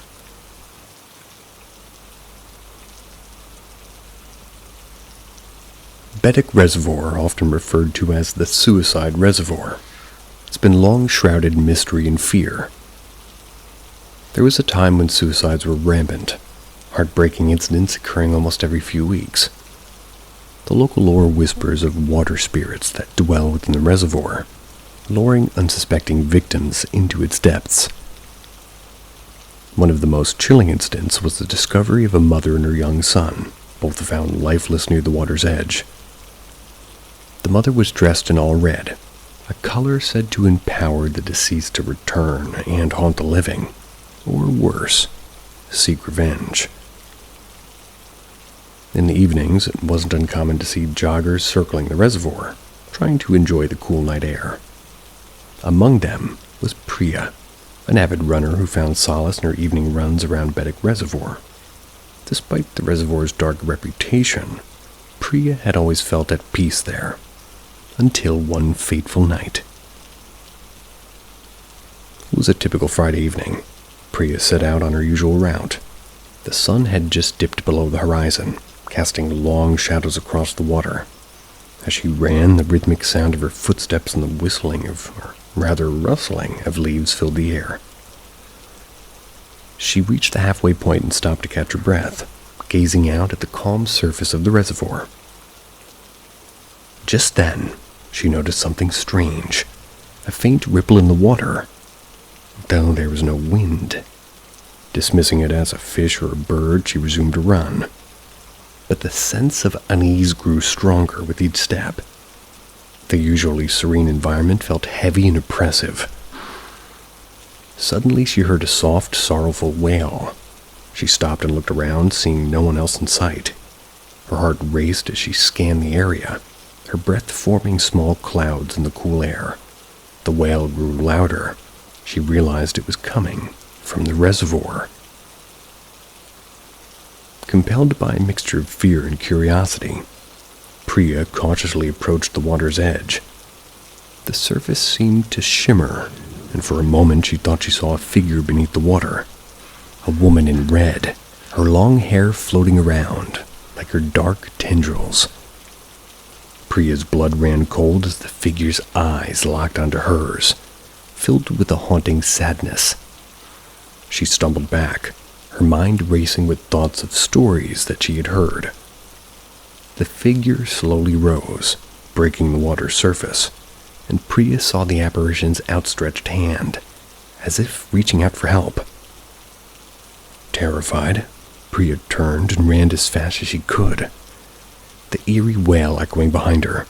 She didn't stop until she reached the safety of her home, heart pounding and lungs burning.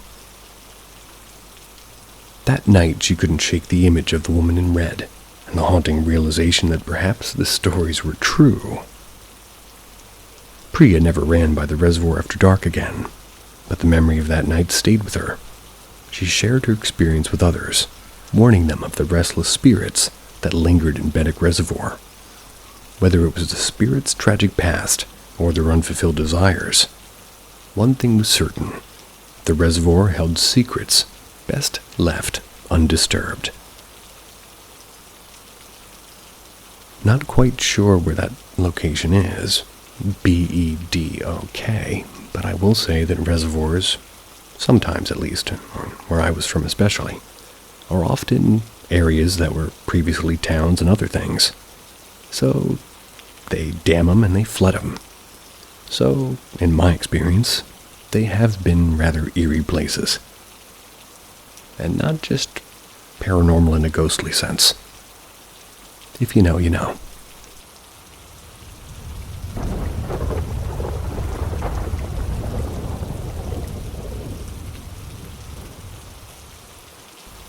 Halloween Horror Nights. It was a dark and stormy evening in Sentosa. That was as Lisa and her friends eagerly entered Universal Studios Singapore. The air was thick with anticipation. They were here for Halloween Horror Nights, the spine-tingling event that transformed the park into a realm of nightmares. As they ventured deeper into the park, the screams of delighted terror and eerie music set the perfect backdrop. They passed through haunted houses, each one more horrifying than the last. Their laughter echoed through the fog as they dared each other to enter the next maze. Finally, they reached the last attraction. It was a haunted maze. It was themed around the infamous old Changi Hospital. The stories of ghostly apparitions and strange occurrences in the abandoned hospital were legendary in Singapore, and now they would face those legends firsthand. Lisa shivered as they entered the maze. The atmosphere was unnervingly realistic, with flickering lights and the sound of distant footsteps.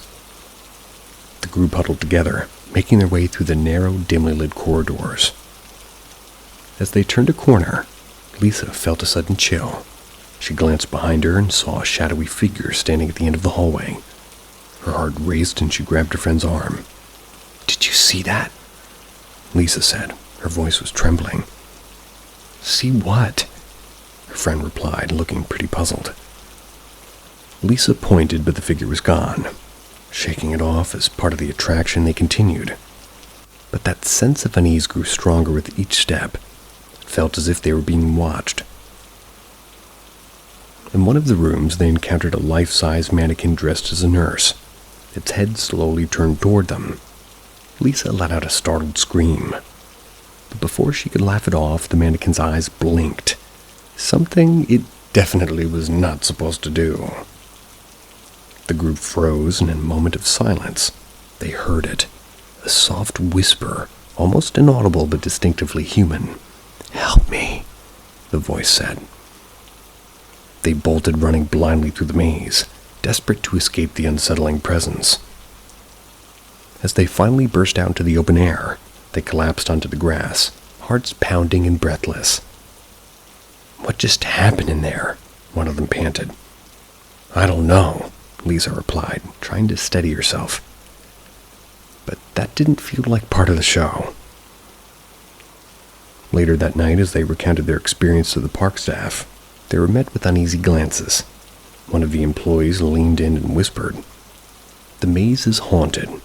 A real ghost from old Changi Hospital is said to have followed us here. People have felt its presence before." Lisa and her friends left Universal Studios with a story they would never forget. One of a real ghostly encounter amidst the manufactured horrors of Halloween Horror Nights.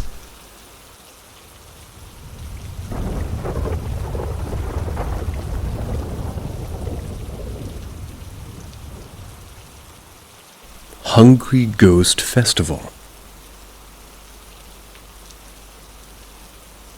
In the vibrant heart of Singapore, the Hungry Ghost Festival was an annual event filled with rituals and respect for the departed. Streets would fill with the scent of incense, and offerings lined the sidewalks, intended to appease the wandering spirits. But not everybody took these traditions seriously. Wei, another one, a young man full of skepticism, scoffed at the superstitions that surrounded the festival. To him, it was an excuse for people to indulge in ghost stories and frighten themselves. One evening, as the festival was pretty much in full swing, Wei decided to make his disbelief known. Walking down a street lit by the eerie glow of burning joss sticks, Wei kicked over a few offerings, laughing at the idea of spirits being angered by his actions. See, nothing happened. He jeered at the group of old men sitting nearby. They shook their heads, warning him of consequences, but Wei just shrugged and continued his walk. Maybe joss sticks or incense sticks. As night fell, the streets emptied, and Wei found himself alone. A chilling wind swept through the narrow alleyways, carrying whispers that seemed to echo from the shadows. Wei felt a shiver run down his spine, but he brushed it off, refusing to let the stories affect him. He turned a corner and saw a figure standing in the dim light. It was an old woman, her face obscured by a veil, holding a lantern that flickered ominously. "You should not have disrespected the spirits," she said. Wei laughed nervously. "They're just stories," he replied. But the woman's piercing gaze unsettled him. She pointed down the alley, and Wei felt an inexplicable urge to follow. As he walked, the air grew colder, and the whispers grew louder. Wei's confidence began to wane as his eyes felt like... rather, as he felt other eyes watching him from every shadow. He quickened his pace, but no matter how fast he moved, the whispers followed. Suddenly, the streetlights flickered and went out, plunging him into darkness. Panic surged through Wei as he fumbled for his phone to light his way. The faint glow revealed ghastly faces surrounding him. Their hollow eyes were filled with anger and sorrow.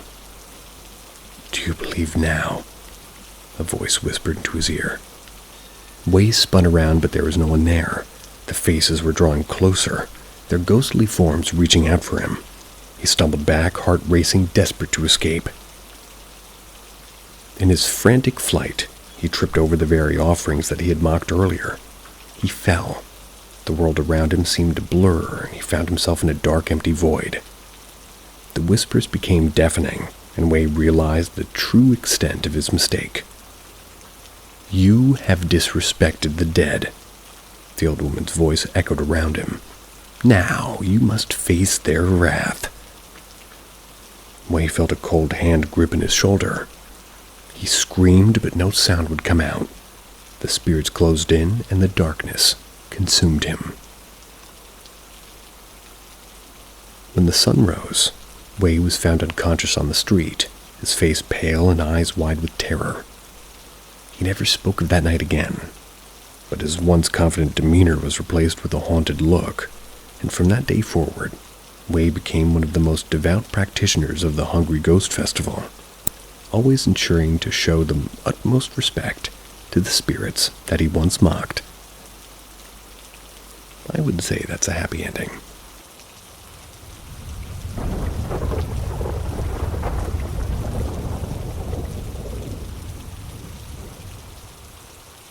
A very haunted hospital.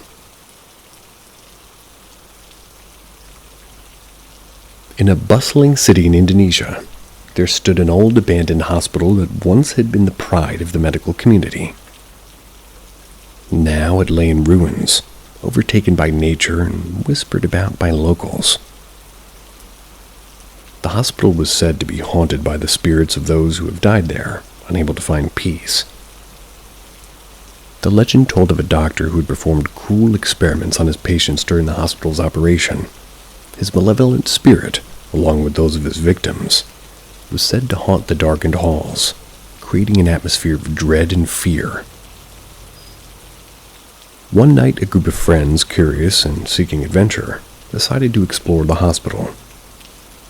Arif, the leader of the group, was fascinated by the paranormal, and he heard numerous stories about the haunted hospital. They equipped themselves with flashlights and courage, setting off as the moon hung high in the sky.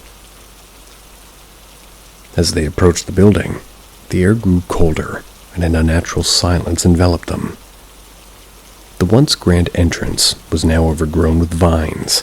The windows were shattered, creating eerie shadows inside.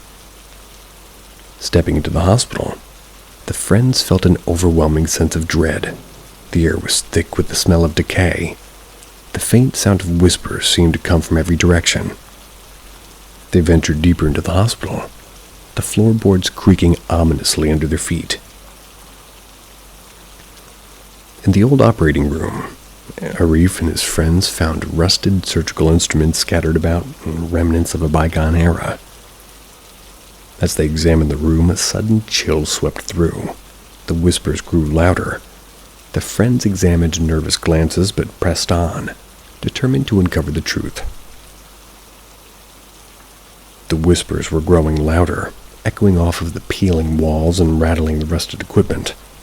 And suddenly, the sound of footsteps resonated down the corridor, heavy and deliberate. The friends froze, their flashlights flickering as if in response to the approaching presence. "Did you hear that?" whispered Dewey, clutching Arif's arm. The air grew colder, and an oppressive sense of dread settled over them. Arif nodded, his heart racing. "We need to keep moving," he said, trying to steady his voice. "Let's head to the basement. That's where the most activity's been reported." Reluctantly, the group followed him, their steps hesitant and unsure. As they descended the narrow staircase, the temperature dropped further, and the whispers turned into anguished cries. The basement was pitch black, their flashlights barely piercing the darkness. They entered a room that appeared to be an old storage area. Dusty shelves lined the walls, filled with forgotten medical supplies. Suddenly, Dewey gasped, pointing toward the corner of the room. There, barely visible in the dim light, was a figure. It was a man dressed in an old-fashioned doctor's coat. His face was gaunt and hollow-eyed. His gaze was fixated on them, filled with an unsettling mixture of anger and sorrow. The friends stood paralyzed as the ghostly figure slowly raised a hand, pointing at them. "You shouldn't be here," the ghostly doctor hissed, his voice echoing with a metallic tinge. Leave now or suffer the same fate as those before you. Panic surged through the group. They turned to flee, but the door slammed shut with a deafening bang. The room seemed to close in around them, the shadows growing darker and more oppressive. Desperate, Arif remembered a story that he'd heard about appeasing angry spirits. "We mean no harm," he called out. "We're here to understand your pain and to help you find peace." The ghostly doctor seemed to hesitate, his form flickering as if caught between worlds. The anguished cries in the background softened. They were replaced by a low, mournful wail. Arif took a step forward, holding out his hands in a gesture of peace. "We want to help you," he repeated. The doctor's ghostly eyes bore into his, and for a moment, the air seemed to grow warmer. The figure slowly lowered his head, and the oppressive atmosphere lifted slightly. "Find the diary," the doctor whispered, his voice filled with sorrow. "In it lies the truth." With that, the ghostly figure faded, and the door swung open. The friends wasted no time, racing up the stairs and back into the main part of the hospital. They searched every room until they found an old leather-bound diary hidden beneath a loose brick in the doctor's office. The diary revealed a doctor's tragic story. He'd been forced to perform horrific experiments on his patients by corrupt officials, driven to madness by his guilt and despair. Understanding his pain, the friends decided to take the diary to the local authorities, hoping to finally lay the spirits to rest. From that night on, the old hospital remained abandoned, but the whispers and cries ceased. The legend of the haunted hospital lived on, a chilling reminder of the dark history that lingered within its walls. I feel bad for that doctor. That sounds nightmare while alive, or while awake.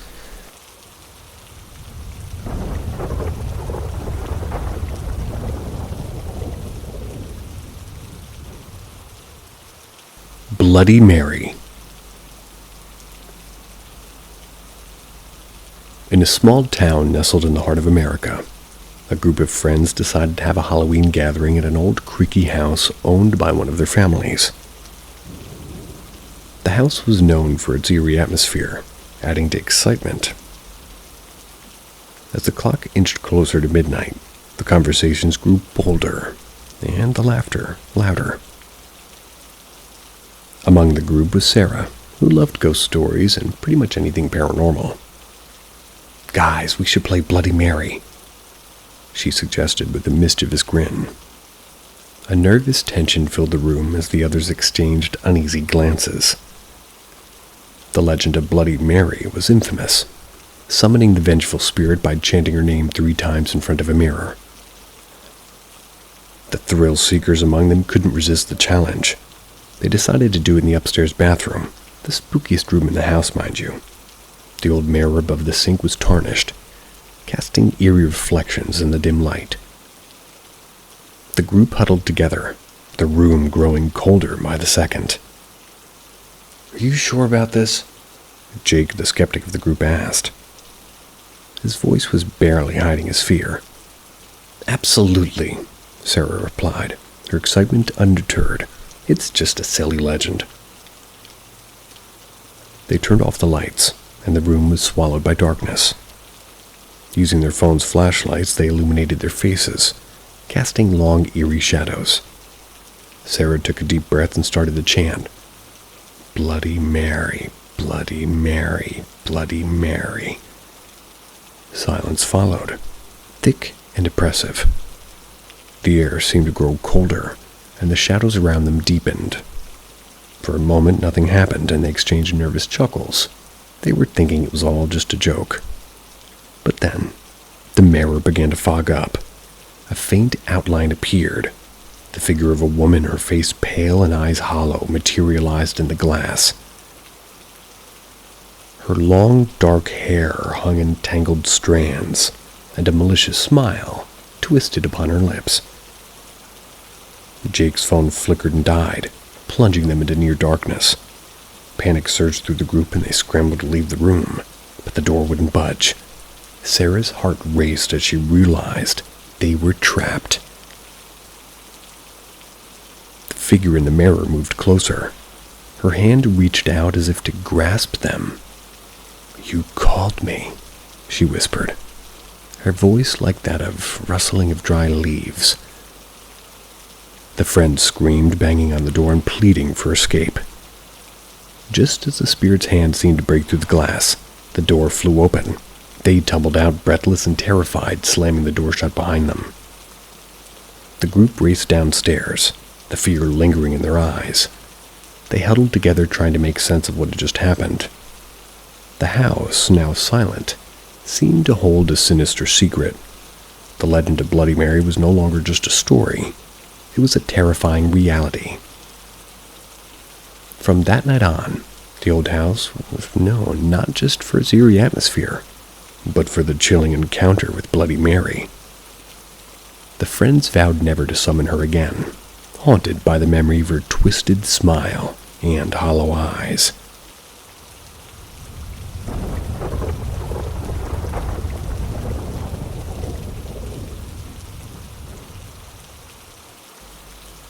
Eerie Midnight Call to Radio DJ. In the heart of Kuala Lumpur, a popular late-night radio show hosted by DJ Rizwan had become a staple for night owls. His show, known for its mix of music and eerie stories, drew listeners from all over Malaysia. One night, however, it would stand out from all of the rest, becoming an urban legend whispered about for years. It was just past midnight when DJ Rizwan opened his phone lines for listeners to share their stories. The usual flood of calls poured in, but one caught his attention. The caller's voice was calm, yet it carried unsettling tone. "Good evening, DJ Rizwan," the caller began. "My name is Amir. I have a story to share. It's about an accident I witnessed on the highway a few nights ago." Intrigued, DJ Rizwan invited Amir to continue. The studio lights flickered as Amir's voice filled the airwaves, setting a chilling tone. "I was driving home late at night on the Karak Highway," Amir said. "The road was nearly deserted, just me and the occasional truck passing by. The moonlit cast long shadows, and the atmosphere felt heavy." Amir recounted how he saw a car overturned on the side of the road, its lights flickering. Concerned, he pulled over to see if anybody needed help. As he approached the wreck, he noticed a figure standing nearby, a woman in a white dress, her long hair obscuring her face. "Ma'am, are you okay?" Amir called out, but the woman didn't respond. She simply just stood there, motionless. He took a step closer, and that's when he saw them. Dozens of eyes staring at him from the shadows, each paired with an eerie glow. The hairs on the back of his neck stood up, and he felt an overwhelming sense of dread. He quickly returned to his car, his heart racing. "I called the police and I reported the accident," Amir continued. "But they found nothing when they arrived. No car, no woman, just an empty stretch of highway." DJ Rizwan listened, captivated by Amir's story. "That's quite a tale, Amir. Thank you for sharing. Have any idea what you might have seen?" Amir hesitated, and his voice dropped to a whisper. "Some say it's the spirits of those who died in accidents on the highway. They say if you see them, it's a warning to drive carefully or you might join them." As the call ended, DJ Rizwan played a hauntingly soft tune, letting Amir's story linger in the minds of his listeners. The eerie call became an instant legend, passing around in hushed conversations and adding an extra layer of mystery to the Karak Highway.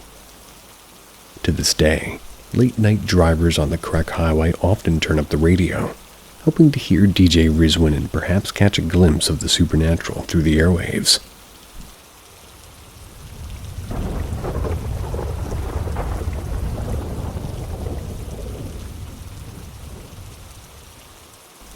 Hantu Jeruk Parut, or something that sounds vaguely similar to that.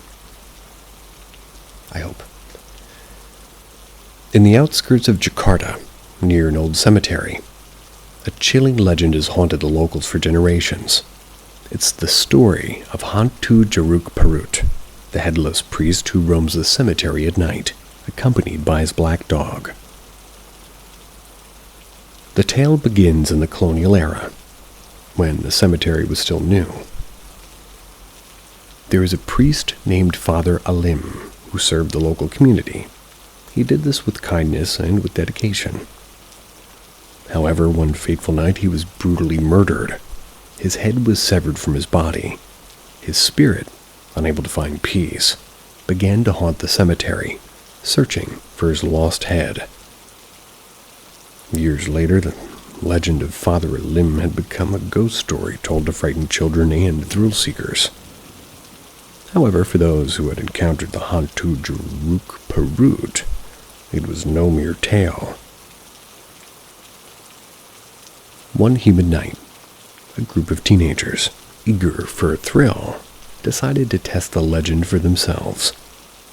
Led by Raka, they made their way to the old cemetery under the cover of darkness. Armed with flashlights and fueled by nervous laughter, they entered the cemetery, the air thick with anticipation and fear.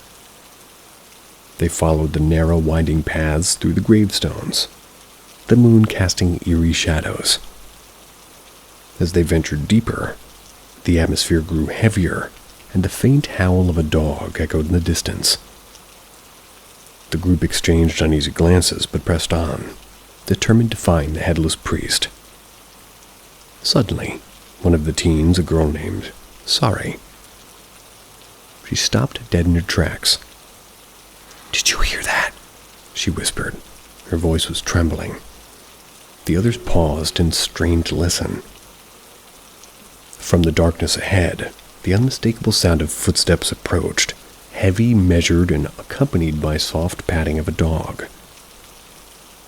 The teenagers' flashlights flickered and dimmed, casting long shadows that seemed to dance and writhe among the gravestones. The air grew colder, and an unnatural stillness settled over the cemetery. Then they saw him. A figure emerged from the gloom, clad in tattered remnants of a priest's robe. His body was tall and gaunt, but where his head should have been, there was nothing but a gaping black void. By his side padded a large black dog, its eyes glowing with unearthly light. Raka and his friends were frozen with fear as the headless priest slowly advanced, the dog by his side growling softly. Father Alim's spirit seemed to search for something, his movements deliberate yet hauntingly slow. The boys realized that they were in the presence of a restless spirit, trapped in an endless loop of torment. Desperation surged through Raka's veins as he racked his brain for a solution. He remembered an old tale that his grandmother used to tell, a way to appease restless spirits by offering prayers or items that they held dear in life. So with courage, Raka whispered a prayer under his breath, hoping that it would calm the spirit. The headless priest paused, as if listening. The ghostly dog's growling softened, and for a moment, it seemed as if the air grew warmer. But just as quickly, the priest resumed his eerie march. His hand reached out as if searching for his lost head. Thinking quickly, Raka took off his jacket and threw it over a nearby gravestone, creating a crude head-like shape. "Please, Father Alim," he begged. "Find peace and rest." The ghostly figure hesitated. The void where his head should have been, it turned towards the makeshift head on the gravestone. To their astonishment, the headless priest knelt before the gravestone, his form shimmering as though he was fading. The dog sat down beside him, its glowing eyes dimming. The friends watched in awe as the spirit seemed to bow in acceptance. With a final mournful look, Father Alim's ghost vanished, leaving only the echo of his tragic tale behind. The dog Despados and the oppressive air lifted, replaced by the natural sounds of the night. The teenagers hurried back to the village, their hearts racing but their spirits oddly relived. Or relieved, I bet. The legend of Hantu Jaruk Perut lived on, but they knew they had witnessed something extraordinary. From that night on, the villagers held regular prayers at the cemetery, ensuring the headless priest's spirit remained at rest, and Raka and his friends would forever carry the memory of their encounter with the headless priest and his black dog, a haunting reminder of the thin veil between the living and the dead.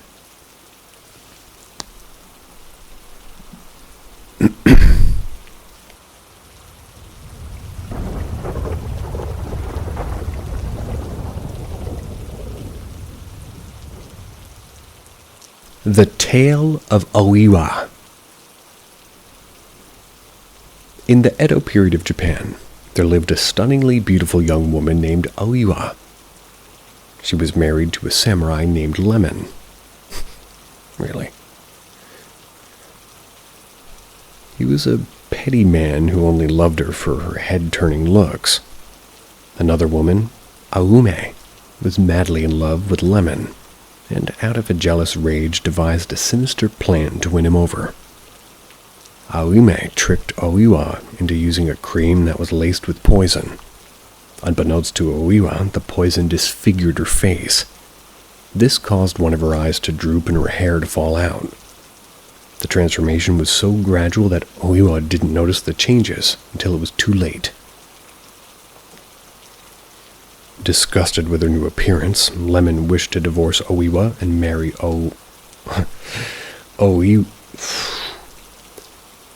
Starting again. Disgusted with her new appearance, Lemon wished to divorce Oiwa and marry Oume. The despicable samurai held his friend Tokuetsu to rape Oiwa, so that way he would have grounds for divorce.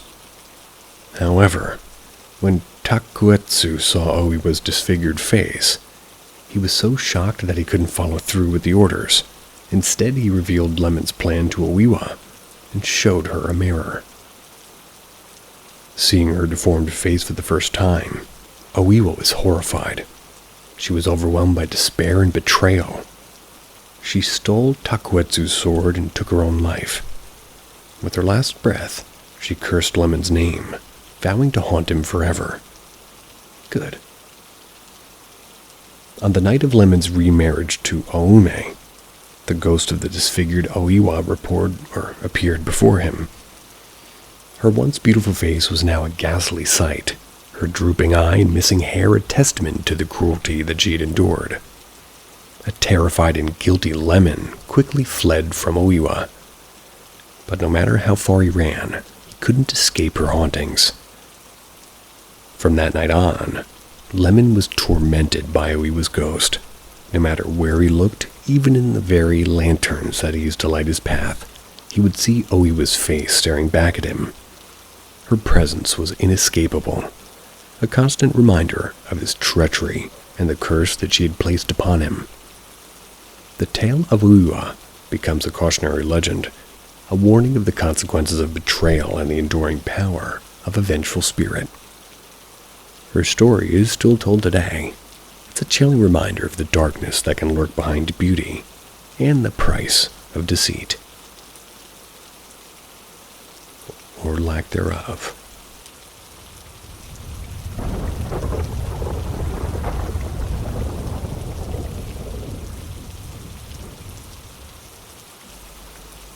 I still don't know what really happened.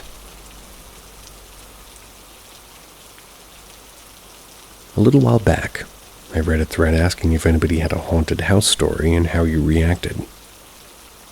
It brought forth a memory of how one evening, when I, a female, was 17, I was alone at home on the phone with a friend. It was cold and I wrapped a blanket around me as I sat on my bed. I felt a tug in the blanket part that hooded to my head, and enough so that my head slightly jerked back and the blanket slid off my shoulders. Not stopping my conversation, I turned around, peeked out into the hallway. I looked under my bed. I glanced out my bedroom window that looked over the driveway and the back door.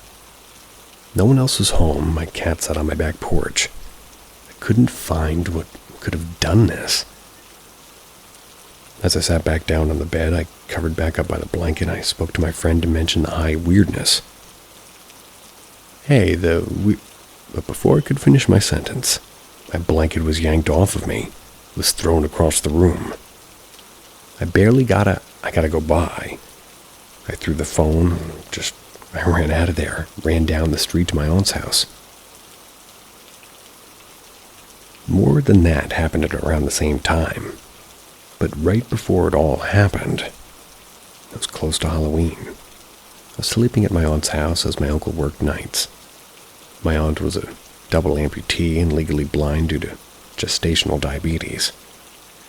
She could still see, just not well enough to drive. She loved the paranormal too. Her youngest brother, who's my uncle, died a few years earlier, and she had recently got into using a Ouija board and other methods of trying to contact him. I didn't believe in it, but also learned from all the horror movies I've digested growing up that you don't mess with it regardless. My friend B, a 17-year-old male, lived across the street from my aunt. He saw the Ouija board and asked if we could borrow it. That afternoon, me, B, and my boyfriend, the 17-year-old male, and my friend S, a 17-year-old female, all sat on B's bed to play with the board. Nothing happened.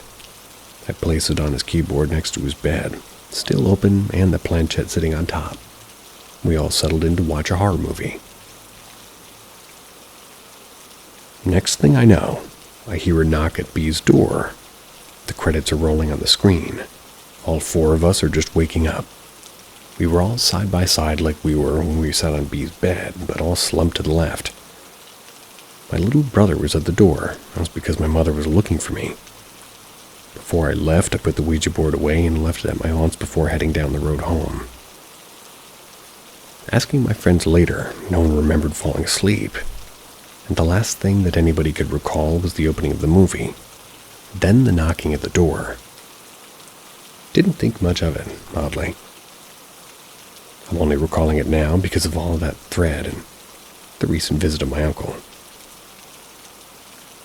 Around the same time as my blanket incident, my friend B was on his bed reading when he suddenly sunk into it.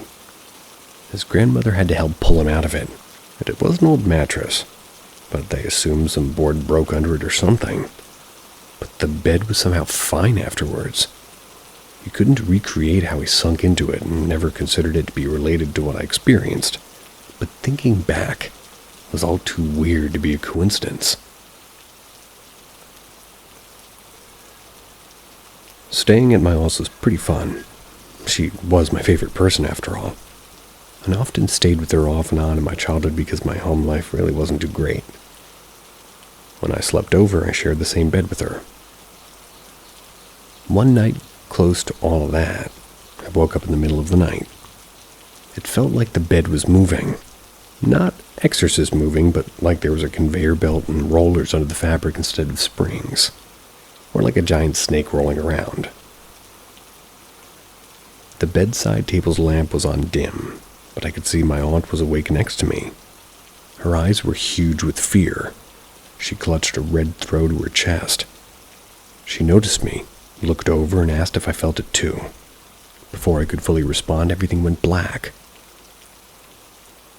I swear it was as if I blinked and suddenly it was morning. I looked over at my aunt and she was sound asleep. I slipped out of bed and got ready for school. I thought that it was all just a strange dream. I was tying my shoes when my uncle came home. I told him about the strange dream and his face went white. As cliche as that sounds, it really did. He told me the reason he asked me to stay with my aunt at night was because she kept complaining of the bed moving, but he never paid it any heed. Was it the Ouija board, or were we just victims of some other paranormal event? My aunt passed away when I was 24, and I did keep her Ouija board, but I've never touched it after that. My uncle moved away but still owns the house. He visits for a few weeks at the anniversary of her death every year. My aunt always said that if she died first, she would try to contact him. He leaves motion cameras, pencil and paper, and other things out just in hopes that she leaves him a message. Been about 10 years. Hasn't seen, heard, or felt anything yet. I've had a lot of high weirdness all throughout my life. But that was the first instance that it was confirmed by multiple people.